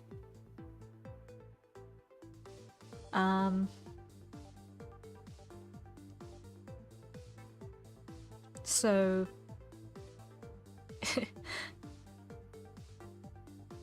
if you've got on average 4 of those in a month, yeah, four of those in a month, how much capacity do you actually have? How many clients can you see? How many widgets can you make? How many people have you got performing functions in that time?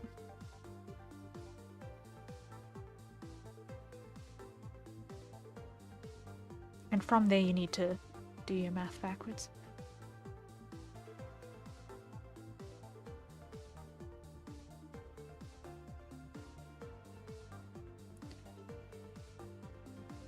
Being an employer or a business owner, it's the sort of stuff that you need to be aware of. It's kind of wild. 40 hours here too? Now, 40 hours is manageable. And then there's overtime. Overtime, the bane of everyone's existence, and this, unfortunately, so very necessary because I do not know of a single business that isn't hopelessly understaffed for the capacity of work that it's actually got on its plate. I do not know a single business that is not understaffed.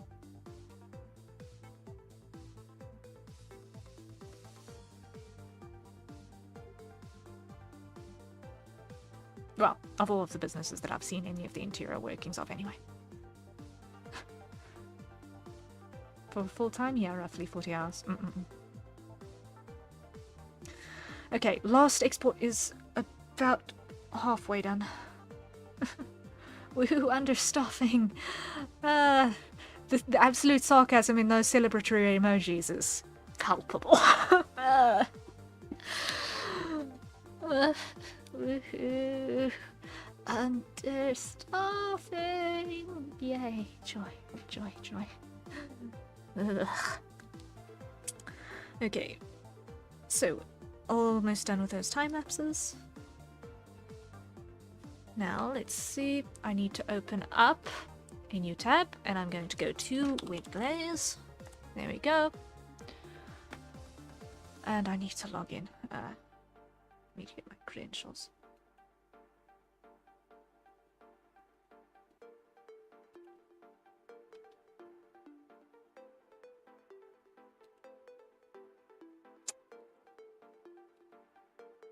Wrong one.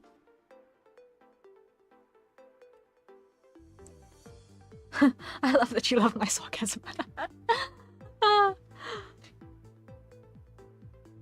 Sarcasm is wonderful sometimes. Why did I accidentally open up Streamlabs? I don't need Streamlabs open. I need you open.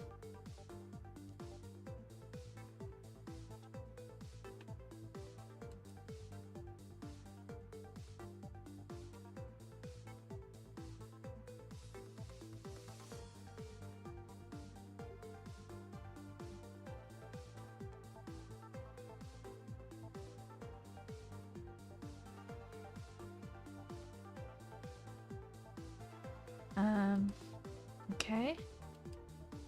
Now I need to go to this page.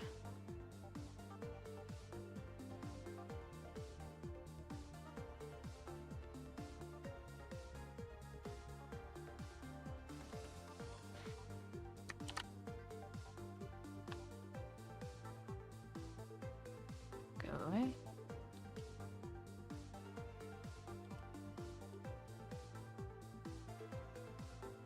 Alright, and then finally this is going to be IT, save button. While that's doing that, put in that, log in.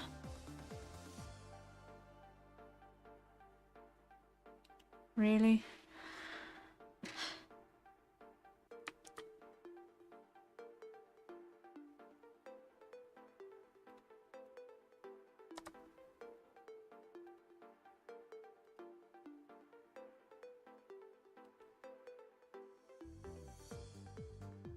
Okay, so now those are ready for me.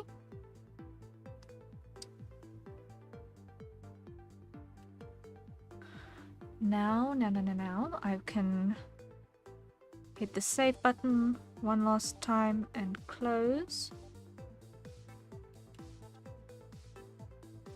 that one so that I can open up the PNGs.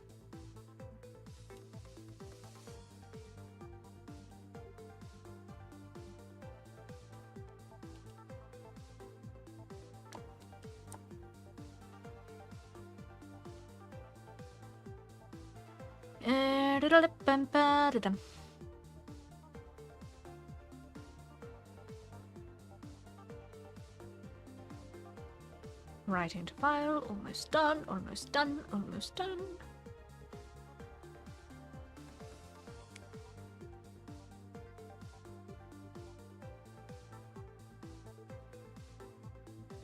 Okay. Grab those three, pull them in.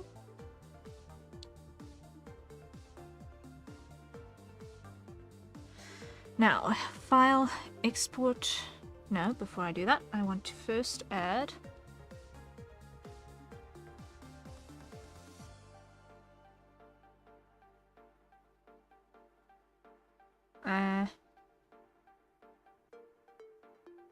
no, file, export, PNG, and I'm going to call this one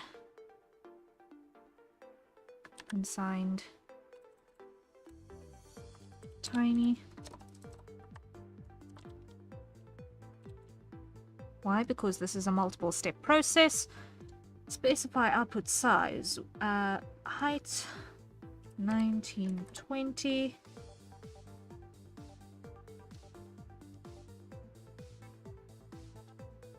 Okay. Close. File, export, PNG, unsigned tiny, save, specify output size 1920. Okay.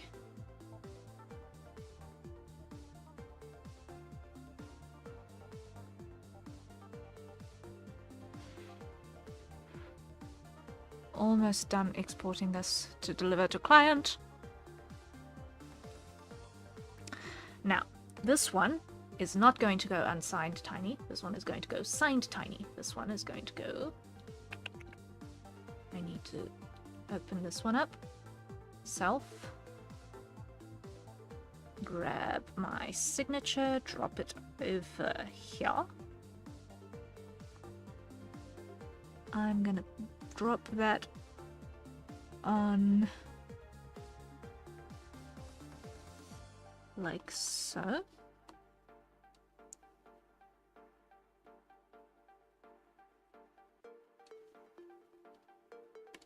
And make it add glow, make it 10%,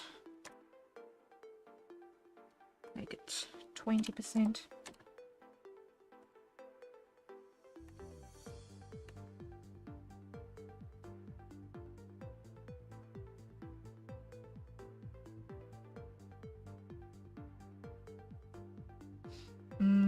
Change position, I'm gonna put it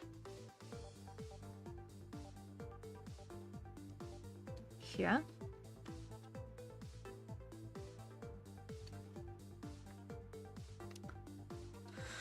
File, export, PNG.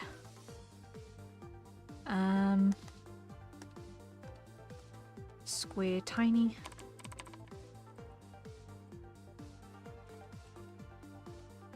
Save.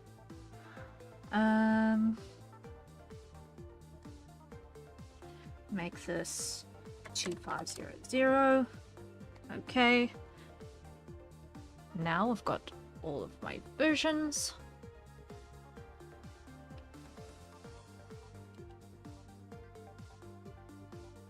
Cool. Now I can take all of that, come to my browser,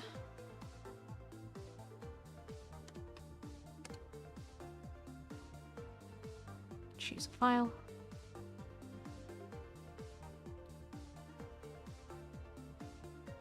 choose everything that's got the word tiny in the name.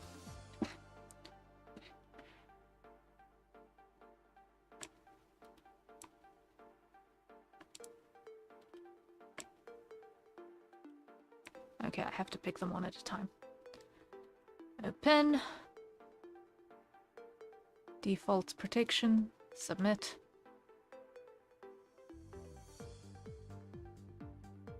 Back.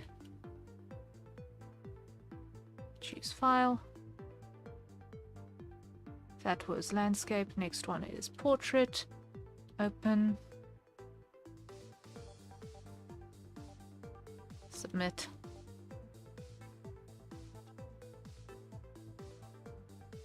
Back. Next one. Square. Open. Submit. Go to my emails. Make sure I've got the correct inbox open. Close the irrelevant one.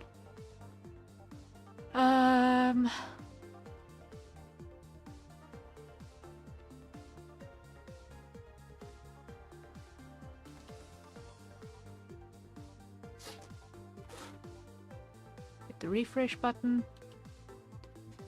Low demand, which means I should get results relatively soon. While that's happening, let's go to VGen.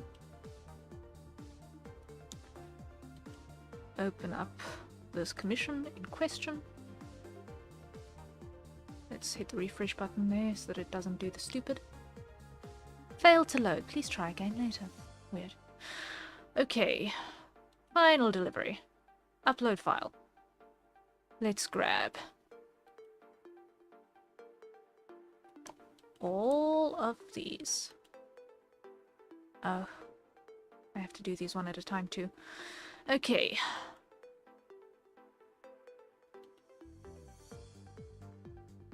Uploading. Tiny. Open. Save. Upload. Full. Open. Save. Huh?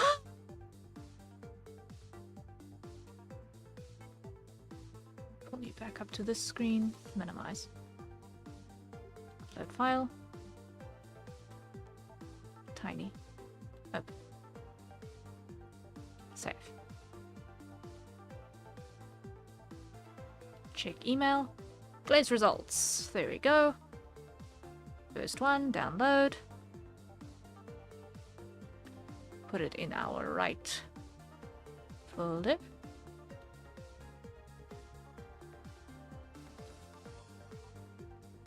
Okay, this is landscape.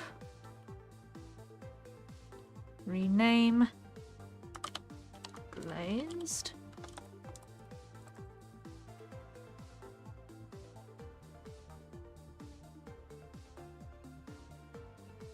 Save.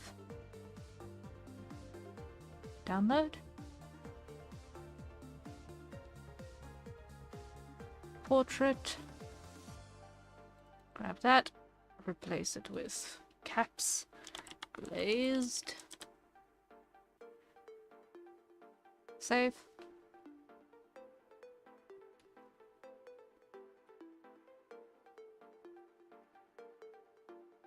Last one. Square. Grab that. Glazed. Save. Cool. Going back to this page. So I've got only a few more files to add. So that is a square, open, save.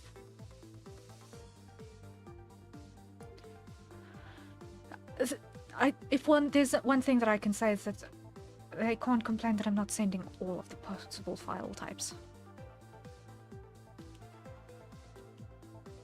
and variations.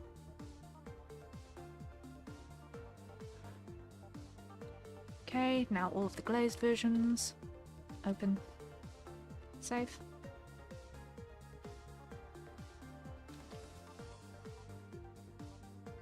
Upload, glazed, open, save. Almost done with this delivery. Load file, glazed, open, save. I will be able to read chat if it's changed in just a moment, guys. I just can't click off of this right at this very second. Add verified media. Let's go. Grab landscape, open, add to service examples.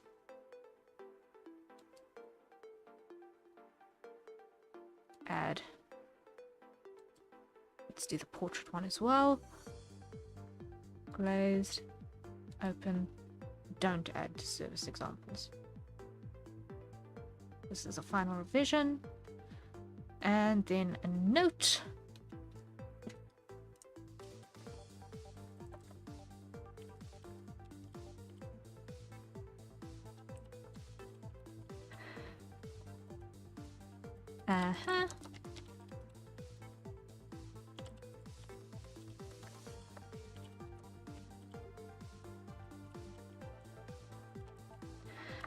Then we go and explain.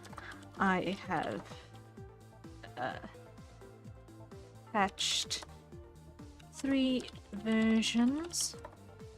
Well, I've attached 9 files. 3 by portrait crop, full scale, small scale, and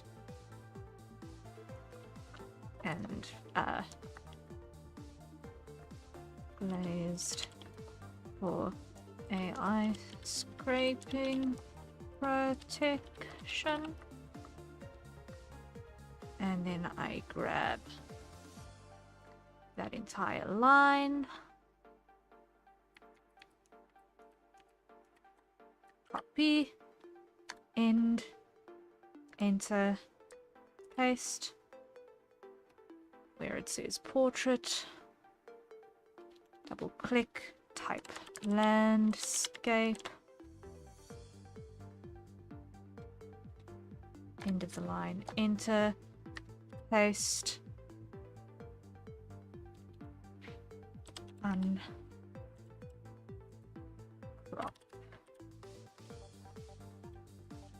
Square,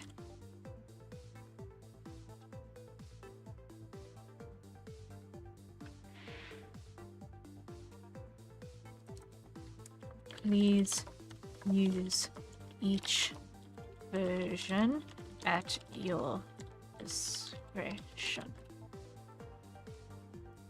Best of luck for your cover release. Okay, and have I got everything? Have I got everything? Have I got everything? Yes, happiness is, and submit. Add verified portfolio showcase. Time taken 20 hours. Save draft. I will fix that later after stream.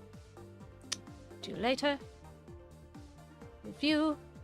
Would you work with courtesy again? Yes. Respectful. Clear requirements. Very helpful feedback. Very responsive. I had absolutely no difficulties. And submit.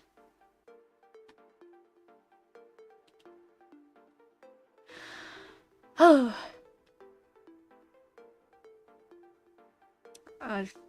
Computer's acting up. Oh, that was probably when I accidentally opened up Streamlabs on top of my OBS. Hopefully things are still functional. I need to check that. Oh dear. Time for bed. Glad to have catched your stream after a while. Good luck for today. Take care and everything. Thank you, Pipe. Rest well. Rest well. It's actually kind of like 3 in the afternoon for me, so I'm okay. Yeah, that's the thing. That's why I chose this time zone. I'm catching the tail end of Europe's conscious hours and the afternoon, early evening hours for the United States. So it's a comfy time slice for me. And I can close this because I do not want to overwrite unsigned for. There we go. Let's just see. And now... Sent. Now there's only one thing that I still need to do on that note, and that's this. Open. I need to make a loyalty card. I need to actually update my loyalty card dates. Hold up. Loyalty cards. These need to all be updated to 2025. Not 22, 25 typo. Good grief.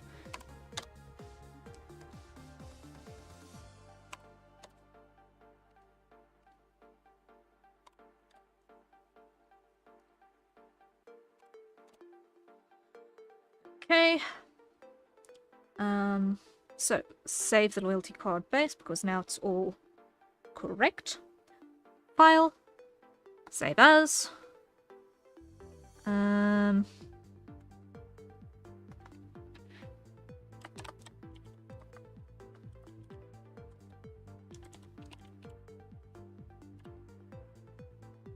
Save. Now I go to number 4 and hide that.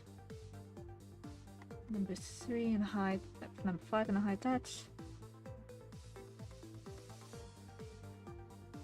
Number 2 and hide that. Number 1. Today is the 2nd month. And by me it is the 21st.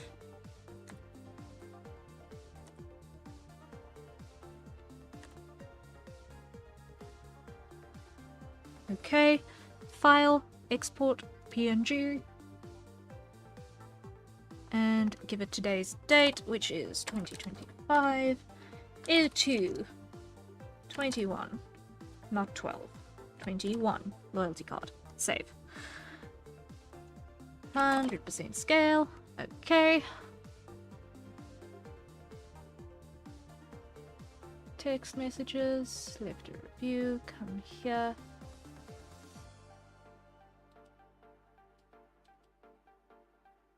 Come on, what's going on here?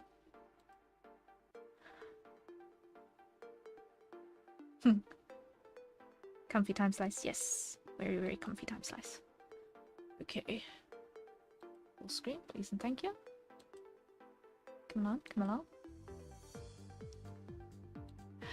Come on, come on, come on, come on, come on, come on. Work with me, please. Thank you. Show that. And attach.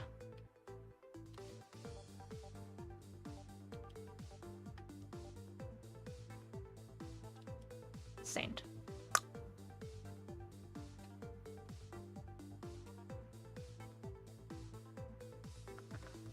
Whether people actually use the loyalty cards or not is entirely up to the individual. But yes, they have them.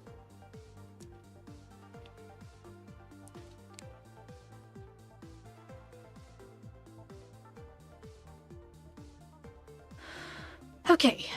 Saint, sorted. Admin, check. Why? Because this is in fact still my workday. This is still my workday. What made you appreciate life? I've got many things that make me appreciate life. I can't list them. I physically cannot list them. There are too many.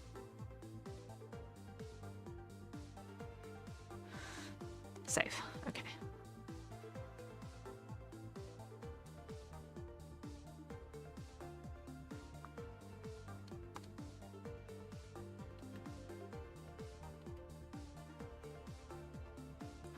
Whatever just happened, undo.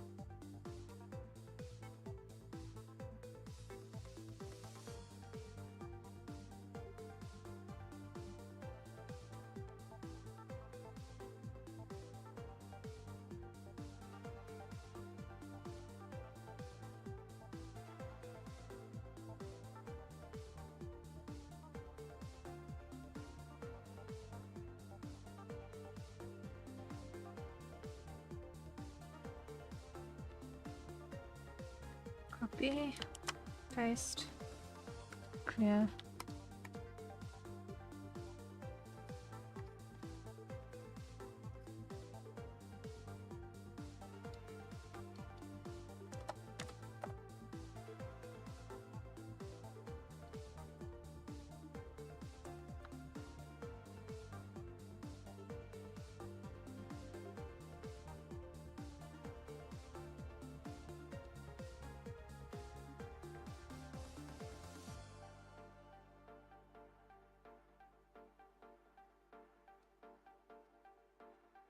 Okay.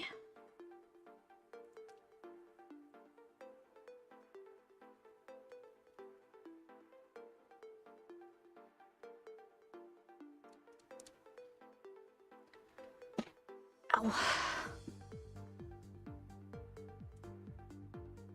I had my feet tucked underneath me to keep them warm, and they just got numb. My toes are icicles.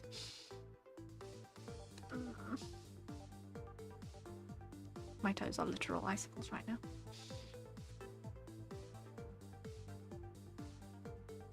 I am actually frozen to the bone, I've just realized.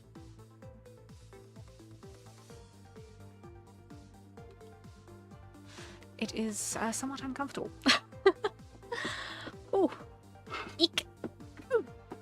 Reposition. Ow. Reposition.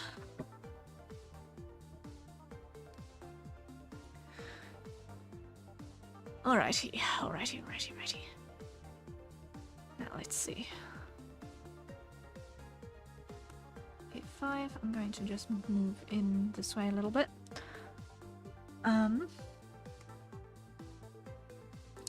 Riel, I'd just like to say thank you for taking on the hair. I know it is difficult. Most artists wouldn't go anywhere near it. I've seen posts today of other VTuber artists that won't. Oh, wow. I'm actually terribly surprised by that, because I know that I personally, despite the fact that I do dislike drawing curly hair, I wouldn't say no to it just because it's slightly more complicated to do. But I've seen so many shoujo artists who do curly hair because they really love doing curly hair. So hearing that people are just flat out refusing to do it is really wild to me. Like, You're not gonna do it just because it's slightly challenging? That's... come on.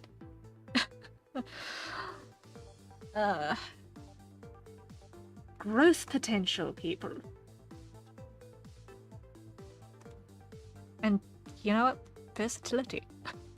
But no, if I will, with gratitude, draw your curly wavy hair so long as you will have me to do so.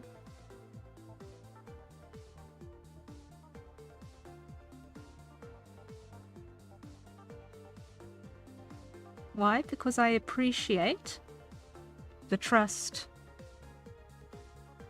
that you put in me to be able to pull it off.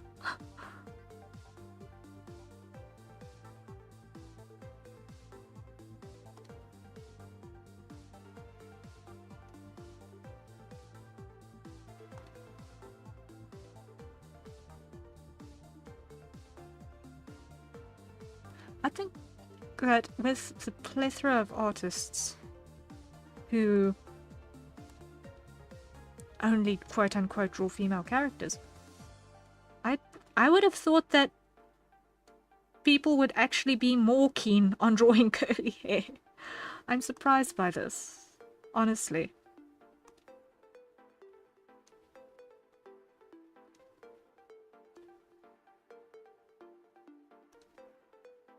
This is a revelation to me that I was not prepared for this day. But okay.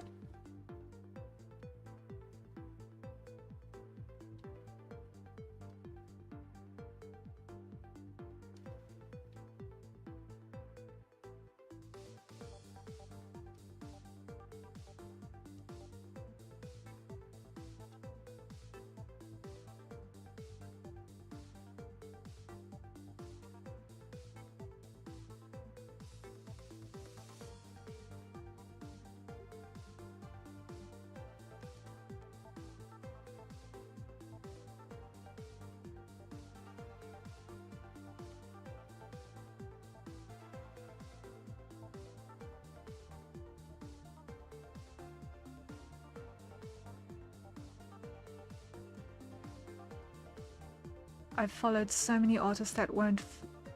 It was so hard to even find a rigger that would rig it. No way! There's no difference between rigging curly hair and straight hair. There is physically no difference between rigging the two. I am shook. There is no difference in the rigging. There is no difference in the rigging.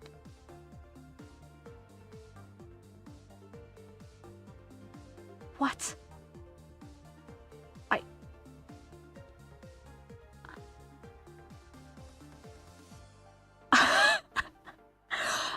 I'm gobsmacked. I'm gobsmacked. What I've just read.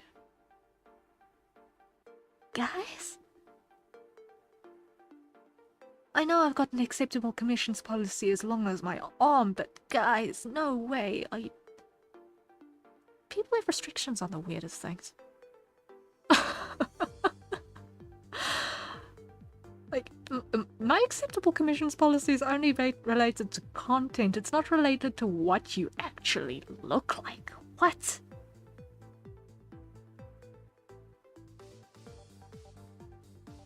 I am shook. I am shook. Speaking of things that's actually what people look like, I've decided on the next fan art that I'm going to draw as soon as the commissions queue is empty, which is probably going to be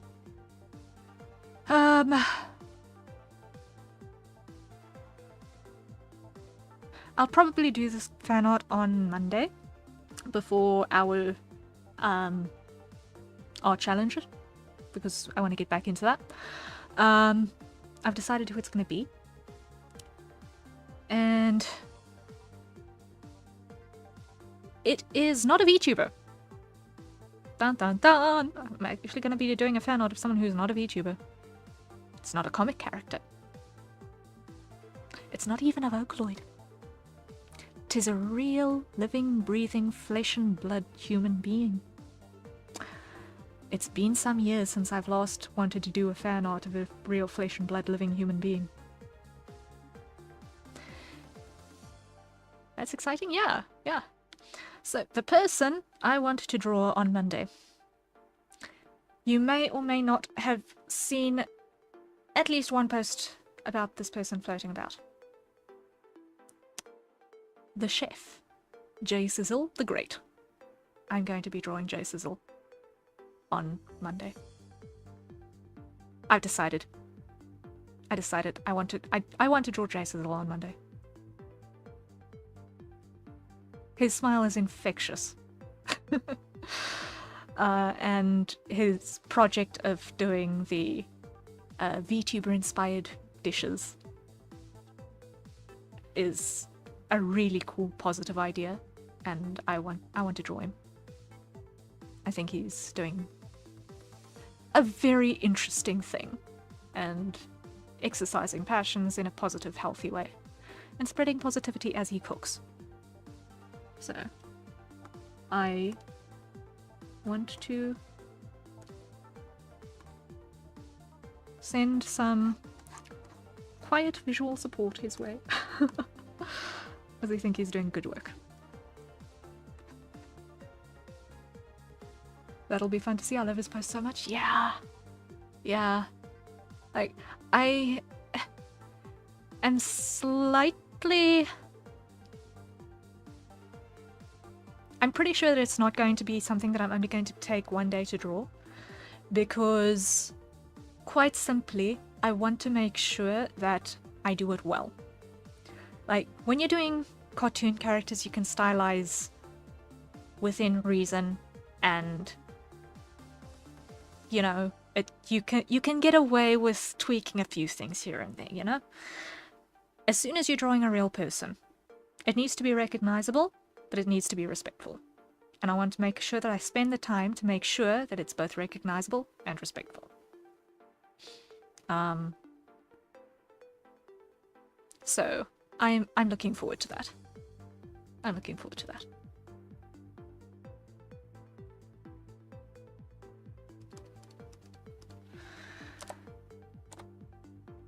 So I spent a little bit of time this afternoon grabbing some references, which I will be decoding over the next few days as well, trying to just get a sense of form and such. Finding a shot where I could actually see his ears was an interesting challenge. Had to take some screenshots from a video clip to actually kind of half get an idea. But it's going to be fun drawing him. I'm looking forward to it.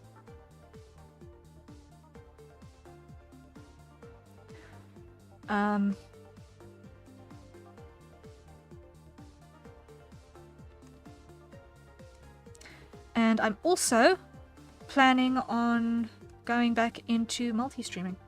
I don't know if you guys saw the post about that earlier, but that is something that I'm looking at getting into again, because we've had now enough time to test and panel beat and decode things, and there is, quite frankly, not enough distinction between the behavior of Twitch audience and YouTube audience to separate that into two totally different content types. So as long as I can get the chat in the same place, I am going to actually end up doing the multi-streaming thing again. Depending on which tool I use, I'm going to also maybe expand to streaming to TikTok and X at the same time as well. How that's going to work format-wise is still to be seen. It's going to need some testing to make sure that it works out in a way that's not going to be gross looking. I don't know how it works. I'm actually going to need to make a TikTok account, which is slightly ugh, but I'm going to need to do it. And yeah, we'll see how that works. We'll see how that works. And yeah, we'll see. Hopefully things will grow a little bit further.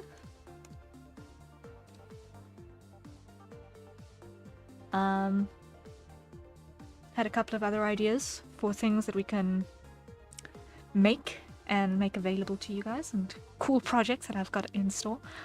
Yeah, so got struck by lightning again between the ears this evening, and had another cool idea for a thing, which is another project, which is an ongoing thing, but I think it's something that will be fun for the general public, not necessarily strictly VTuber fans as well. And I'm going to start working on that over the next few weeks as well.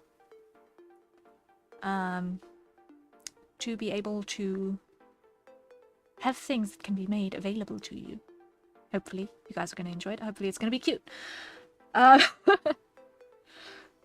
That's the only teaser you're going to get out of me on that front, is that it's hopefully going to be cute. That on its own, from my side, is a challenge. I don't do cute things often. I really don't. So, hopefully it works as well as I hope it will.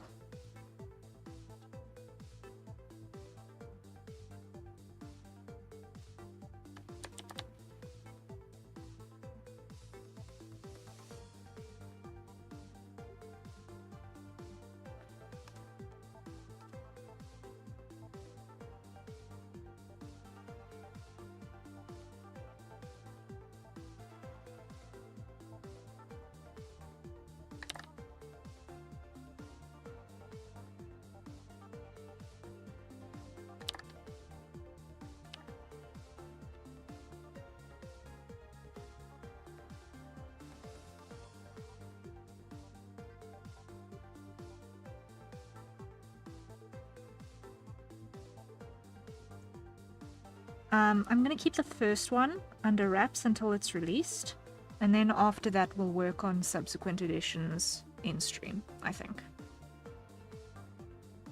Because it is a series.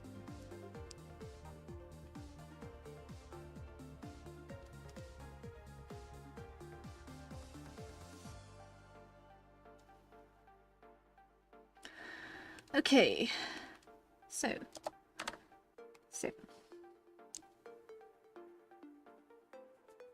I'm actually going to make that 8, 7, 6, 5, 4, not 44, 3, 2, and duplicate this one.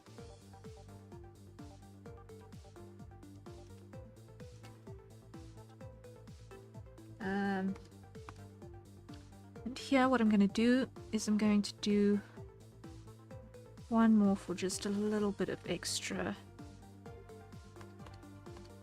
weight here right at the back.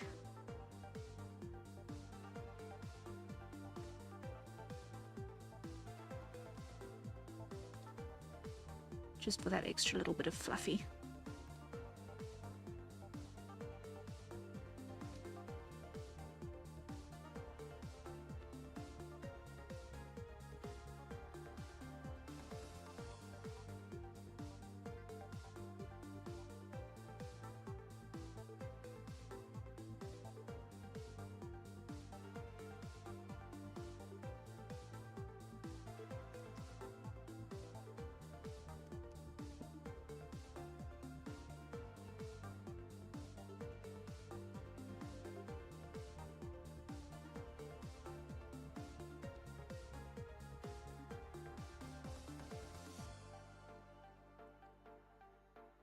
Okay, that works.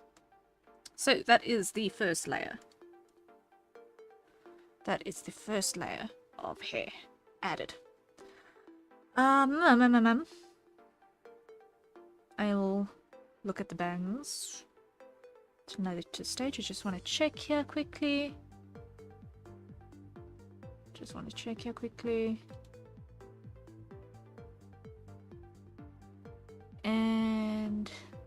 got the review. I just want to check what that said. I want to see what the review said.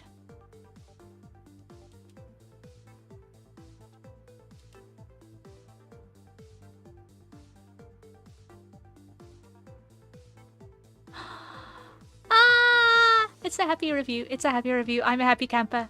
Yay!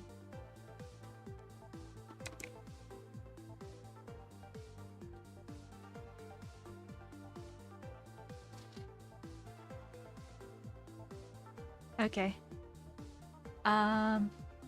Happy camper. Happy camper. Yay! Uh-huh.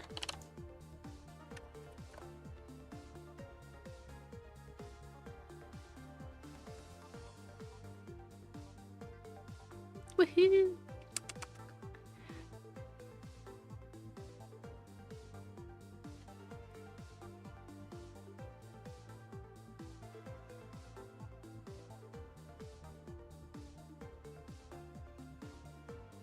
Awesome, awesome, awesome.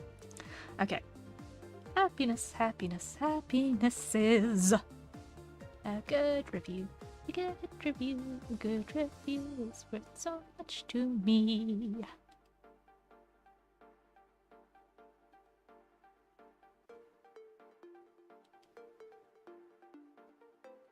And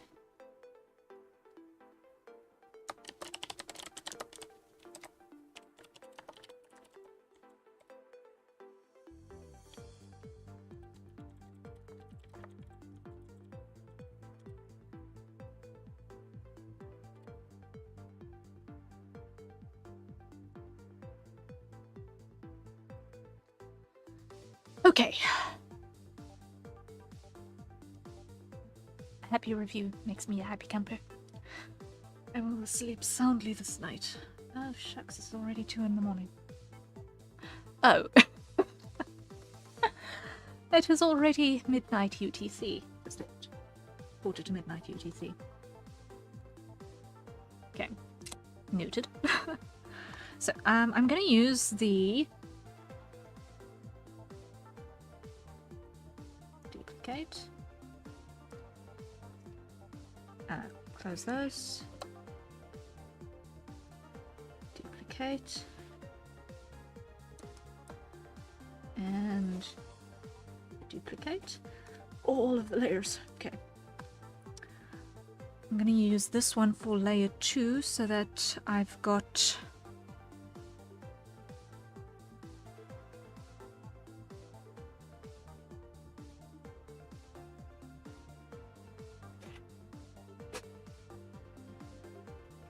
a little bit more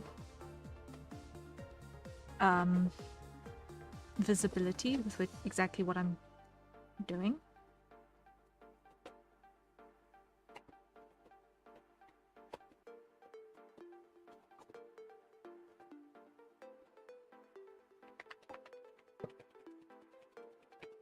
And I'm actually going to put this one here.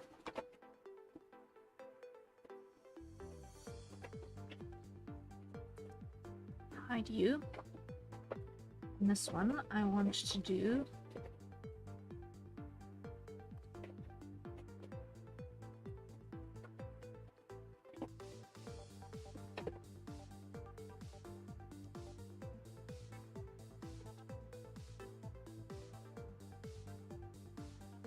like so. Hide you.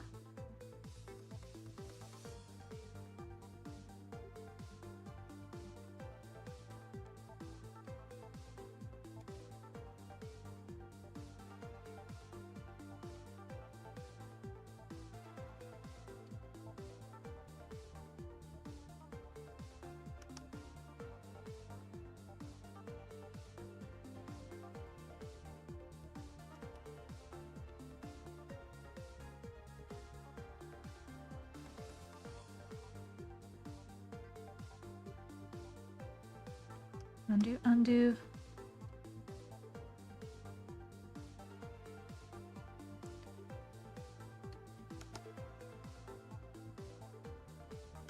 Let's just do a bunch of undos there because I'm not happy with a lot of that.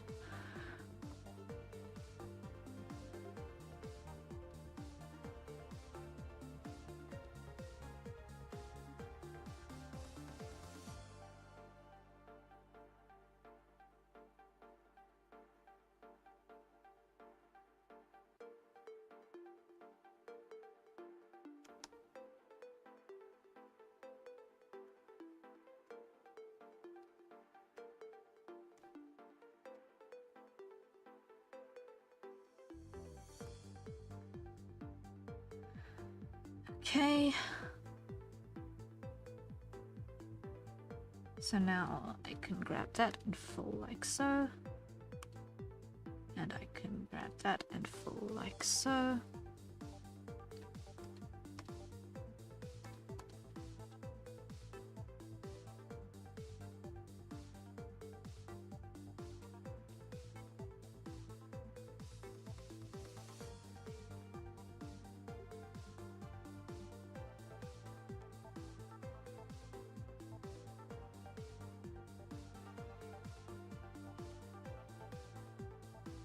That will do, that will do, that will do.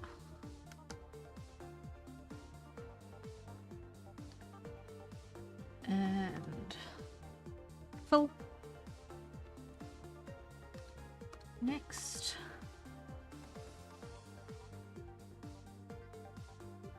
And we're basically just adding layers to really sell that this is long, loose hair and not just chunks.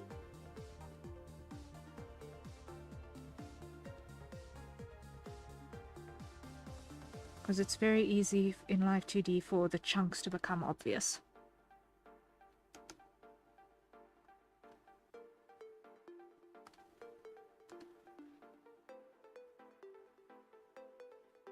If you haven't got enough layer separation.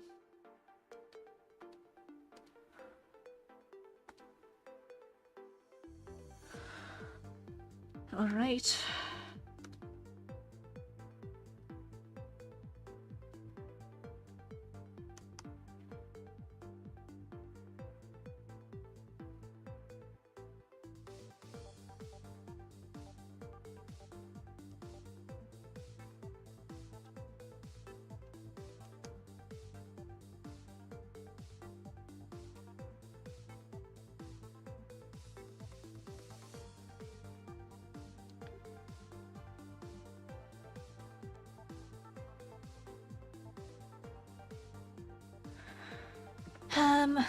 Did a looped.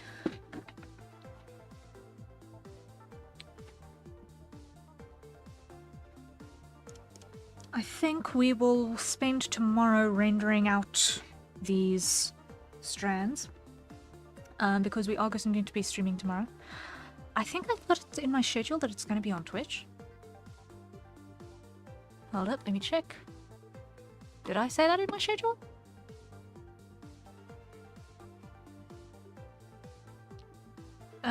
Yes, I said it was going to be on Twitch.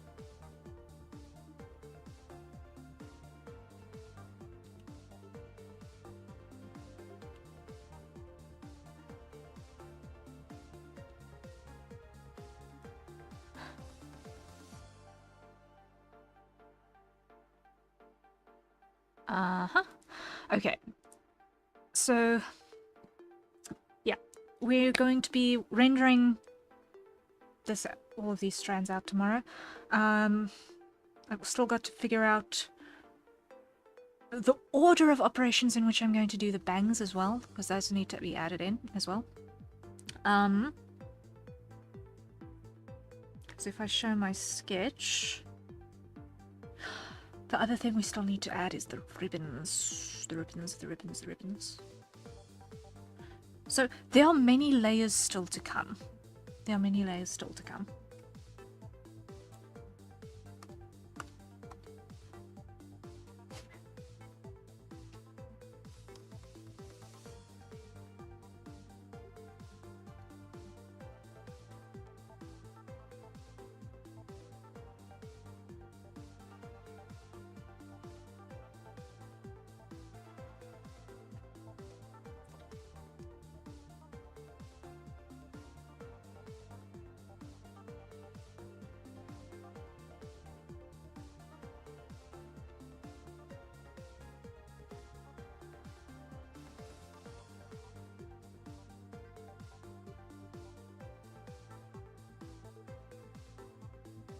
But I'm happy that we're starting to get something that looks like it'll be fluid soon.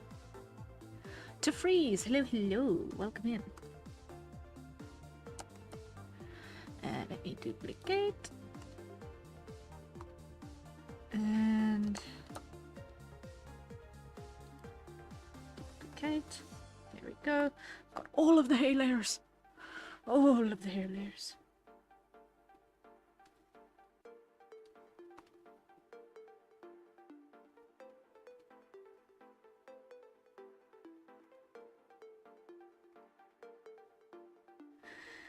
Okay, then here I shouldn't have anything. Okay, fantastic. So now we come on top once more, and one more counter flow just for luck.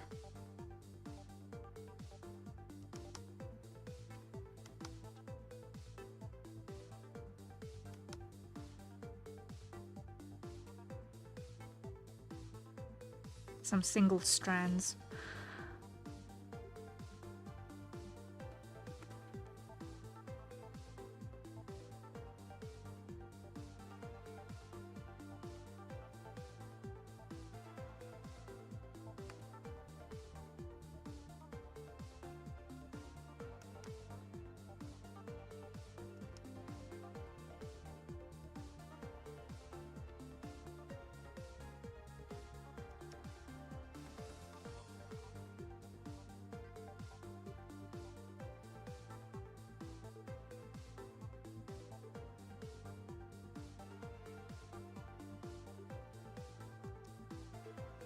Beep.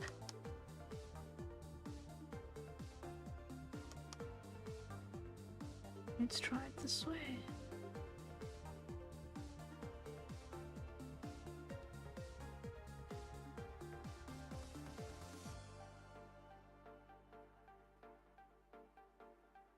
I'm gonna grab 1, 2, 3, 4. Move you across like so. And one more.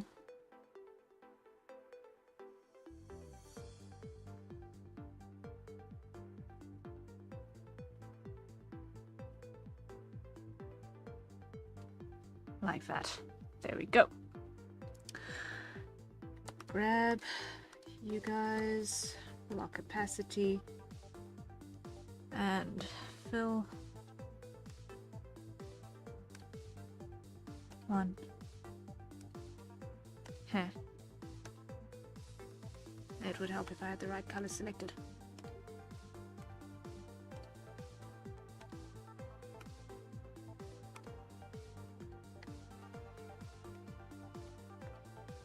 There we go. Okay. That looks like we will have enough to work with on the curly side. I will do the bangs on the morrow as well, because it is now the time of day when the brain cells expire. I am, as I said previously, frozen to the bone. Frozen to the bone.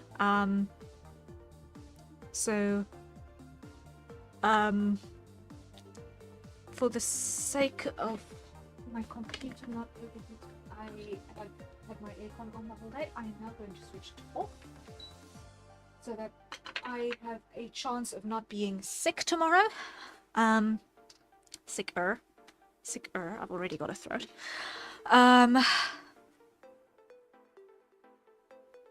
And hopefully that I'll actually be able to sleep and not freeze in bed as well. Now that I'm done with the hectic computer's brain is going to go work, I can feel safe to let the ambient cool in the room with it in its current state while I wind down for the evening. But yeah, we made good progress. I've still got to do the bangs, I've still got to do the hair ribbons, I've still got to do the basket and the picnic blanket. And I still wanted to do a bit more to the shading because there is a desperate need for more shading on this. Like, a desperate need for more shading on this, wow. It does not look done by any margin. So we will work on this more tomorrow. And slowly get closer and closer to a product that I am happy with, at the very least. And hopefully, Citrina, you will be happy with it too. Like, I'm really happy with the background. Now I just need to get the foreground to match. Now I just need to get the foreground to match. And then I will be happy. And I'm re-looking at that hand again because I'm not entirely happy with that hand. It's looking a little too masculine for me. So I'm gonna probably rework that a bit as well. But yes, that is not today's problem. That is not today's problem. Guys, thank you. I think it looks awesome so far. I am glad. I'm glad. Yes, we're going to keep at it. We're going to make it work. We're going to make it look good. Goals. Check. I am gonna need to keep an ear open in the run of tomorrow, and I might need to run out at some point during the run of tomorrow because my dad is expecting a shipment to arrive and he needs me available to potentially open the gate for the truck. The shipment of what, I will not say, but he's supplying some stuff to some people, and he needs a stock. So I need to be available to potentially help receive that in the run of the morrow. So I need to keep an ear open. And we'll see how things pan out. So if I need to run off in the middle of stream, that is why. I don't have such interruptions in this time slot because it is after daylight working hours for the majority of my continent. And therefore I do not have interruptions like service providers or delivery folk in the middle of stream time. However, tomorrow we're working in my time zone's normal people hours, so it is going to be a little bit different. And I don't know if you guys heard the weed eaters outside my room yesterday, on last Friday, during the puzzling stream. That will happen again, because it has been raining cats and dogs, and outside of the air-conditioned refrigerator that is my room,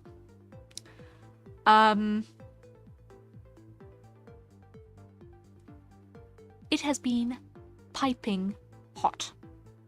Like, even if it's been raining cats and dogs, it has been hot enough to make a British person have heat stroke. So, everything has been growing at a wild pace. So, there's going to be a lot of people cutting a lot of grass tomorrow. I'm just giving you your fair warning that it's going to be loud in my world. I didn't, but it might be because I wasn't paying attention. Okay, fair. Give me your summer, take my winter. Yeah. How feel ye about Africa? How feel ye about Africa?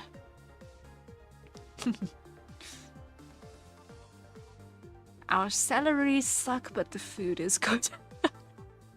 And international.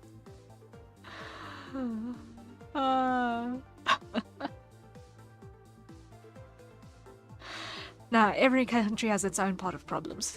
Every country has its own pot of problems. So yeah, actually, now that I think about it, with all of this wet weather that I've been having, aside from the fact that the grass is growing such that you can actually physically watch it grow, we had a really wildly lot of rain yesterday. So there was a landslide in my street this morning in the wee hours. Actually, it was kind of creepy. I just don't want to suffer in this minus 30 degree Fahrenheit weather anymore.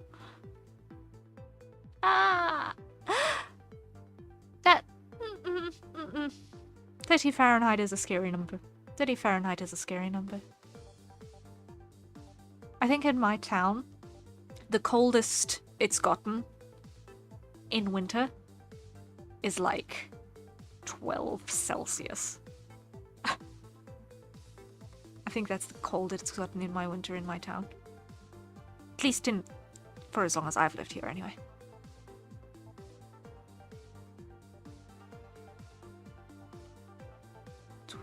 Minus 30 Fahrenheit is below freezing? Yeah.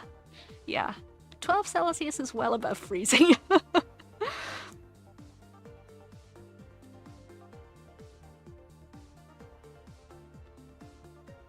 12 Celsius is well above freezing. So it's like significantly. You see, that's the difference between living between a tropic and a polar circle and living between a tropic and the equator. I live between a tropic and the equator. Actually, no. I'm very close. I am very close to a tropic. I can't remember if I'm north or south of it right now. I'm close to the tropic line. 12C is still cold. Yeah, 12C is cold. 12C is cold, but it's not as cold as what you guys suffer between a tropic and a polar circle there in the northern hemisphere, because all of the northern hemisphere, just about, at least in Europe anyway, all of the northern hemisphere is between a tropic and a polar circle. It's like like, if I had to put it this way, I am on the continent of Africa. Surprise, surprise. Now, I'm just cold all the time. Oh no. So here's a wild thing for you to consider. The southernmost point of the continent of Africa is as far away from the equator. All right?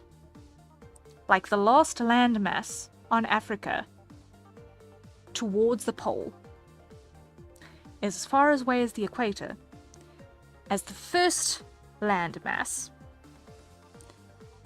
of Europe towards the pole. So, the patch of latitude between the southern tip of Africa and the South Pole is the space that, on the opposite side of the planet, all of Europe occupies. It's wild. It's wild. You people don't get sun. Like, that's why even in the darker skin types are generally lighter there than down here, is because there is just not as much sun.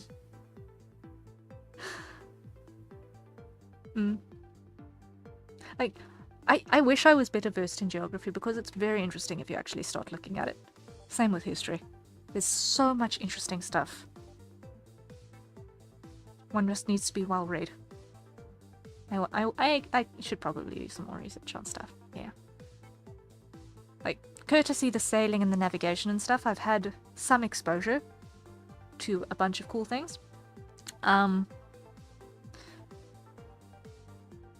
But yeah, there is so much to be learned. Do you sometimes do realism? If I have to, but it's not where my target market lies. At the moment, I am aiming on working with VTubers, primarily, because that's where I want to get work. So it's where I'm building portfolio. I've attempted realism once or twice, but if I'm going to do it, it's going to be strictly for study purposes. I'm not going to do it for creative purposes. Like, there are some realism studies that I do need to do, specifically anatomical studies, that I am lacking in some regards. Getting some planes in places and such. To behave properly, appropriately, and across different movement types, I need to do some studies. And I need to actually allocate time to do those studies. And some of them are kind of weird studies, actually. I can't do them on stream. Like, I do not know how to explain to people that as a visual person, I have not spent enough time studying people's butts to be able to draw them properly when I'm doing action comics and there just happens to be a shot where you see a character from behind and they need to have a good looking butt. I don't look at enough butts for this. I need to do the studies. I cannot do that study on stream. Because it's just... How do you, with a straight face, even as a VTuber, how do you with a straight face do that study on stream? I can't. And I'll probably get bonked for it if I do, you know? So no.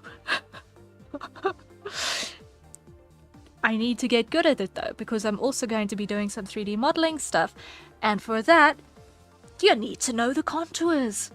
You need to know the contours, and I don't presently. And I've noticed it while I've been trying to build my own model. I ain't got that reference. And I know between the masculine form and the feminine form it's different, so I've got to have two completely separate sets in the visual library, and that takes repetitive input. And yeah, I'm not going to do that on stream. People have gotten away with it on Twitch.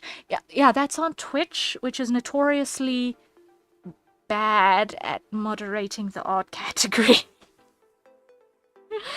It's notoriously bad at moderation of the art category. I'm not gonna dare it.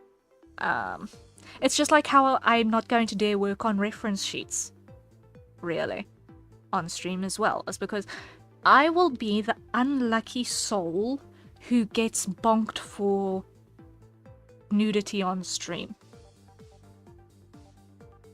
Me. Who is one of the most say-so streamers I have personally encountered out in the wild. There are not... I am one of the most say-so streamers in terms of the content that I try to put out and the way I speak and how I interact with the world.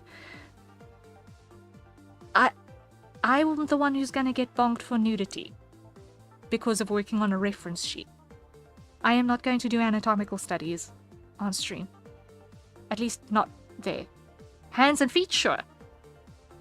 Faces, sure. Animals, sure. Torso? It's gonna take some risky stuff.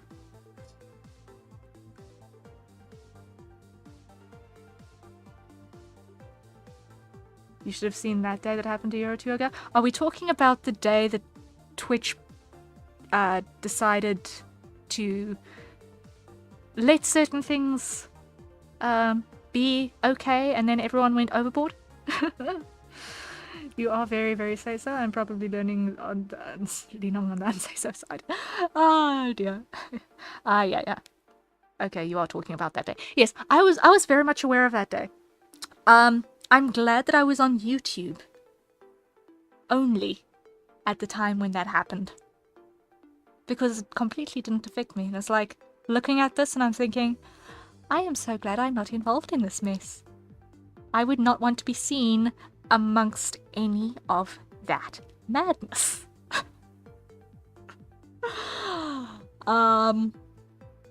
Yeah. So I was on Twitch, but I didn't stream that day. Yeah, unfortunately that day lasted for like a half a week, almost. Do you do animation? I do animation. You'll find a couple of pieces of my animation in my VGen portfolio. You'll find a few of them. It is a very, very, very, very, very, very, very, very, very, very, very time-consuming process, though. So I did frame-by-frame animation, 30 FPS, 30 FPS exports, in ones and twos mostly, for a bunch of stinger animations, and that is practically a month's work on a stinger animation. It looks good, but it's really, really time consuming. If I want to do more animation stuff, I do want to get to the point where I can do it with things that have a lower frame rate for punchier animation. So looking at 8 and 16 frames per second cycles. Actual cyclical stuff that is not cutting out of a screen as well. So I'm looking at some of things like that to maybe look into. And I'm looking at doing some more spine animation stuff for like Live 2D applications. And also in 3D. I want to make sure that I've got stuff set up that I can, and actually learn how to actually read a rig, so that I can actually do some 3D animation as well. I can't understand some people's want to push the limits of everything on a platform just to ruin everyone else's experience. Yeah, you see, the thing is that at the end of the day, it comes down to one little thing that nobody actually cares to pay attention to, and that is that people who push the limits as adults against rules and trying to figure out, okay, how far can we go before we get caught, are people who, when they were kids, their parents never set boundaries and set consequences for breaking those boundaries. And this is an unfortunate thing that is very, very prominent in my generation. Is that we have Harriet during Rigid too? Yes, I did indeed. So yeah, I made my entire model from scratch. I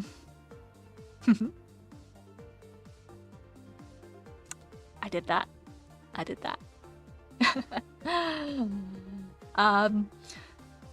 But yeah, basically it all comes down to parenting. Kids need boundaries. That's how they learn what's safe, what is not safe. It is how they know what is good, what is not good. And when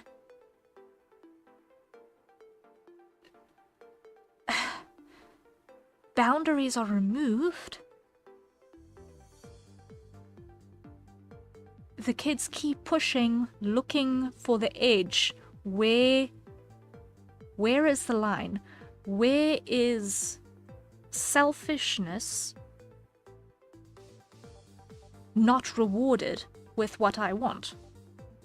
And if that line never comes, they grow up fully believing that selfishness will never have consequences, because they never found the boundary with their parents. So in society, they never find the boundary. And then they're upset when consequences do come. And people do push back. And unfortunately, that's a lot of what we're seeing nowadays. So I think while a lot of people shoot down discipline in a lot of ways, it's because they have a very unbalanced idea of what it actually means. Like, for someone who's not a parent, I've got some very strong opinions on it, because I've seen it done well and I've seen it done badly. And it's all got to do with a balance between discipline, in terms of setting boundaries, enforcing boundaries, applying consequences, and not having empty threats. It's got to do with that. It's got to be conveying, as a parent, that you love your child. If, as a parent, you are not conveying that everything you do is for the love of the child and for their best interest, then you're going to have miscommunication issues as the child grows up. Communicate with your child. If you are a parent, please, I beg of you, communicate. Ask them every day how their day is going, what's bugging them, what do they enjoy doing. Ask them to tell you about what things they are enjoying and engaging with, and make that a habit. Let them eat with you. Eat together as a family unit. Please, remember I said earlier in stream, one of the most fundamental ways in which people celebrate with each other cross-culturally, across all time immemorial, is the act of eating together. It's because it's the foundation of community. Okay? So, the household, the family unit, is, at the end of the day, the model for community that the child uses to learn how to interact with society. So, in the household, you need to model community. How do you respect people? How do you engage with people? How do you show care for people? What is good? What is not good? Sometimes verbal consequences work. Sometimes you need to take something away as a consequence of a bad happening. And sometimes you need to kick the lizard brain and say, if you do this, it is gonna hurt. Oh, you did the stupid. It hurt. And it's consequences suck, but somewhere down the line, kids need to learn that they exist. You know? Oh, we have a birthday breakfast and dinner for everyone in my family. Yeah. I mean, that's like par for the course in my house as well. Like, this weekend is my uncle's birthday. It's on Monday, so we're having a meal together on Sunday, and it's gonna be a big thing. It's not just my uncle and his wife. It's also gonna be my aunt and her husband joining us as well for that meal.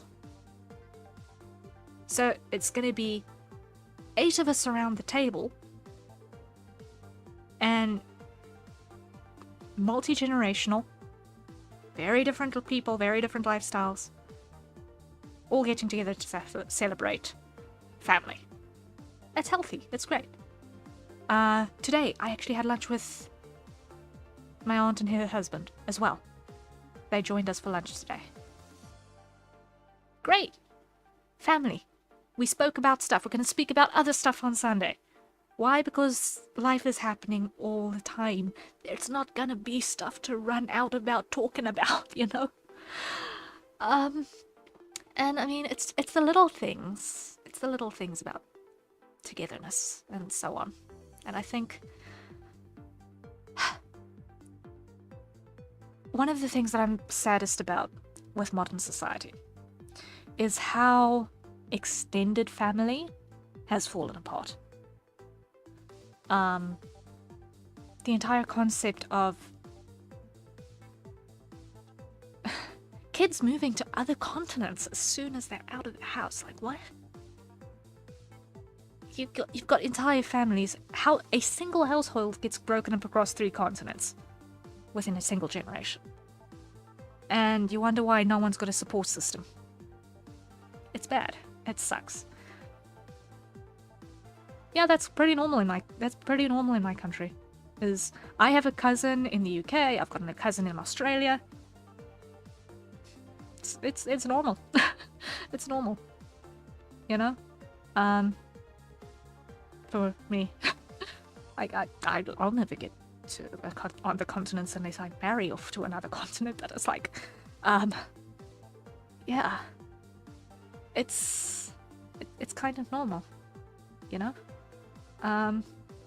So the elderly parents are still here, and it's like, okay, Where's the support network when we can't take care of ourselves anymore? Because the nuclear family is broken up. It's tragic. It's scary.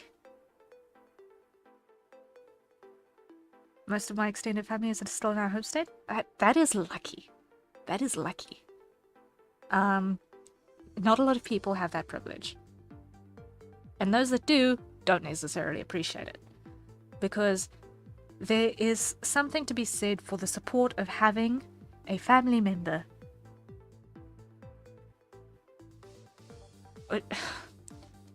or for the absence of blood family that you can rely on, at least close friends within a 20-minute drive of where you stay.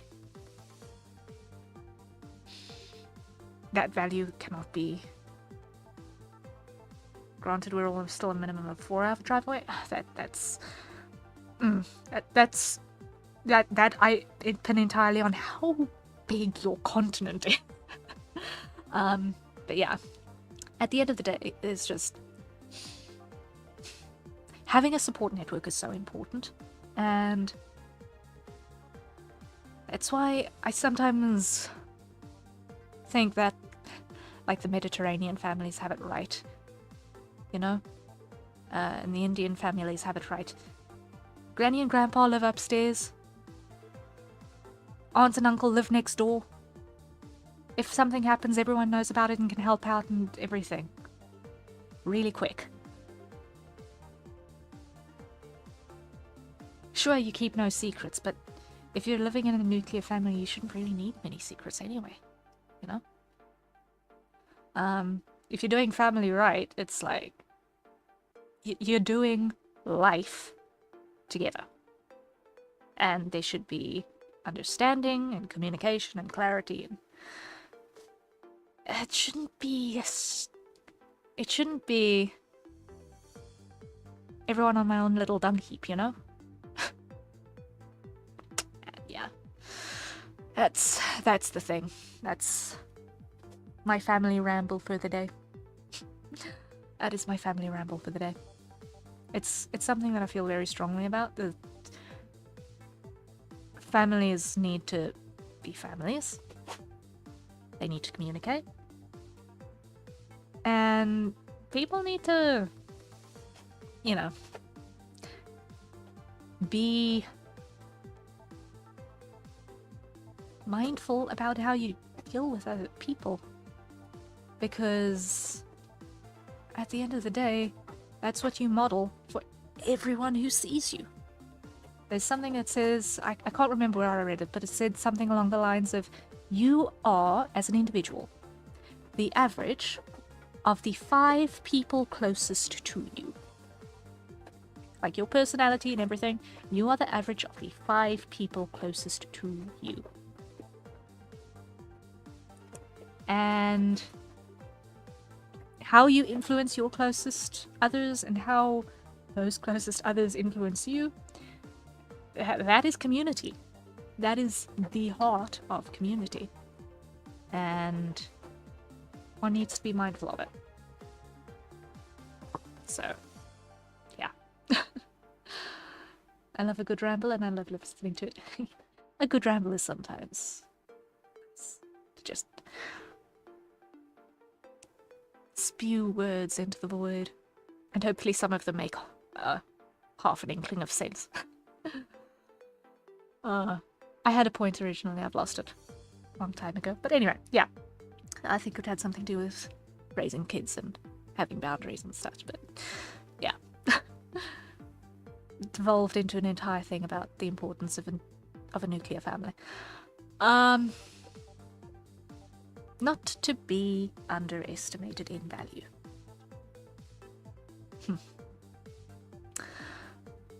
Which is why I kind of tried to stop streaming on weekends so that I could actually spend time with my nuclear family. My brother and I are co-owners of our household. So we're both paying off of the bond for that. Our parents live with us. And yeah, we phrase it that way because that's how it is legally. Because inheritance tax is a thing, and it is a pathetic farce. If you had to inherit a home from your parents, the inheritance tax is going to mean in order to afford the tax on the abode, you're going to need to sell the property, which is pathetic. So, having large assets in the children's name in that regard makes it legally a lot less painful when the tax man rolls by at inconvenient times. So that on top of the pain of loss, you haven't got the pain of fiscal strife on top of everything else. Fortunately, we've got close enough bonds to make that not a painful thing to deal with.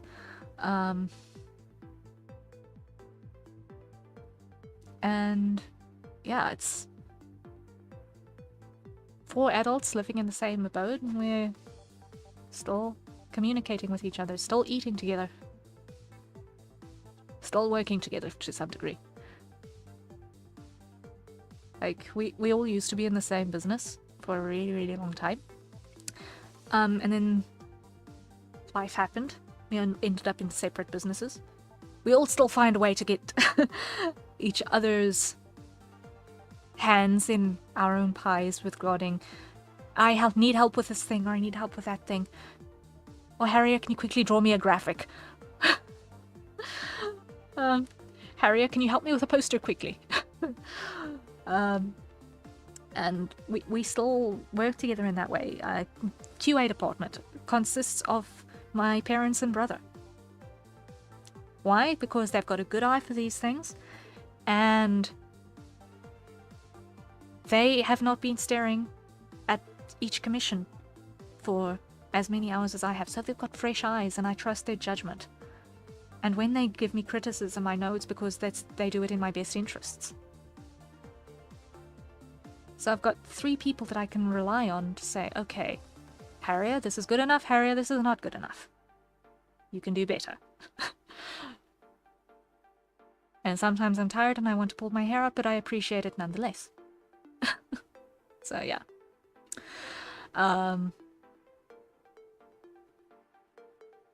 It's a wild ride, but it's fun. It's fun. And I've now been rambling for almost an hour. That ramble was almost an hour. Okay. Guys, I have got to go sleep. Because otherwise you are going to find that tomorrow I am not going to have any brain cells when we try and work on this thing. So, I'm going to love and leave you all, and I shall see you. Don't pull your hair out, you'll hurt yourself. It's a figure of speech. Yeah, so I'm going to love and leave you all, and I will see you in approximately I will see you in approximately 10 hours. I'll see you in approximately 10 hours for tomorrow's stream. Alright. Look, I'm not as old as you think I am. Figure of speech or not, don't stress. Yeah, please remember, in text, a lot of stuff gets lost in the margins in terms of tonality and such. So I have to guesstimate a lot of what I see in text. If it's not clear and obvious stuff, memes fly over my head. I do not recognize them. Most of the time, anyway. Text is a very, very, very useful, but unless clearly dictated, complicated to understand form of communication. So, yeah. I try to speak like how I write, at least to some degree, because I understand that maybe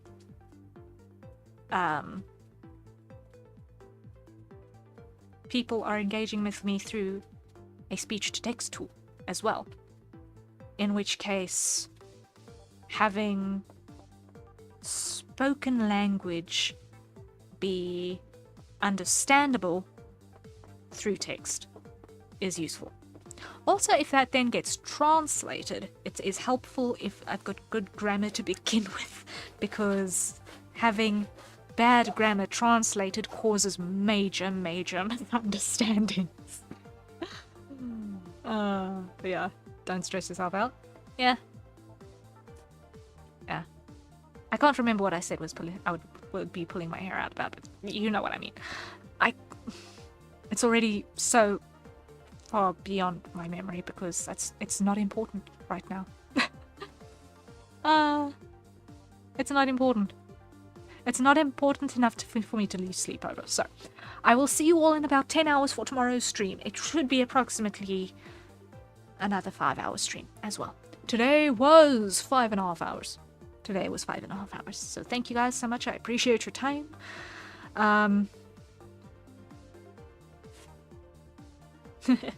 Remember good wisdom even from a 17-year-old. Work hard, study hard, good sleep, and eat well. Exactly. Now, be nice to naps. You hated them as a kid, but as you get older, you really love your naps. Yeah, no. Yeah, happiness is. Rest well when you get to it. I'm knocking out. And until tomorrow. Cheery bye. I really need to make myself a new ending screen. Oh my word. I can see that this took me like 15 minutes just before debut because I was in a hurry to have something. Oh my word, I need to make a new one. I don't know. Ugh, I need to figure it out. Okay. That's another day's problem. It's another day's problem. Good night. Cheery bye.